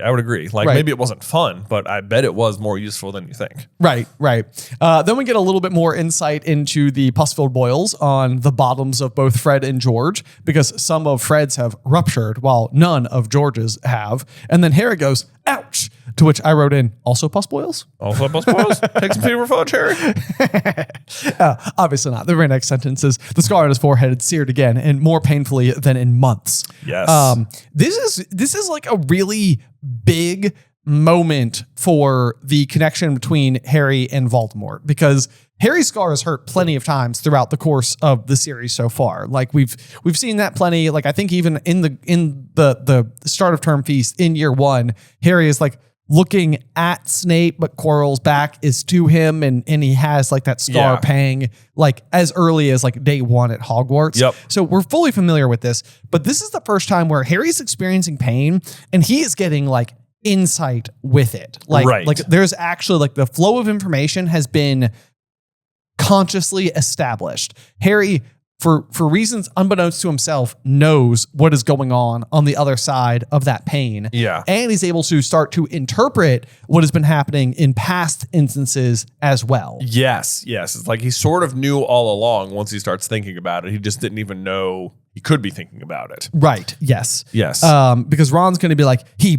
can't be near us now, can he? And Harry's like, no, he's probably miles away. It hurt because he's angry. Right. And it says that Harry had not meant to say that at all and heard the words as though a stranger had spoken them. So it's like and it goes on to say, yet he knew at once that they were true. So this is interesting. It's like the data is being like injected into his brain without context. Right. He's just like, oh, wait. He's angry. And he's like, wait, is that true? Why did I say that? He is angry, though. I can tell. I know. Right. Yes. Which must be a very perplexing feeling to have information dumped into your brain and not knowing the source of it or why you know what you know. Exactly. And then he's actually going to reflect, because if you remember when he was in detention with Dolores, she touches his hand and he gets a pain in his scar. And he's like, what the heck was that? And he can't figure it out at all. But it's because he was personally feeling miserable where Voldemort was feeling happy. So there were these like mixed emotions that stopped him from being able to interpret it. Exactly. But this is interesting because Harry is able to remember that particular moment. Yes. And he, even as he's like reminding himself of what happened in Umbridge's office, it says his scar had hurt. And he had that odd feeling in his stomach, a strange leaping feeling, a happy feeling. Right. And like, this is the first time that we get that clarification. That's what's happening in that scene with Umbridge. Right. That this was a contrasting feeling between Harry's miserableness and Voldemort's happiness. Do we know what the happy feeling was? It's a good question. I mean, we kind of go back to that like thought of, is this like the Sturgis Podmore situation? But I don't think it is. Yeah, I think that was earlier. Because that was when they went to Hogwarts. Right. Yes. Yeah. So I was trying to think of any other instance that we're aware of.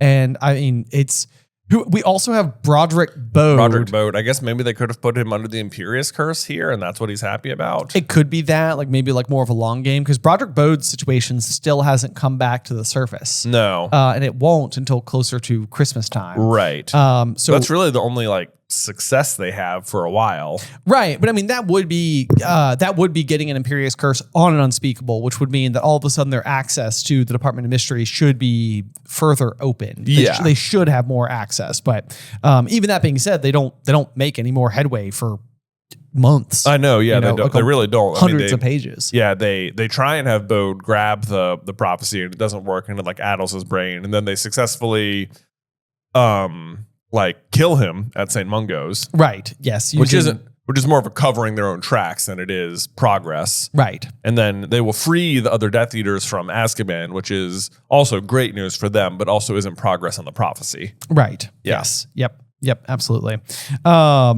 And so, but yeah, so we're getting the bridge between the two pieces of Voldemort's soul, basically Voldemort Prime, as we usually call him, like sort of as like the main soul existence, and then the piece inside of Harry. So that bridge is growing rather significantly. Yes, it is. He also knows that it's not just his mood, but also a little bit of his like motives, where he says he wants something done and it's not happening fast enough. So he gets like pretty solid insight, not just like happy, angry. It's like almost the reasoning behind it. Right. Yeah. Yep. Absolutely. And this is also the thing to kind of further point out here is that Dumbledore is fearing this exact problem. Like, this is the reason that Dumbledore is keeping his distance from Harry, is because he's afraid that Harry could be used to spy on Dumbledore or used as a tool against Dumbledore. Right. Which is something that we obviously don't want to happen. So part of the curiosity here is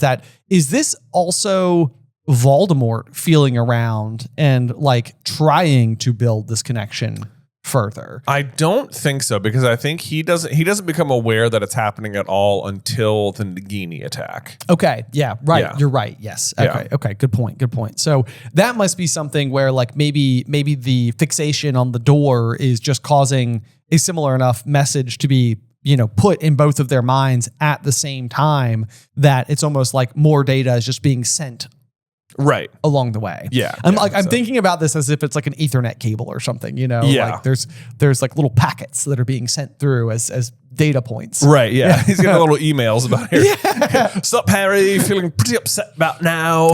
You've got mail. You've got Voldemort feelings. Oh, ugh, I hate that. Yeah. It's pretty funny though. Yeah.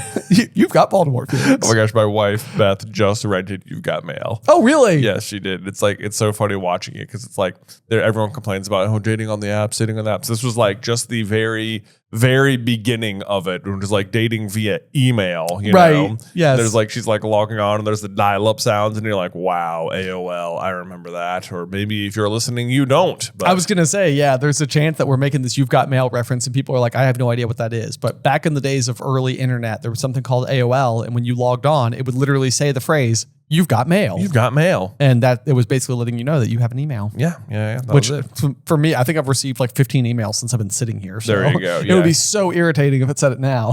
That would be. Man, so let's see. That Ron comes to the conclusion, is like, Harry, you're reading You Know Whose Mind, which is crazy. And he's like, well, it's more like I'm reading his mood. I'm going to give myself too much credit here. It's not really that big a deal. And Ron's like, you should tell Dumbledore. And he's like, Dumbledore already knows. So what's really the difference? And it's like, he might know that it's happening, but I think it would be useful information, Harry, if he like knew at any given moment if Voldemort was happy about something, like, or upset that something's not happening fast enough. I feel like that's good intel. You Yes. Yeah. Yep. Absolutely. It's definitely like one of those instances where, once again, there's a few rather convenient instances happening, which is that we've just come out of a chapter that has revealed to us that communication channels with other adults that we would feel comfortable communicating with are effectively blocked off. And it's at this exact moment that like a new piece of serious intel has come to the surface. And it's sort of like, well, now we can't tell anyone. Exactly. And it's like, oh my gosh, this is, I mean, it is part of like what we love about stories like this, to be clear. Like I'm expressing frustration, but it's also like we made a video once upon a time. It's like, why are Disney parents always so dead? And it's because like you're supposed to watch the characters have to solve their own problems. Right. Like if you went and told Dumbledore, like then, Dumbledore could help. Dumbledore could help, and then it's just Dumbledore's story, and it's not Harry's story anymore. Right. So I understand why things like this have to happen, but sometimes I think it sort of like feels more comfortable, and sometimes it feels more like a force. Right. But either which way, that's the problem we have now, where this new piece of information has come to the surface, and we can't tell Sirius, and he's not going to tell Dumbledore. Right. And so he's started to wonder, what is it that Voldemort wanted done that's not happening quickly enough? And he remembers the conversation about the weapon, something he didn't have last time, which is, of course, the prophecy. Which it's like, again, telling you that it's a weapon when it's like, it's just not. It makes it feel disappointing when you get to the prophecy. It really does. I mean, and it's not that we should ever like discount the importance of like information, which is really what the weapon is. The prophecy is it's information that could inform or not inform how you make decisions going forward. Right. And so it's not that information isn't important. It's just, it's not as fun as a weapon would be. Right. You know, like for whatever reason, sometimes my mind goes to like a catapult. And I don't know, like a magical catapult. Right. And I don't know why, but it's sort of like, it's obviously not like a firearm, you know, or something like that. Like they've already got wands and stuff. Yeah. Exactly. Yeah. So I'm just trying to think of like, what would a magical weapon even look like? Like the Sword of Gryffindor, you know? Well, that's a fair point. That's a fair point. Or the catapult of Hufflepuff. The catapult of Slytherin. Yeah. Yeah, exactly. It just shoots snakes. Ball of snakes. Look out. Ball of snakes. Ball of snakes. Yeah. You don't want to be hit with ball of snakes. I'll tell you what. It is a miserable experience. It doesn't really hurt as much as you would think, but it is icky. It is icky, and they are mad, and they are probably going to bite you. Yeah. It is, no one, you know what? It's never a good day to just be walking down the street and be hit with a giant ball of snakes. I say it all the time. Yeah. Exactly. Cloudy with a chance of ball of snakes. A ball of snakes. Oh no. This is a very telling sentence. It's easy to just skim over it, but it says he had not thought much about those words, talking about the weapon, in weeks. He'd been too absorbed in what was going on at Hogwarts, too busy dwelling on the ongoing battle with Umbridge. So think about that for a second, because what it means is that the literal Dark Lord Devil Voldemort himself is out there, your literal mortal enemy, hunting down a dangerous weapon. And Umbridge is so bad that you are thinking more about her. It's unbelievable. It's like, Umbridge, by all accounts, should pale in comparison to the behaviors of Lord Voldemort. Right. Like it's like, this is sort of like a really irritating person who's adhering so aggressively to the bureaucracy that it's like stop Yeah. and yet no, she is her own brand of evil and is holding her own in terms of where she ranks next to Voldemort in terms of how much we hate her. Yeah, which is very high. Yep. Let's see, but then Harry's continuing to wonder about this.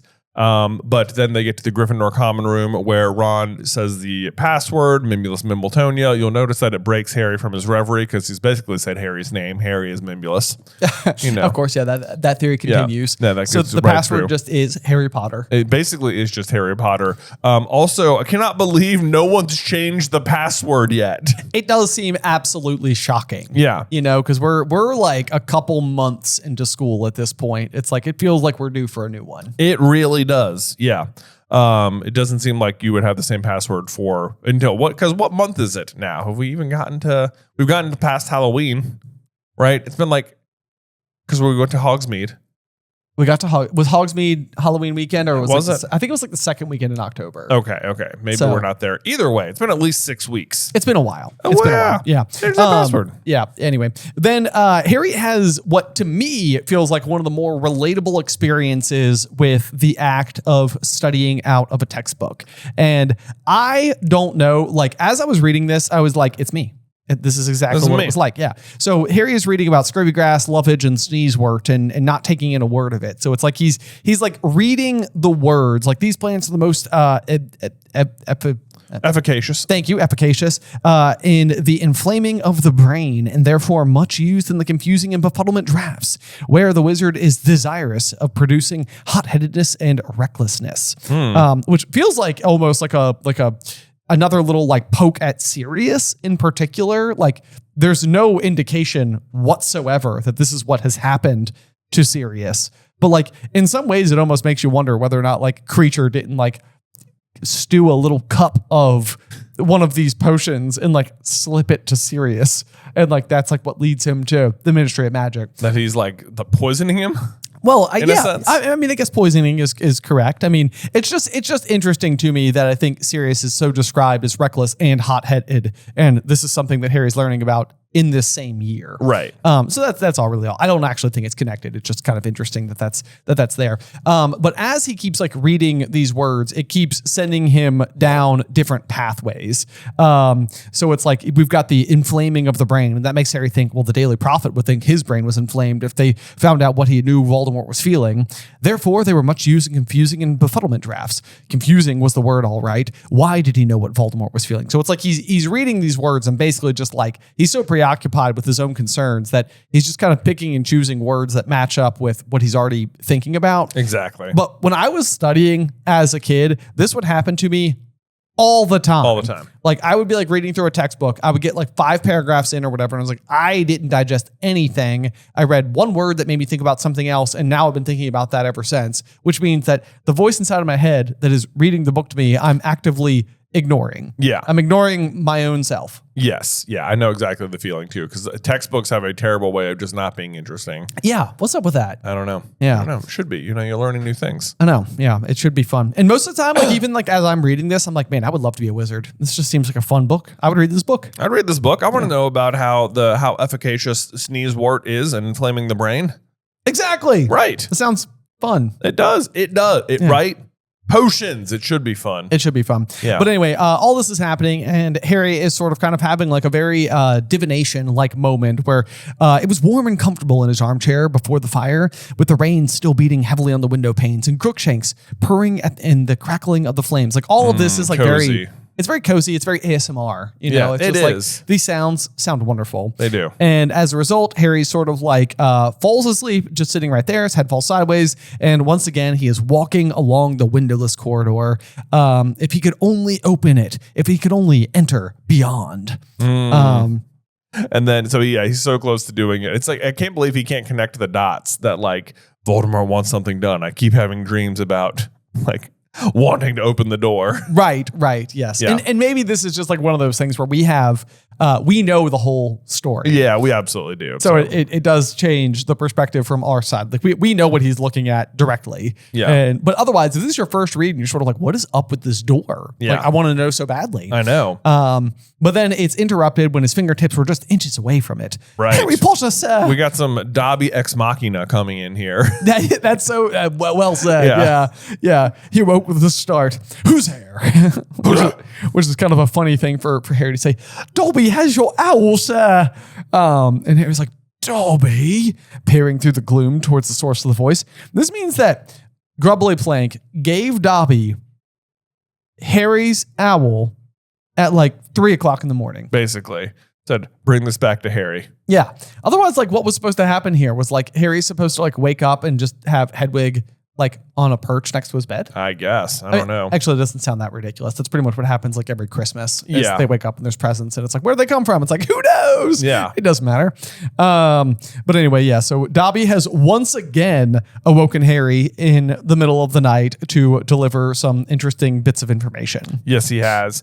But I guess, yeah. Can you imagine Grubbly playing back down there? It's just, fiddling with Hedwig, monocle on, smoking her pipe. Yep. And we know Dobby is one who frequent the staff room because that's how Moody drops the line about the gillyweed to him. Right. Yep. Yeah. Yep. And even that's kind of funny too, because there are two very important instances that are both given to Neville in the movies that are both otherwise Dobby things. And one of them is the gillyweed for Goblet of Fire task 2, or the second task rather.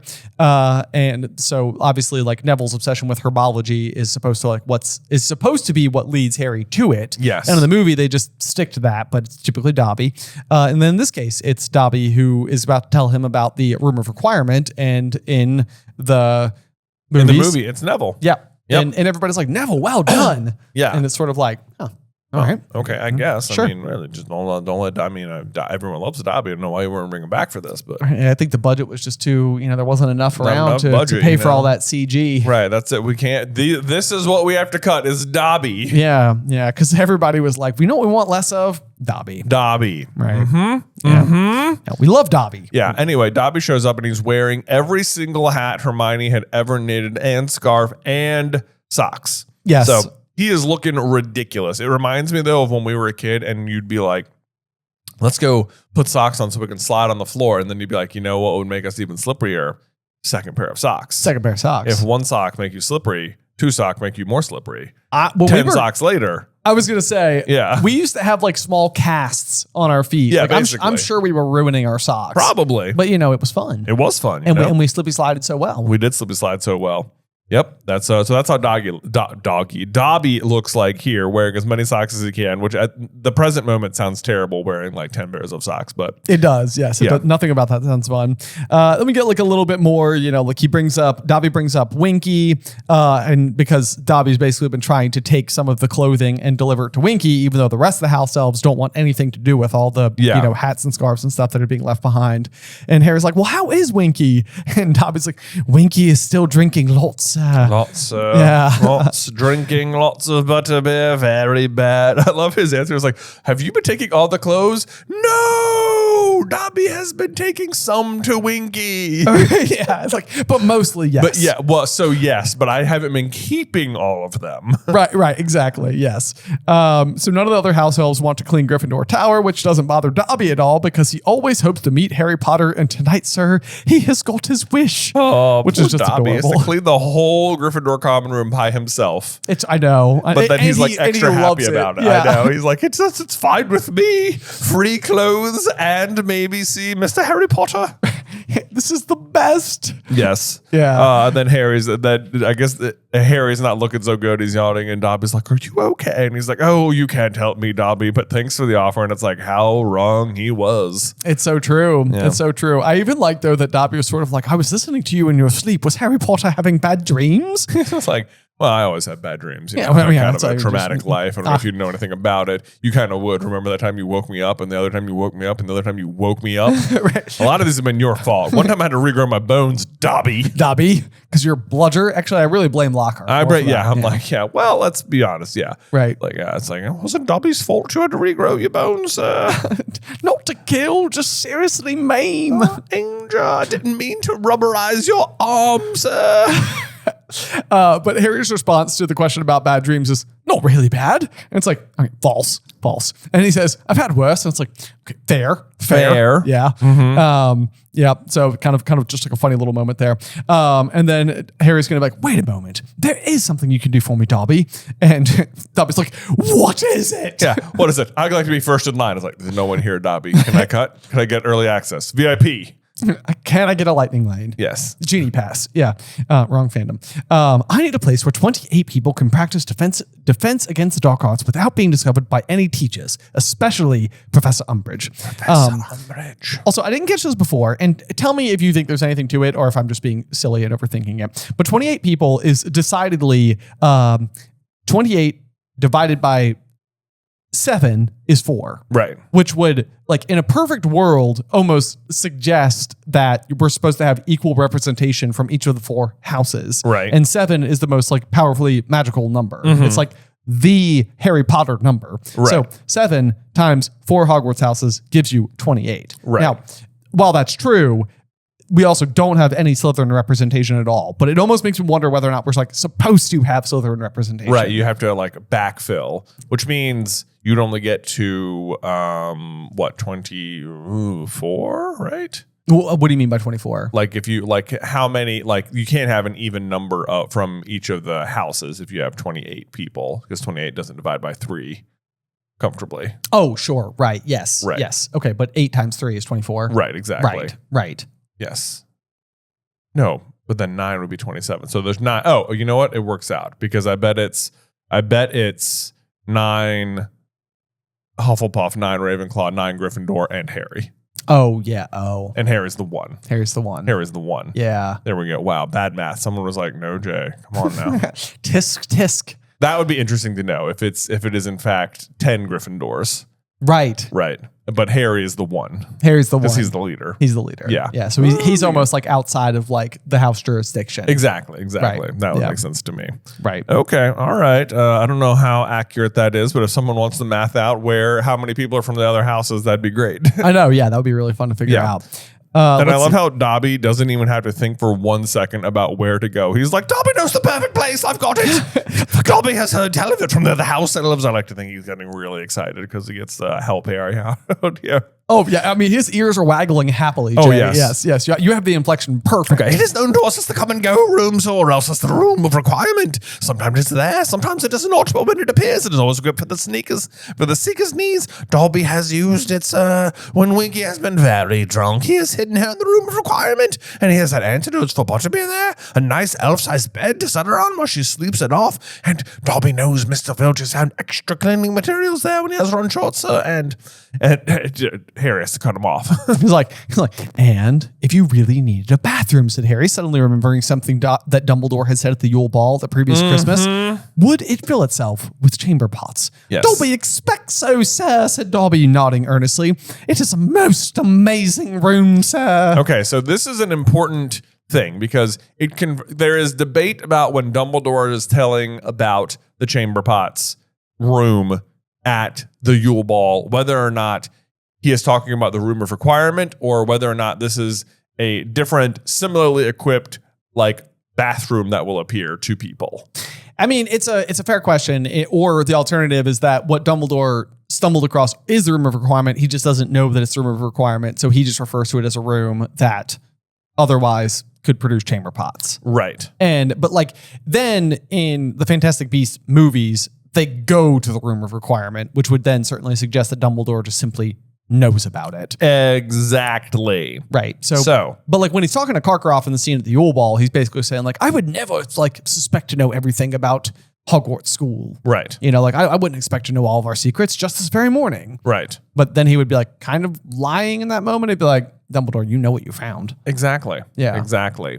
So the Fantastic Beasts movies makes this particular exchange have some extra layers to the whole Dumbledore's plan of it all. Yeah. Because it feels like when you first read it, like you're like, oh, cool, magically occurring room with bathrooms. That sounds like something Hogwarts could do. Absolutely. Or whatever. You don't really think about it. It's a quirky, whimsy. Yeah. Quirky thing. This passage here then kind of confirms that no, actually it was the room of requirement. Dumbledore did find it, but you're like, he just didn't know it was the room of requirement. It was just like, it worked for him as intended. He just didn't know how to use it or how to make it happen again.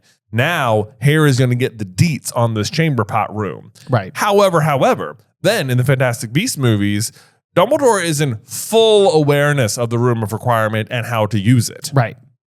Meaning that when he's talking to Karkaroff about this room, he is absolutely lying to him. But why? Why would he lie to him? And of course, this is all being like probably retconned, but who knows? It does recontextualize that scene though, because now it is not him telling Karkaroff for the benefit of like telling a funny story. It is almost more Dumbledore's big plan where he's like telling Harry about the room of requirement by means of eavesdropping. Exactly, Yeah. which is the kind of thing that I think that Dumbledore would know that Harry's going to like throw his ears up to. Yeah, like you're like, "What's Harry's this?" definitely listening in to the conversation, and Exactly. it's a very covert way to give him that information without just pulling him aside and being like, "Listen, Harry, Right. There's a room. that's a room." Yes. Yes. Yeah, absolutely. Even that is almost like if Dumbledore is literally watching right now, it wouldn't be the first time that Dobby is used as a messenger to help Harry get there faster. Right. And so it's sort of like, why is it Dobby in particular who is selected to return Hedwig after Grubbly Plank has repaired her? Right. You know, Like, why can't this just wait until, why does this have to happen in the middle of the night at all? right. You know, it's like, you know, I can imagine Dumbledore being down there, like with Grubbly Plank, being like, "Why don't you summon the House Elf Dobby? He loves Gryffindor Tower. He'd be pleased to bring it to Harry." Proper pleased. Proper please, because he already knows that they're going to be looking for a spot for the room of requirement because Mundungus was spying on them and told him. Right. Yes. Yeah. Right. Yep. Correct. He knows they need this. Right. Right. That they're And then- looking for a place to do it. Right. And Yeah. so what does he do? In the dead of night, he uses the house elf to send a message to Harry. Boom. Makes sense to me. Yeah, I don't have to fight that at all. Yep. And then I love this exchange too. When can you show me where it is? Anytime, Harry Potter. Let's go now. We could go now if you'd like. And I was just like, it'd be so classic Harry to go now. Yeah. But he is so tired, and he has had these little nudges all chapter long about recklessness. Yeah. Between the sneeze wart or whatever we were dealing with on the past couple pages, and then also Hermione talking about Sirius. I still can't believe he doesn't go. I'm still pretty surprised, but he does sort of like rationalize himself, like, not tonight, Dobby. This is really important. I don't want to blow it. It'll need proper planning. Listen, can you tell me exactly where this room of requirements is and how to get in there? And by proper planning, he means he's going to tell everyone to show up there before he's tried. Yes. Turns out this works. Right. Thank goodness. And he's going to make the plans to do this on the information that Quidditch practice has been canceled. He's like, Angelina's like, Quidditch practice has been canceled. And Harry's like, that's fantastic news. New plan that I came up with in this moment. DA meeting tonight. 8 p.m. See 8 you there. p.m. Be here. It's at a room I don't know is going to work yet. And I Right. just thought of this because I just found out Quidditch practice is canceled. So great plan. I'm glad these are the plans I was talking about when I was talking to Dobby last night at 3 a.m. Right. Yes. Yeah. Yes. Yep. So that information comes over, and Harry explains, because we've found somewhere to have our first defense meeting tonight, 8 o'clock, 7th floor, opposite the tapestry of Barnabas the Balmy, being clubbed by those trolls. And this is actually kind of an interesting one too, because I've always sort of been like, why this particular description? Like, why this painting? Like, again, this is more like almost like from a world building perspective than it is like an in-universe type situation. But it feels to me like maybe Barnabas the Barmy is a wizard, I guess, who is attempting to teach trolls how to perform ballet. Yeah. Which is not going well because the trolls are just being trolls and clubbing Barnabas. They're like, I don't think so. Yeah. So it's a futile effort. However, it feels an awful lot like what Hagrid is going to be doing with Grop in the woods later. Oh, you're right. It's a bit of a futile effort to attempt to teach Grop, like, which, I mean, he does make some headway on. Yeah. Like, he teaches him some words and they have some conversation and stuff. But Grop is still never, like, a conversational wizard. He's a conversational giant. He's a conversational giant. Yeah. But I think that's my best bet, is that's supposed to be, if we're getting like little nods to hot-headedness and recklessness and whatever, it's like, that's serious. It's like, this is sort of futile effort to attempt to teach, Grop. Keep Grop there. Right. Also, I think it's funny. We kind of have a page break and it goes to the next day where they're going to be in herbology. It says, where they could hardly hear what Professor Sprout was saying over the hammering of raindrops, hard as hailstones on the greenhouse roof, to which I was like, God, if only there was like a spell that could like silence noise or something. If only. Right, like, yes. In the same chapter? Come on. It doesn't seem like it would be beyond Sprout's abilities to literally just cast like the impervious charm on the roof of the greenhouse. It is like baffling that she doesn't either cast Silencio or impervious on the greenhouse roof, because this would be such a like constant problem for her. Absolutely, it would be. And we've literally seen both of those spells in this chapter. But not for Sprout. Right. Nothing but plants for that lady. That's it. No checking in on old Cedric. Right. No nothing. Yeah. Whatever. It's fine. Also, as we get more and more information about where the room of requirement is, we're going to find out it's on a 7th floor corridor, which, not for nothing, is also where the Gryffindor common room is. Is on the 7th floor. Okay. So it is almost baffling that more and more Gryffindors are not just like kind of like covertly aware of the room of requirement. It feels like this would be the kind of thing where there's inevitably somebody who's like walking into class, walks past the moment. They're like, crud, I forgot my quill. Oh, yes, they exactly. Walk right back. They're like, nope, I do have it. Wait, I forgot my textbook. Oh my God. A door appeared. And look, inside of it is just a library full of the textbook I forgot. All the stuff I need. Yeah, exactly. And a couple of quills just in case. In fact, I want to say, if you're playing Hogwarts Legacy, it is literally the same hallway. Wow. In which you walk past, you are like walking towards the fat lady, and which is at the end of the hallway. And alongst the way, there is the painting of Barnabas the Barmy.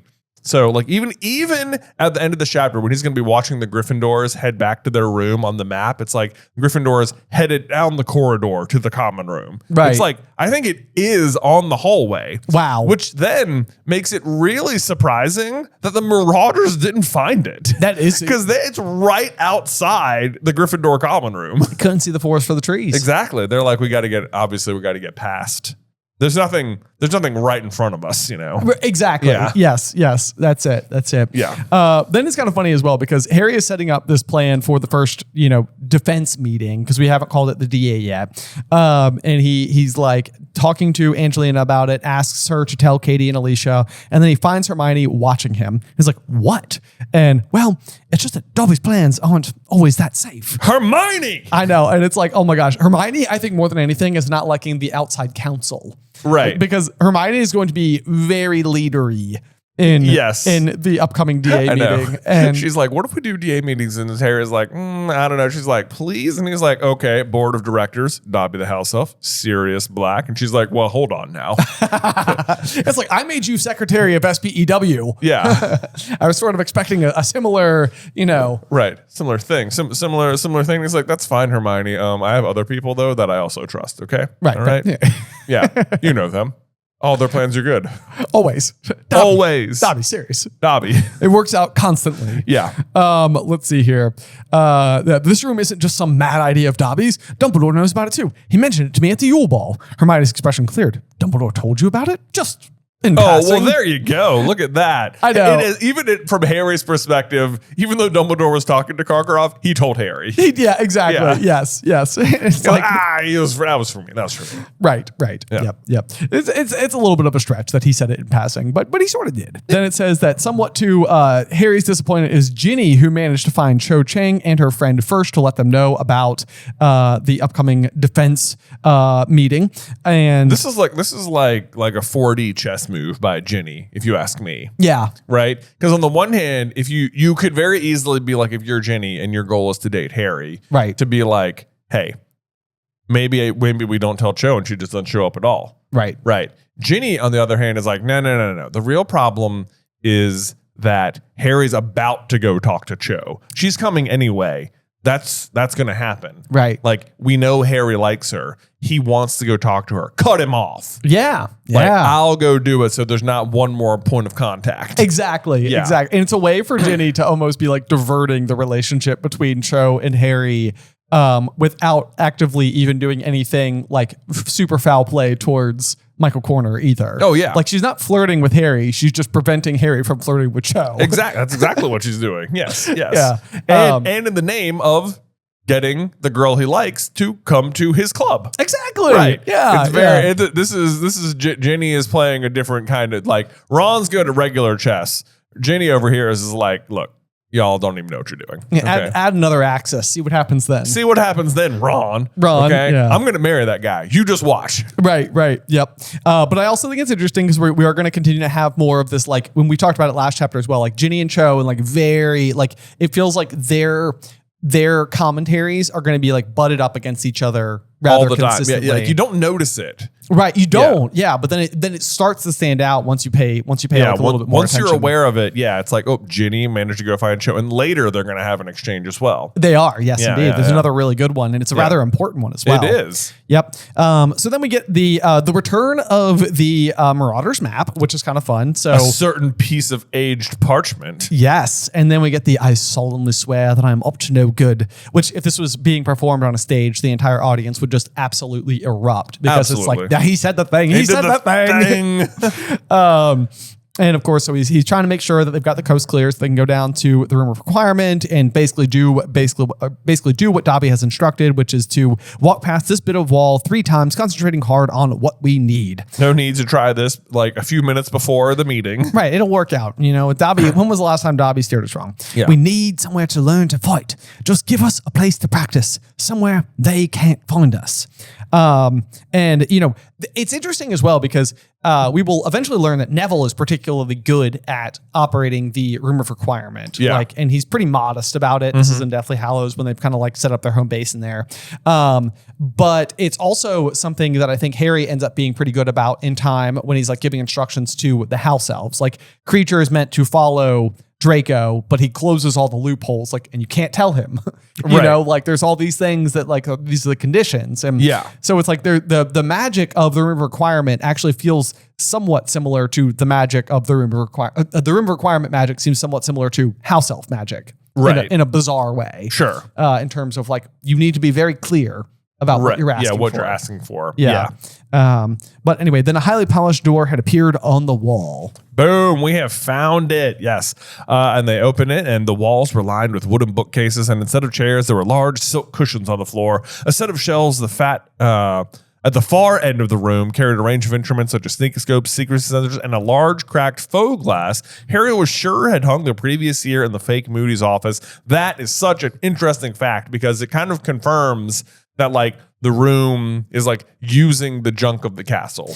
You're exactly right. Like, it makes me wonder whether or not they're like, part of what allows the room of requirement to be so generous is how long it's existed. Right. So like in the earlier days, maybe the room of requirement wasn't as capable as it could eventually go on to be. Right. Because it needs to collect the years and years and years of detritus that it can then pull. Right. Yeah. I think it's like it's pulling from that. I think when you see the room of hidden things, I think what you're seeing is the room in its like raw form. Right. Yes. It's like, where do vanished objects go? And it's like, that's where they go. That's where they go. And Right. then when it has to form something else, it pulls from that pool of stuff Right. to furnish the room. Exactly. So all of these things, all of these books and cushions and the cracked faux glass to me exist in the unfiltered room. Right. That it is now morphing, and it's just like, here, now it looks nice and great. You need a whistle? I got one of those. Some kid left it somewhere, 8 million years 8 million years ago. Yeah. Right. Well, and the fact that it's the cracked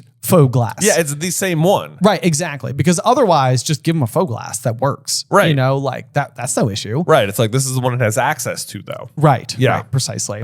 So let's see here. I wonder if even that's like one of those where it's like, I mean, they say it's Gamp's law of elemental transfiguration that it can't produce food. Right. But like, I wonder if that's also one of those things where like food, you wouldn't want to summon, like the room would be like, I'm not going to send you the food that's in the raw form. No, Harry says food is one, or Neville tells him food's one of the things the room can't do. Right. Yes, exactly. Yeah. Yes. Yeah. So, but that would also be kind of interesting if there's like a limiter on that. Like Right. the room has like a knowledge of expiration dates. Right. It's like, I'm not going to send you moldy cheese. Not doing that. Yeah. We get a whole bunch of, I'm so sorry. One of the things I want to get is, these will be good for when we're practicing stunning, says Ron, in reference to the large silk lined cushions on the floor, which is a nice throwback to Goblet of Fire, where they're using the cushions and Ron is being practiced upon while Harry's preparing for the third task. And he keeps falling onto the floor. And Right. Hermione's like, well, just aim better. And it's Yeah, it's like- well, it's hard when you're being stunned. Yeah. You want to trade places? She's like, nah, I think he's got the hang of it. Don't worry about that. Not a problem at all. No problem.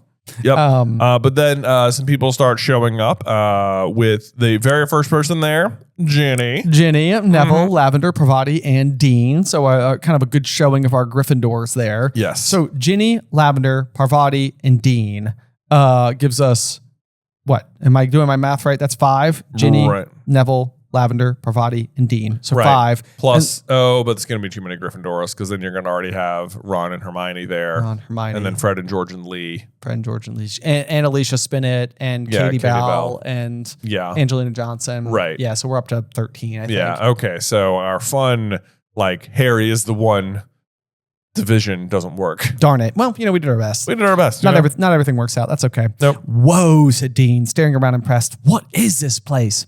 And I just gotta say, like, I love Dean in this book. He is so supportive. He's great. all the time. All the time. Like he is just like a he's like an unsung hero, like a nice like member of the Hogwarts community who I think just like he's not pompous like Ernie. He's not got like weird other connections. It's not like a crush situation. I mean, I guess him and Ginny go on to date, but like Dean is just being supportive, Right, like yeah. wholeheartedly. He's like, wow, great find. And right down the hall from the common room. I can't believe I've never seen it. So handy. Right. Yeah. There's something very satisfying about this particular sentence. Harry moved to the door and turned the key protruding from the lock. It clicked in a satisfying loud way, and everyone fell silent. Ooh. Yes. So Love that. and this is sort of like one of those momentous moments where it's like the first time you don't really have any like pre-established routine or anything. And Harry is already sort of like a reluctant teacher. So he's kind of a little wobbly out of the gate trying to like assemble order and get things going. But I guess fortunately, maybe Hermione is there to like help establish some like hard deets. Right. Yeah. Because She's like read a few leadership books here and there. It seems like a few self-help books. Almost certainly. And it certainly, I think also it is a good indicator for how Hermione will eventually go on to be the Minister of Magic in the wizarding world, because Right. it's almost as if she understands that like the process can be just as important as everything else. Right. And what that may actually like do in terms of like defining roles and limits and things like that. So, Right. Because Harry's about to get started and she throws her hand up in the air and she's like, well, I've been thinking about the sort of, the stuff we ought to do. Oh, I'm so sorry.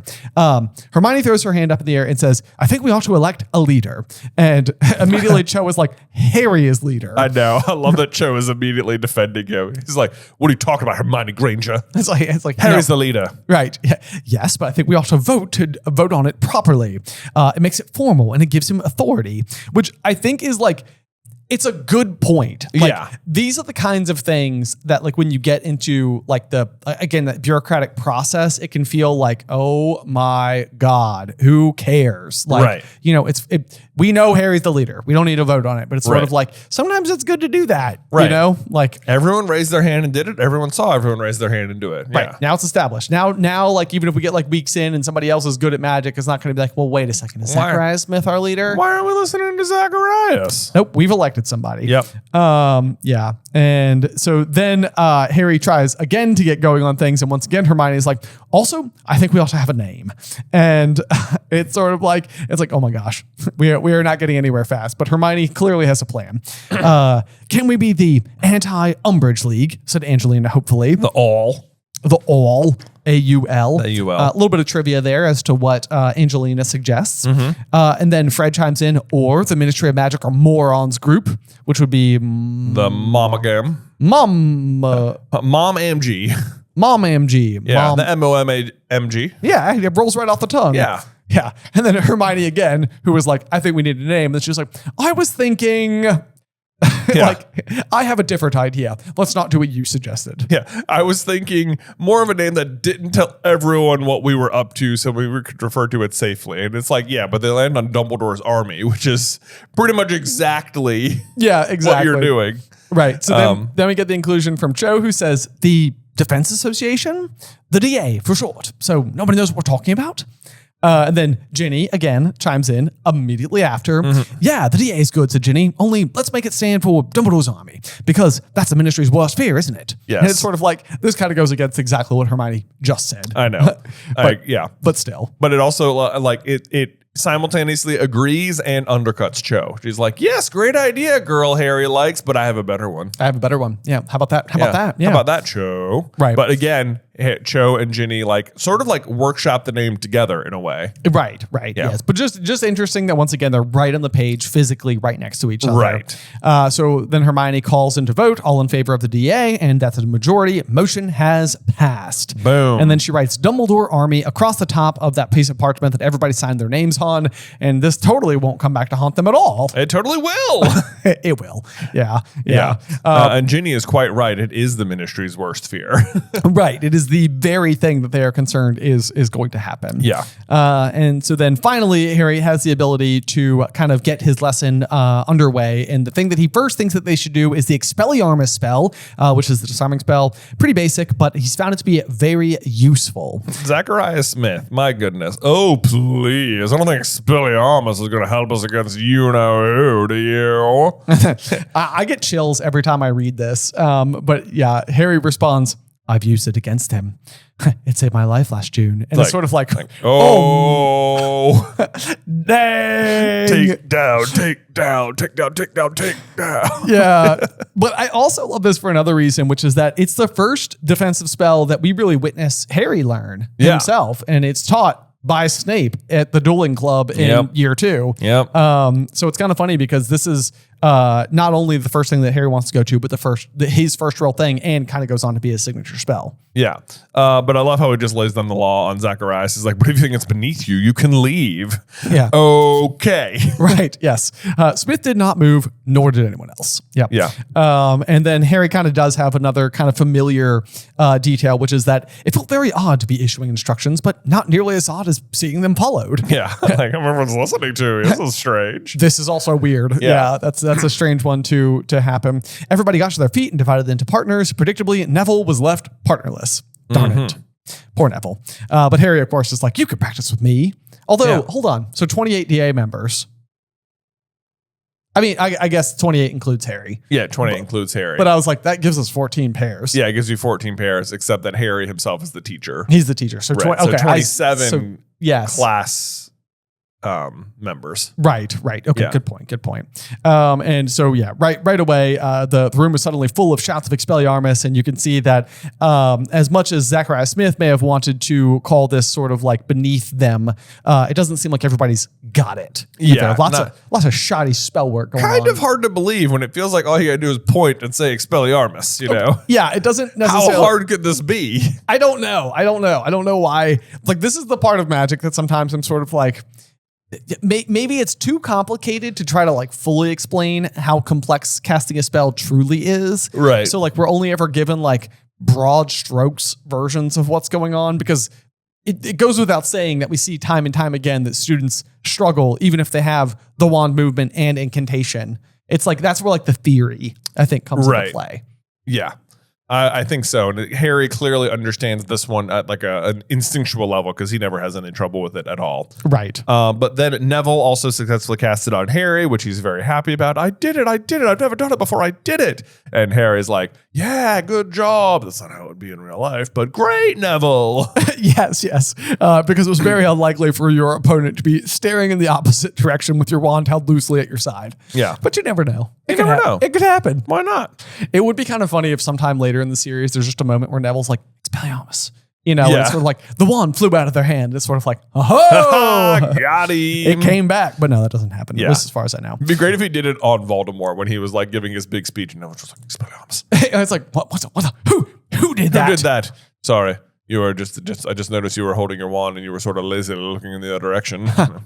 It gives himself a little self-5. Right. Yeah. Boom. Got it. Got Neville's your like, wand. if only Harry was here to have seen that. Yeah. And then Harry like gives like a little thumbs up to Neville. He's like, I saw it. I don't have to worry, buddy. I saw it. Day 1, lesson 1. Kill the snake. Kill the snake. He's like, oh yeah.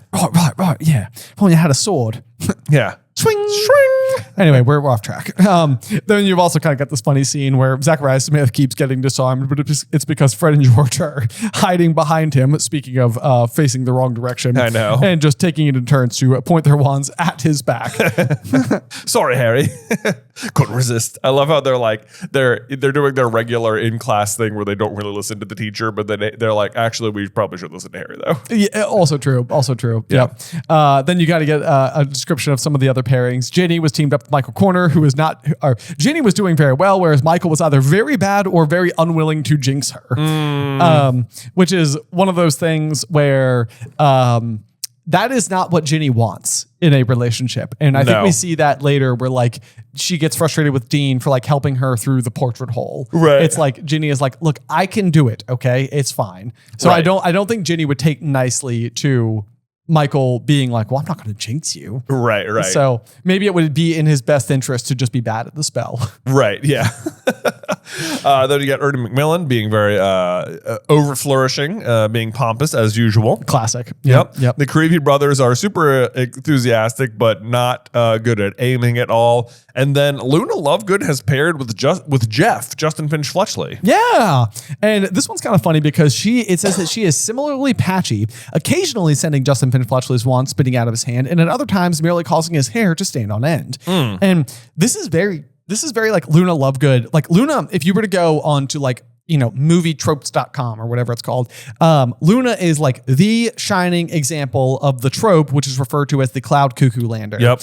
And what the Cloud Cuckoo Lander is kind of famous for is almost exactly this description. Like being so airy and wafty and like kind of unreliable in some ways, but then also occasionally like seeing through everything. And because of this like alternative thinking, kind of coming up with really good concrete ideas. Right. And so that's exactly what's happening. It's like sometimes she's performing the spell and it's working exactly as intended. And other times it's causing this like other bizarre, weird side effect to happen. Right. So yeah, it's a pretty good illustration of Luna just in a little nugget patch there. Yeah. That's pretty much how she always goes. Like, does she believe in crumbled horn snorkax and other weird things? Yes, but also she's the only one who can see the thestrals, so which are real.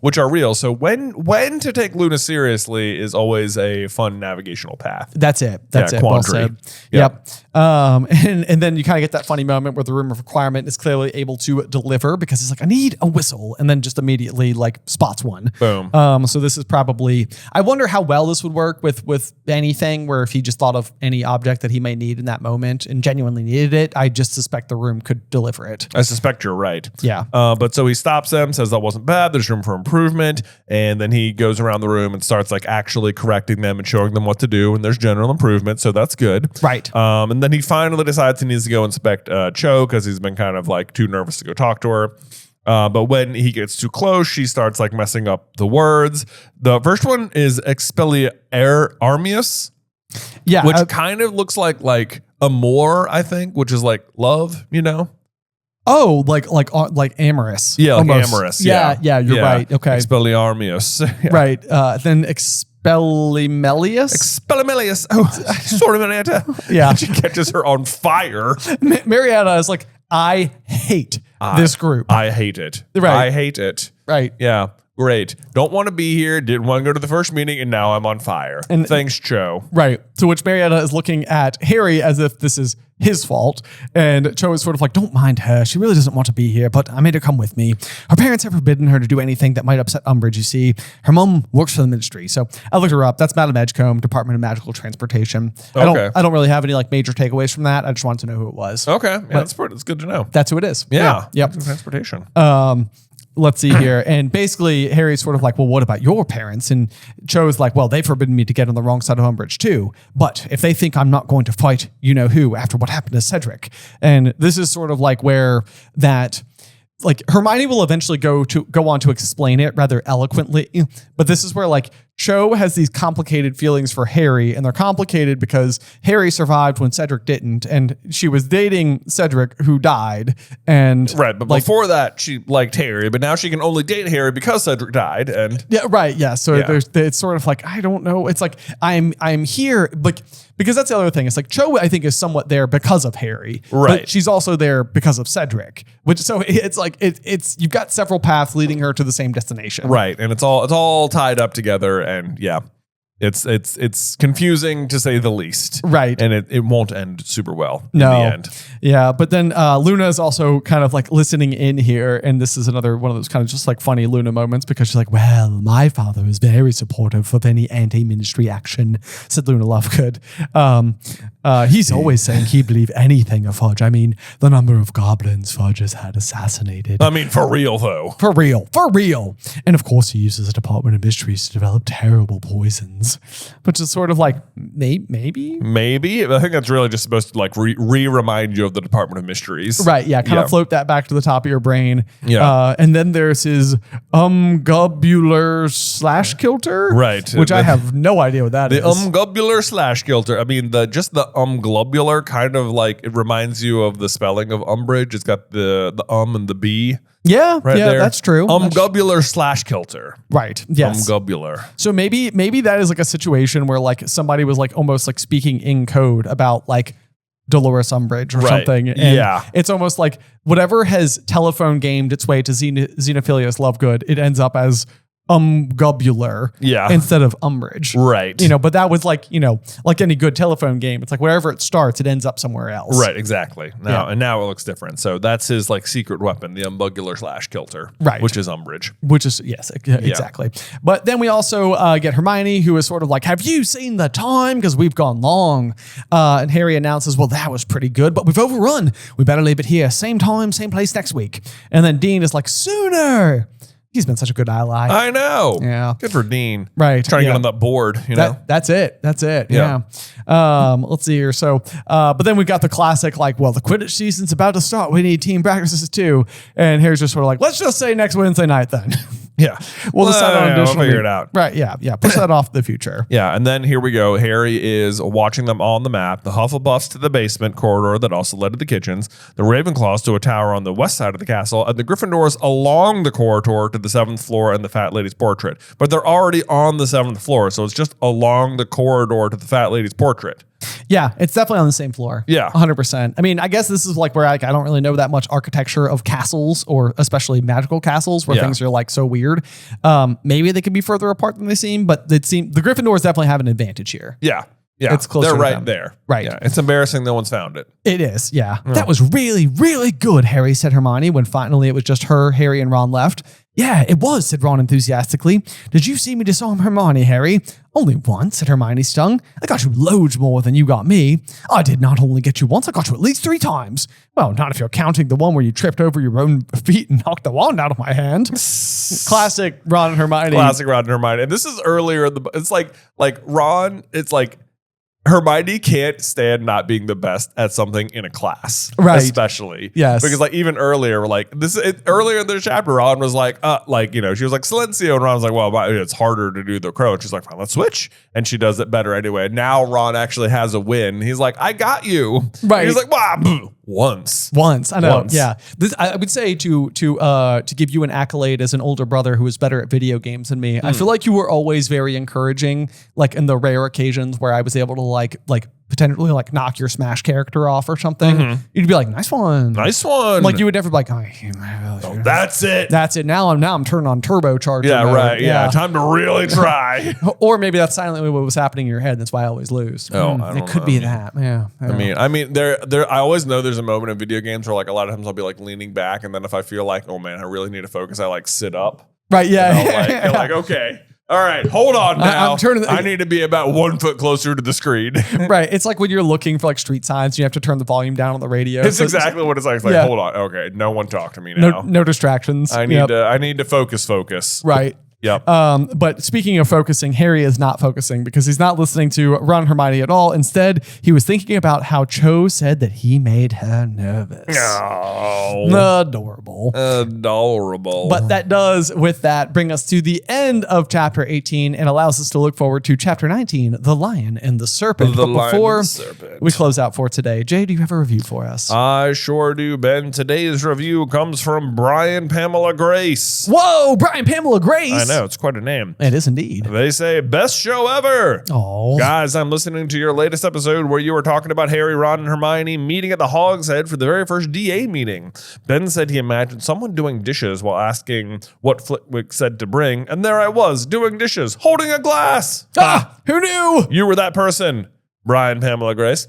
Anyways, I often wonder, is it possible Umbridge used Felix Felicis, Liquid Luck, to send the Dementors to Harry? It's quite the coincidence that everything fell into place so well. Did she have the urge to interfere with the cauldron shipment? Would love to know your thoughts. Okay, wait, give it to me one more time. It is, did Dolores Umbridge use Felix Felicis when sending the Dementors to Harry? Because it's quite a coincidence that everything fell into place so well. Okay. That it's like, there actually is someone from a secret organization she is unaware of watching Harry. Right. Yes. And I think that we sort of did talk about that. Like somehow, some way, it feels like Umbridge has something in her favor. And I can't remember if we said maybe there's a little surveillance going on, or maybe she's keeping tabs on him, or maybe like the trace is kind of like a Marauder's map where you can like look at like a dot. You know, and like kind of be like, okay, he's left the house, like, because it seems like they're able to keep track of some things that like they know when magic occurs near him. Right, of course. Or even like how closely Umbridge needed to be involved in sending them there, or how long they had been there otherwise. Like, is it possible that like she like parked two Dementors in the alley? Because it says that Harry is going to like one of his like usual haunts. Right. I'm pretty sure. So this is like a place that like there's a known history that Harry goes to. It's like a playground. I know in the movie he's sitting on a swing, and now I can't remember.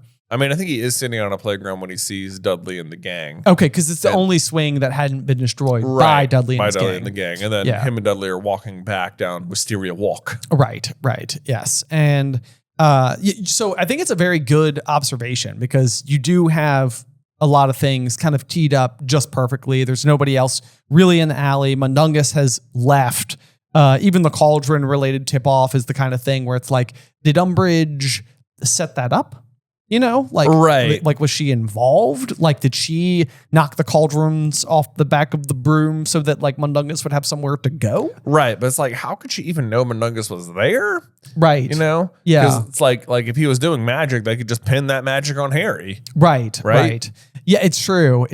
And it's like the thing that like bothers me about the belief that she's using Felix Felicis is that like in my mind, Felix Felicis is almost like magic itself channeling through like a person to enable the good circumstances. Mm-hmm. And I don't want to believe that Felix Felicis would cooperate with Umbridge's initiative. Sure. Like in my mind, it's like it's almost like the same. I mean, Umbridge can cast a Patronus, so this is a bad example, but it's almost like it wouldn't work for her because the Felix Felicis would like resist Umbridge's desires. Right. But like, there's nothing to say that that's true. There's no precedent. There's no canon. There could be something we could point to inside of the situation where it like resists her a little. Okay. Where Harry drops his wand and is looking for it, and it just says Lumos, and despite not touching it at all, it pops on. Oh, that's a good point. That's lucky. That was lucky. That was lucky. Yeah. Okay, that's a good point. That's a good point. So, and I guess the other thing too is that if she was taking Felix Felicis, then her endeavor should have succeeded, which it does not. Well, it runs headlong into Harry, you know. Luck can't do everything for you. True. Right. True. That's a good point. Yes. And it comes darn near close to succeeding. It does. It absolutely does. I mean, Dudley is pretty, I mean, you know, the chapter title suggests demented by the situation. Right. Yeah. So would she have used Felix Felicis in order to send into effect this entire series of events? Yeah. I mean, the amount of luck being that happens is that there is, even though Harry has a basically 24/7 guard watching him, the Dementors happen to arrive during a rare small window when Mundungus is not there. Right. And simultaneously, Mrs. Fig isn't there either. Right. To even like raise the alarm. And Harry is wandering around. Mundungus is gone and Mrs. Fig is not present all at the same time. Right. Which is pretty unusual circumstances. Pretty unusual. Given like the order's like priorities here and they're concerned that something exactly like this is going to happen. Right. Right. So the fact that all of that is in play is like that points to a certain amount of luck, I guess. It does. But that's where I almost think that maybe even what you were saying, what I was saying about like the magic not working for Umbridge, it's almost like, you know, Dumbledore specifically gives Harry the task of getting the memory from Slughorn because he believes that Harry is the only one uniquely capable of retrieving it because of Harry's almost like raw importance and star power and what that is ultimately going to mean to the likes of Horace Slughorn. Mm-hmm. And Harry ultimately uses the Felix Felicis in order to go through that process and retrieve the memory. But the fact that Dumbledore believes Harry always could have done it means that Harry always could have done it. Right. That's the subtext as far as I'm concerned. Right. And so I think that's where you're exactly correct, where it's like she could have used Felix Felicis and that would allow all the circumstances to align as unusually as they possibly could until they run into whether or not the Dementors were ever going to be capable of overtaking Harry James Potter. Right. Who is, you know, like one of his most signature spells is a very powerful Patronus. Right. So it's like you're asking the luck to do something that probably can't be done. Right. And I mean, you could also point to the fact, though, that maybe her goal isn't to kill Harry. Maybe it was to like just force him to do magic such that he would be expelled. And that's where you've also got the trial coming into play. And even that, you know, could be her objective working in some capacity. Because if Harry gets like soul sucked, that's going to look bad. That sends the flagpole up. So maybe even right. If he loses his soul, then the Dementors are out of control. Exactly. So that goes against her. Right. So in that way, so maybe it's lucky for her that doesn't happen. So maybe it's lucky for her that it doesn't happen. She's taking a real risk here because if it goes as badly as it can go, that's going to look bad on her. It's going to be traced back to her. Right. Okay. I could see it. Okay. So in that way, almost everything does go like, even if the Dementors could never overtake Harry, even that would fit with the Felix Felicis brand of magic. Right. Because you're still getting your goal, your intended goal, which is the trial. Yeah. But then the effects of Felix Felicis will have well worn off by the time the trial comes about. Right. And then we also know that it's well within Umbridge's playbook to obtain potions that she can't make to use for her own ends. Veritaserum. Like later in this book, she'll force Snape to give her the Veritaserum. And then she'll demand he has more of it. And he's like, sure, in a month when it's ready. When it's ready. Like, that's how long it takes. That's how long it takes. Yeah. Right. So like we see her do this, like get a potion for an illicit reason. Right. Yes. And that's the thing. It's the idea of like Umbridge handling like a golden snitch to me. It's like, I hate that. Right. I don't like her using Felix Felicis because Felix Felicis seems so Harry coded. Yeah. To me, you know, like it's something I so associate, but it's like gold. It's like gold. Yeah. But I could see where that would work. I think it fits. I don't have any major issue with that. Yeah, it doesn't really hurt anything if that was true. It makes it make a little bit more sense. It does because it's such an unusual. It is such an unusual circumstance. Yeah. that something is able to slip through. Right. Okay, great question. Yeah. Great question There we indeed. go. And hopefully we read this to you as you were cleaning more dishes. Yeah, hopefully. There you go. Yeah, and you're like, oh my God, again. Ah! But otherwise, thank you guys so much for listening. That's going to bring us to the end of today's episode. Make sure you join us next time for Chapter 19, The Lion and the Serpent, here on Through the Griffin Door. Today's episode was edited by Ethan Edgehill. Vaishon Brandon does our art. Catherine Stein is our production manager, and the show is hosted by me and Jonathan Carlin.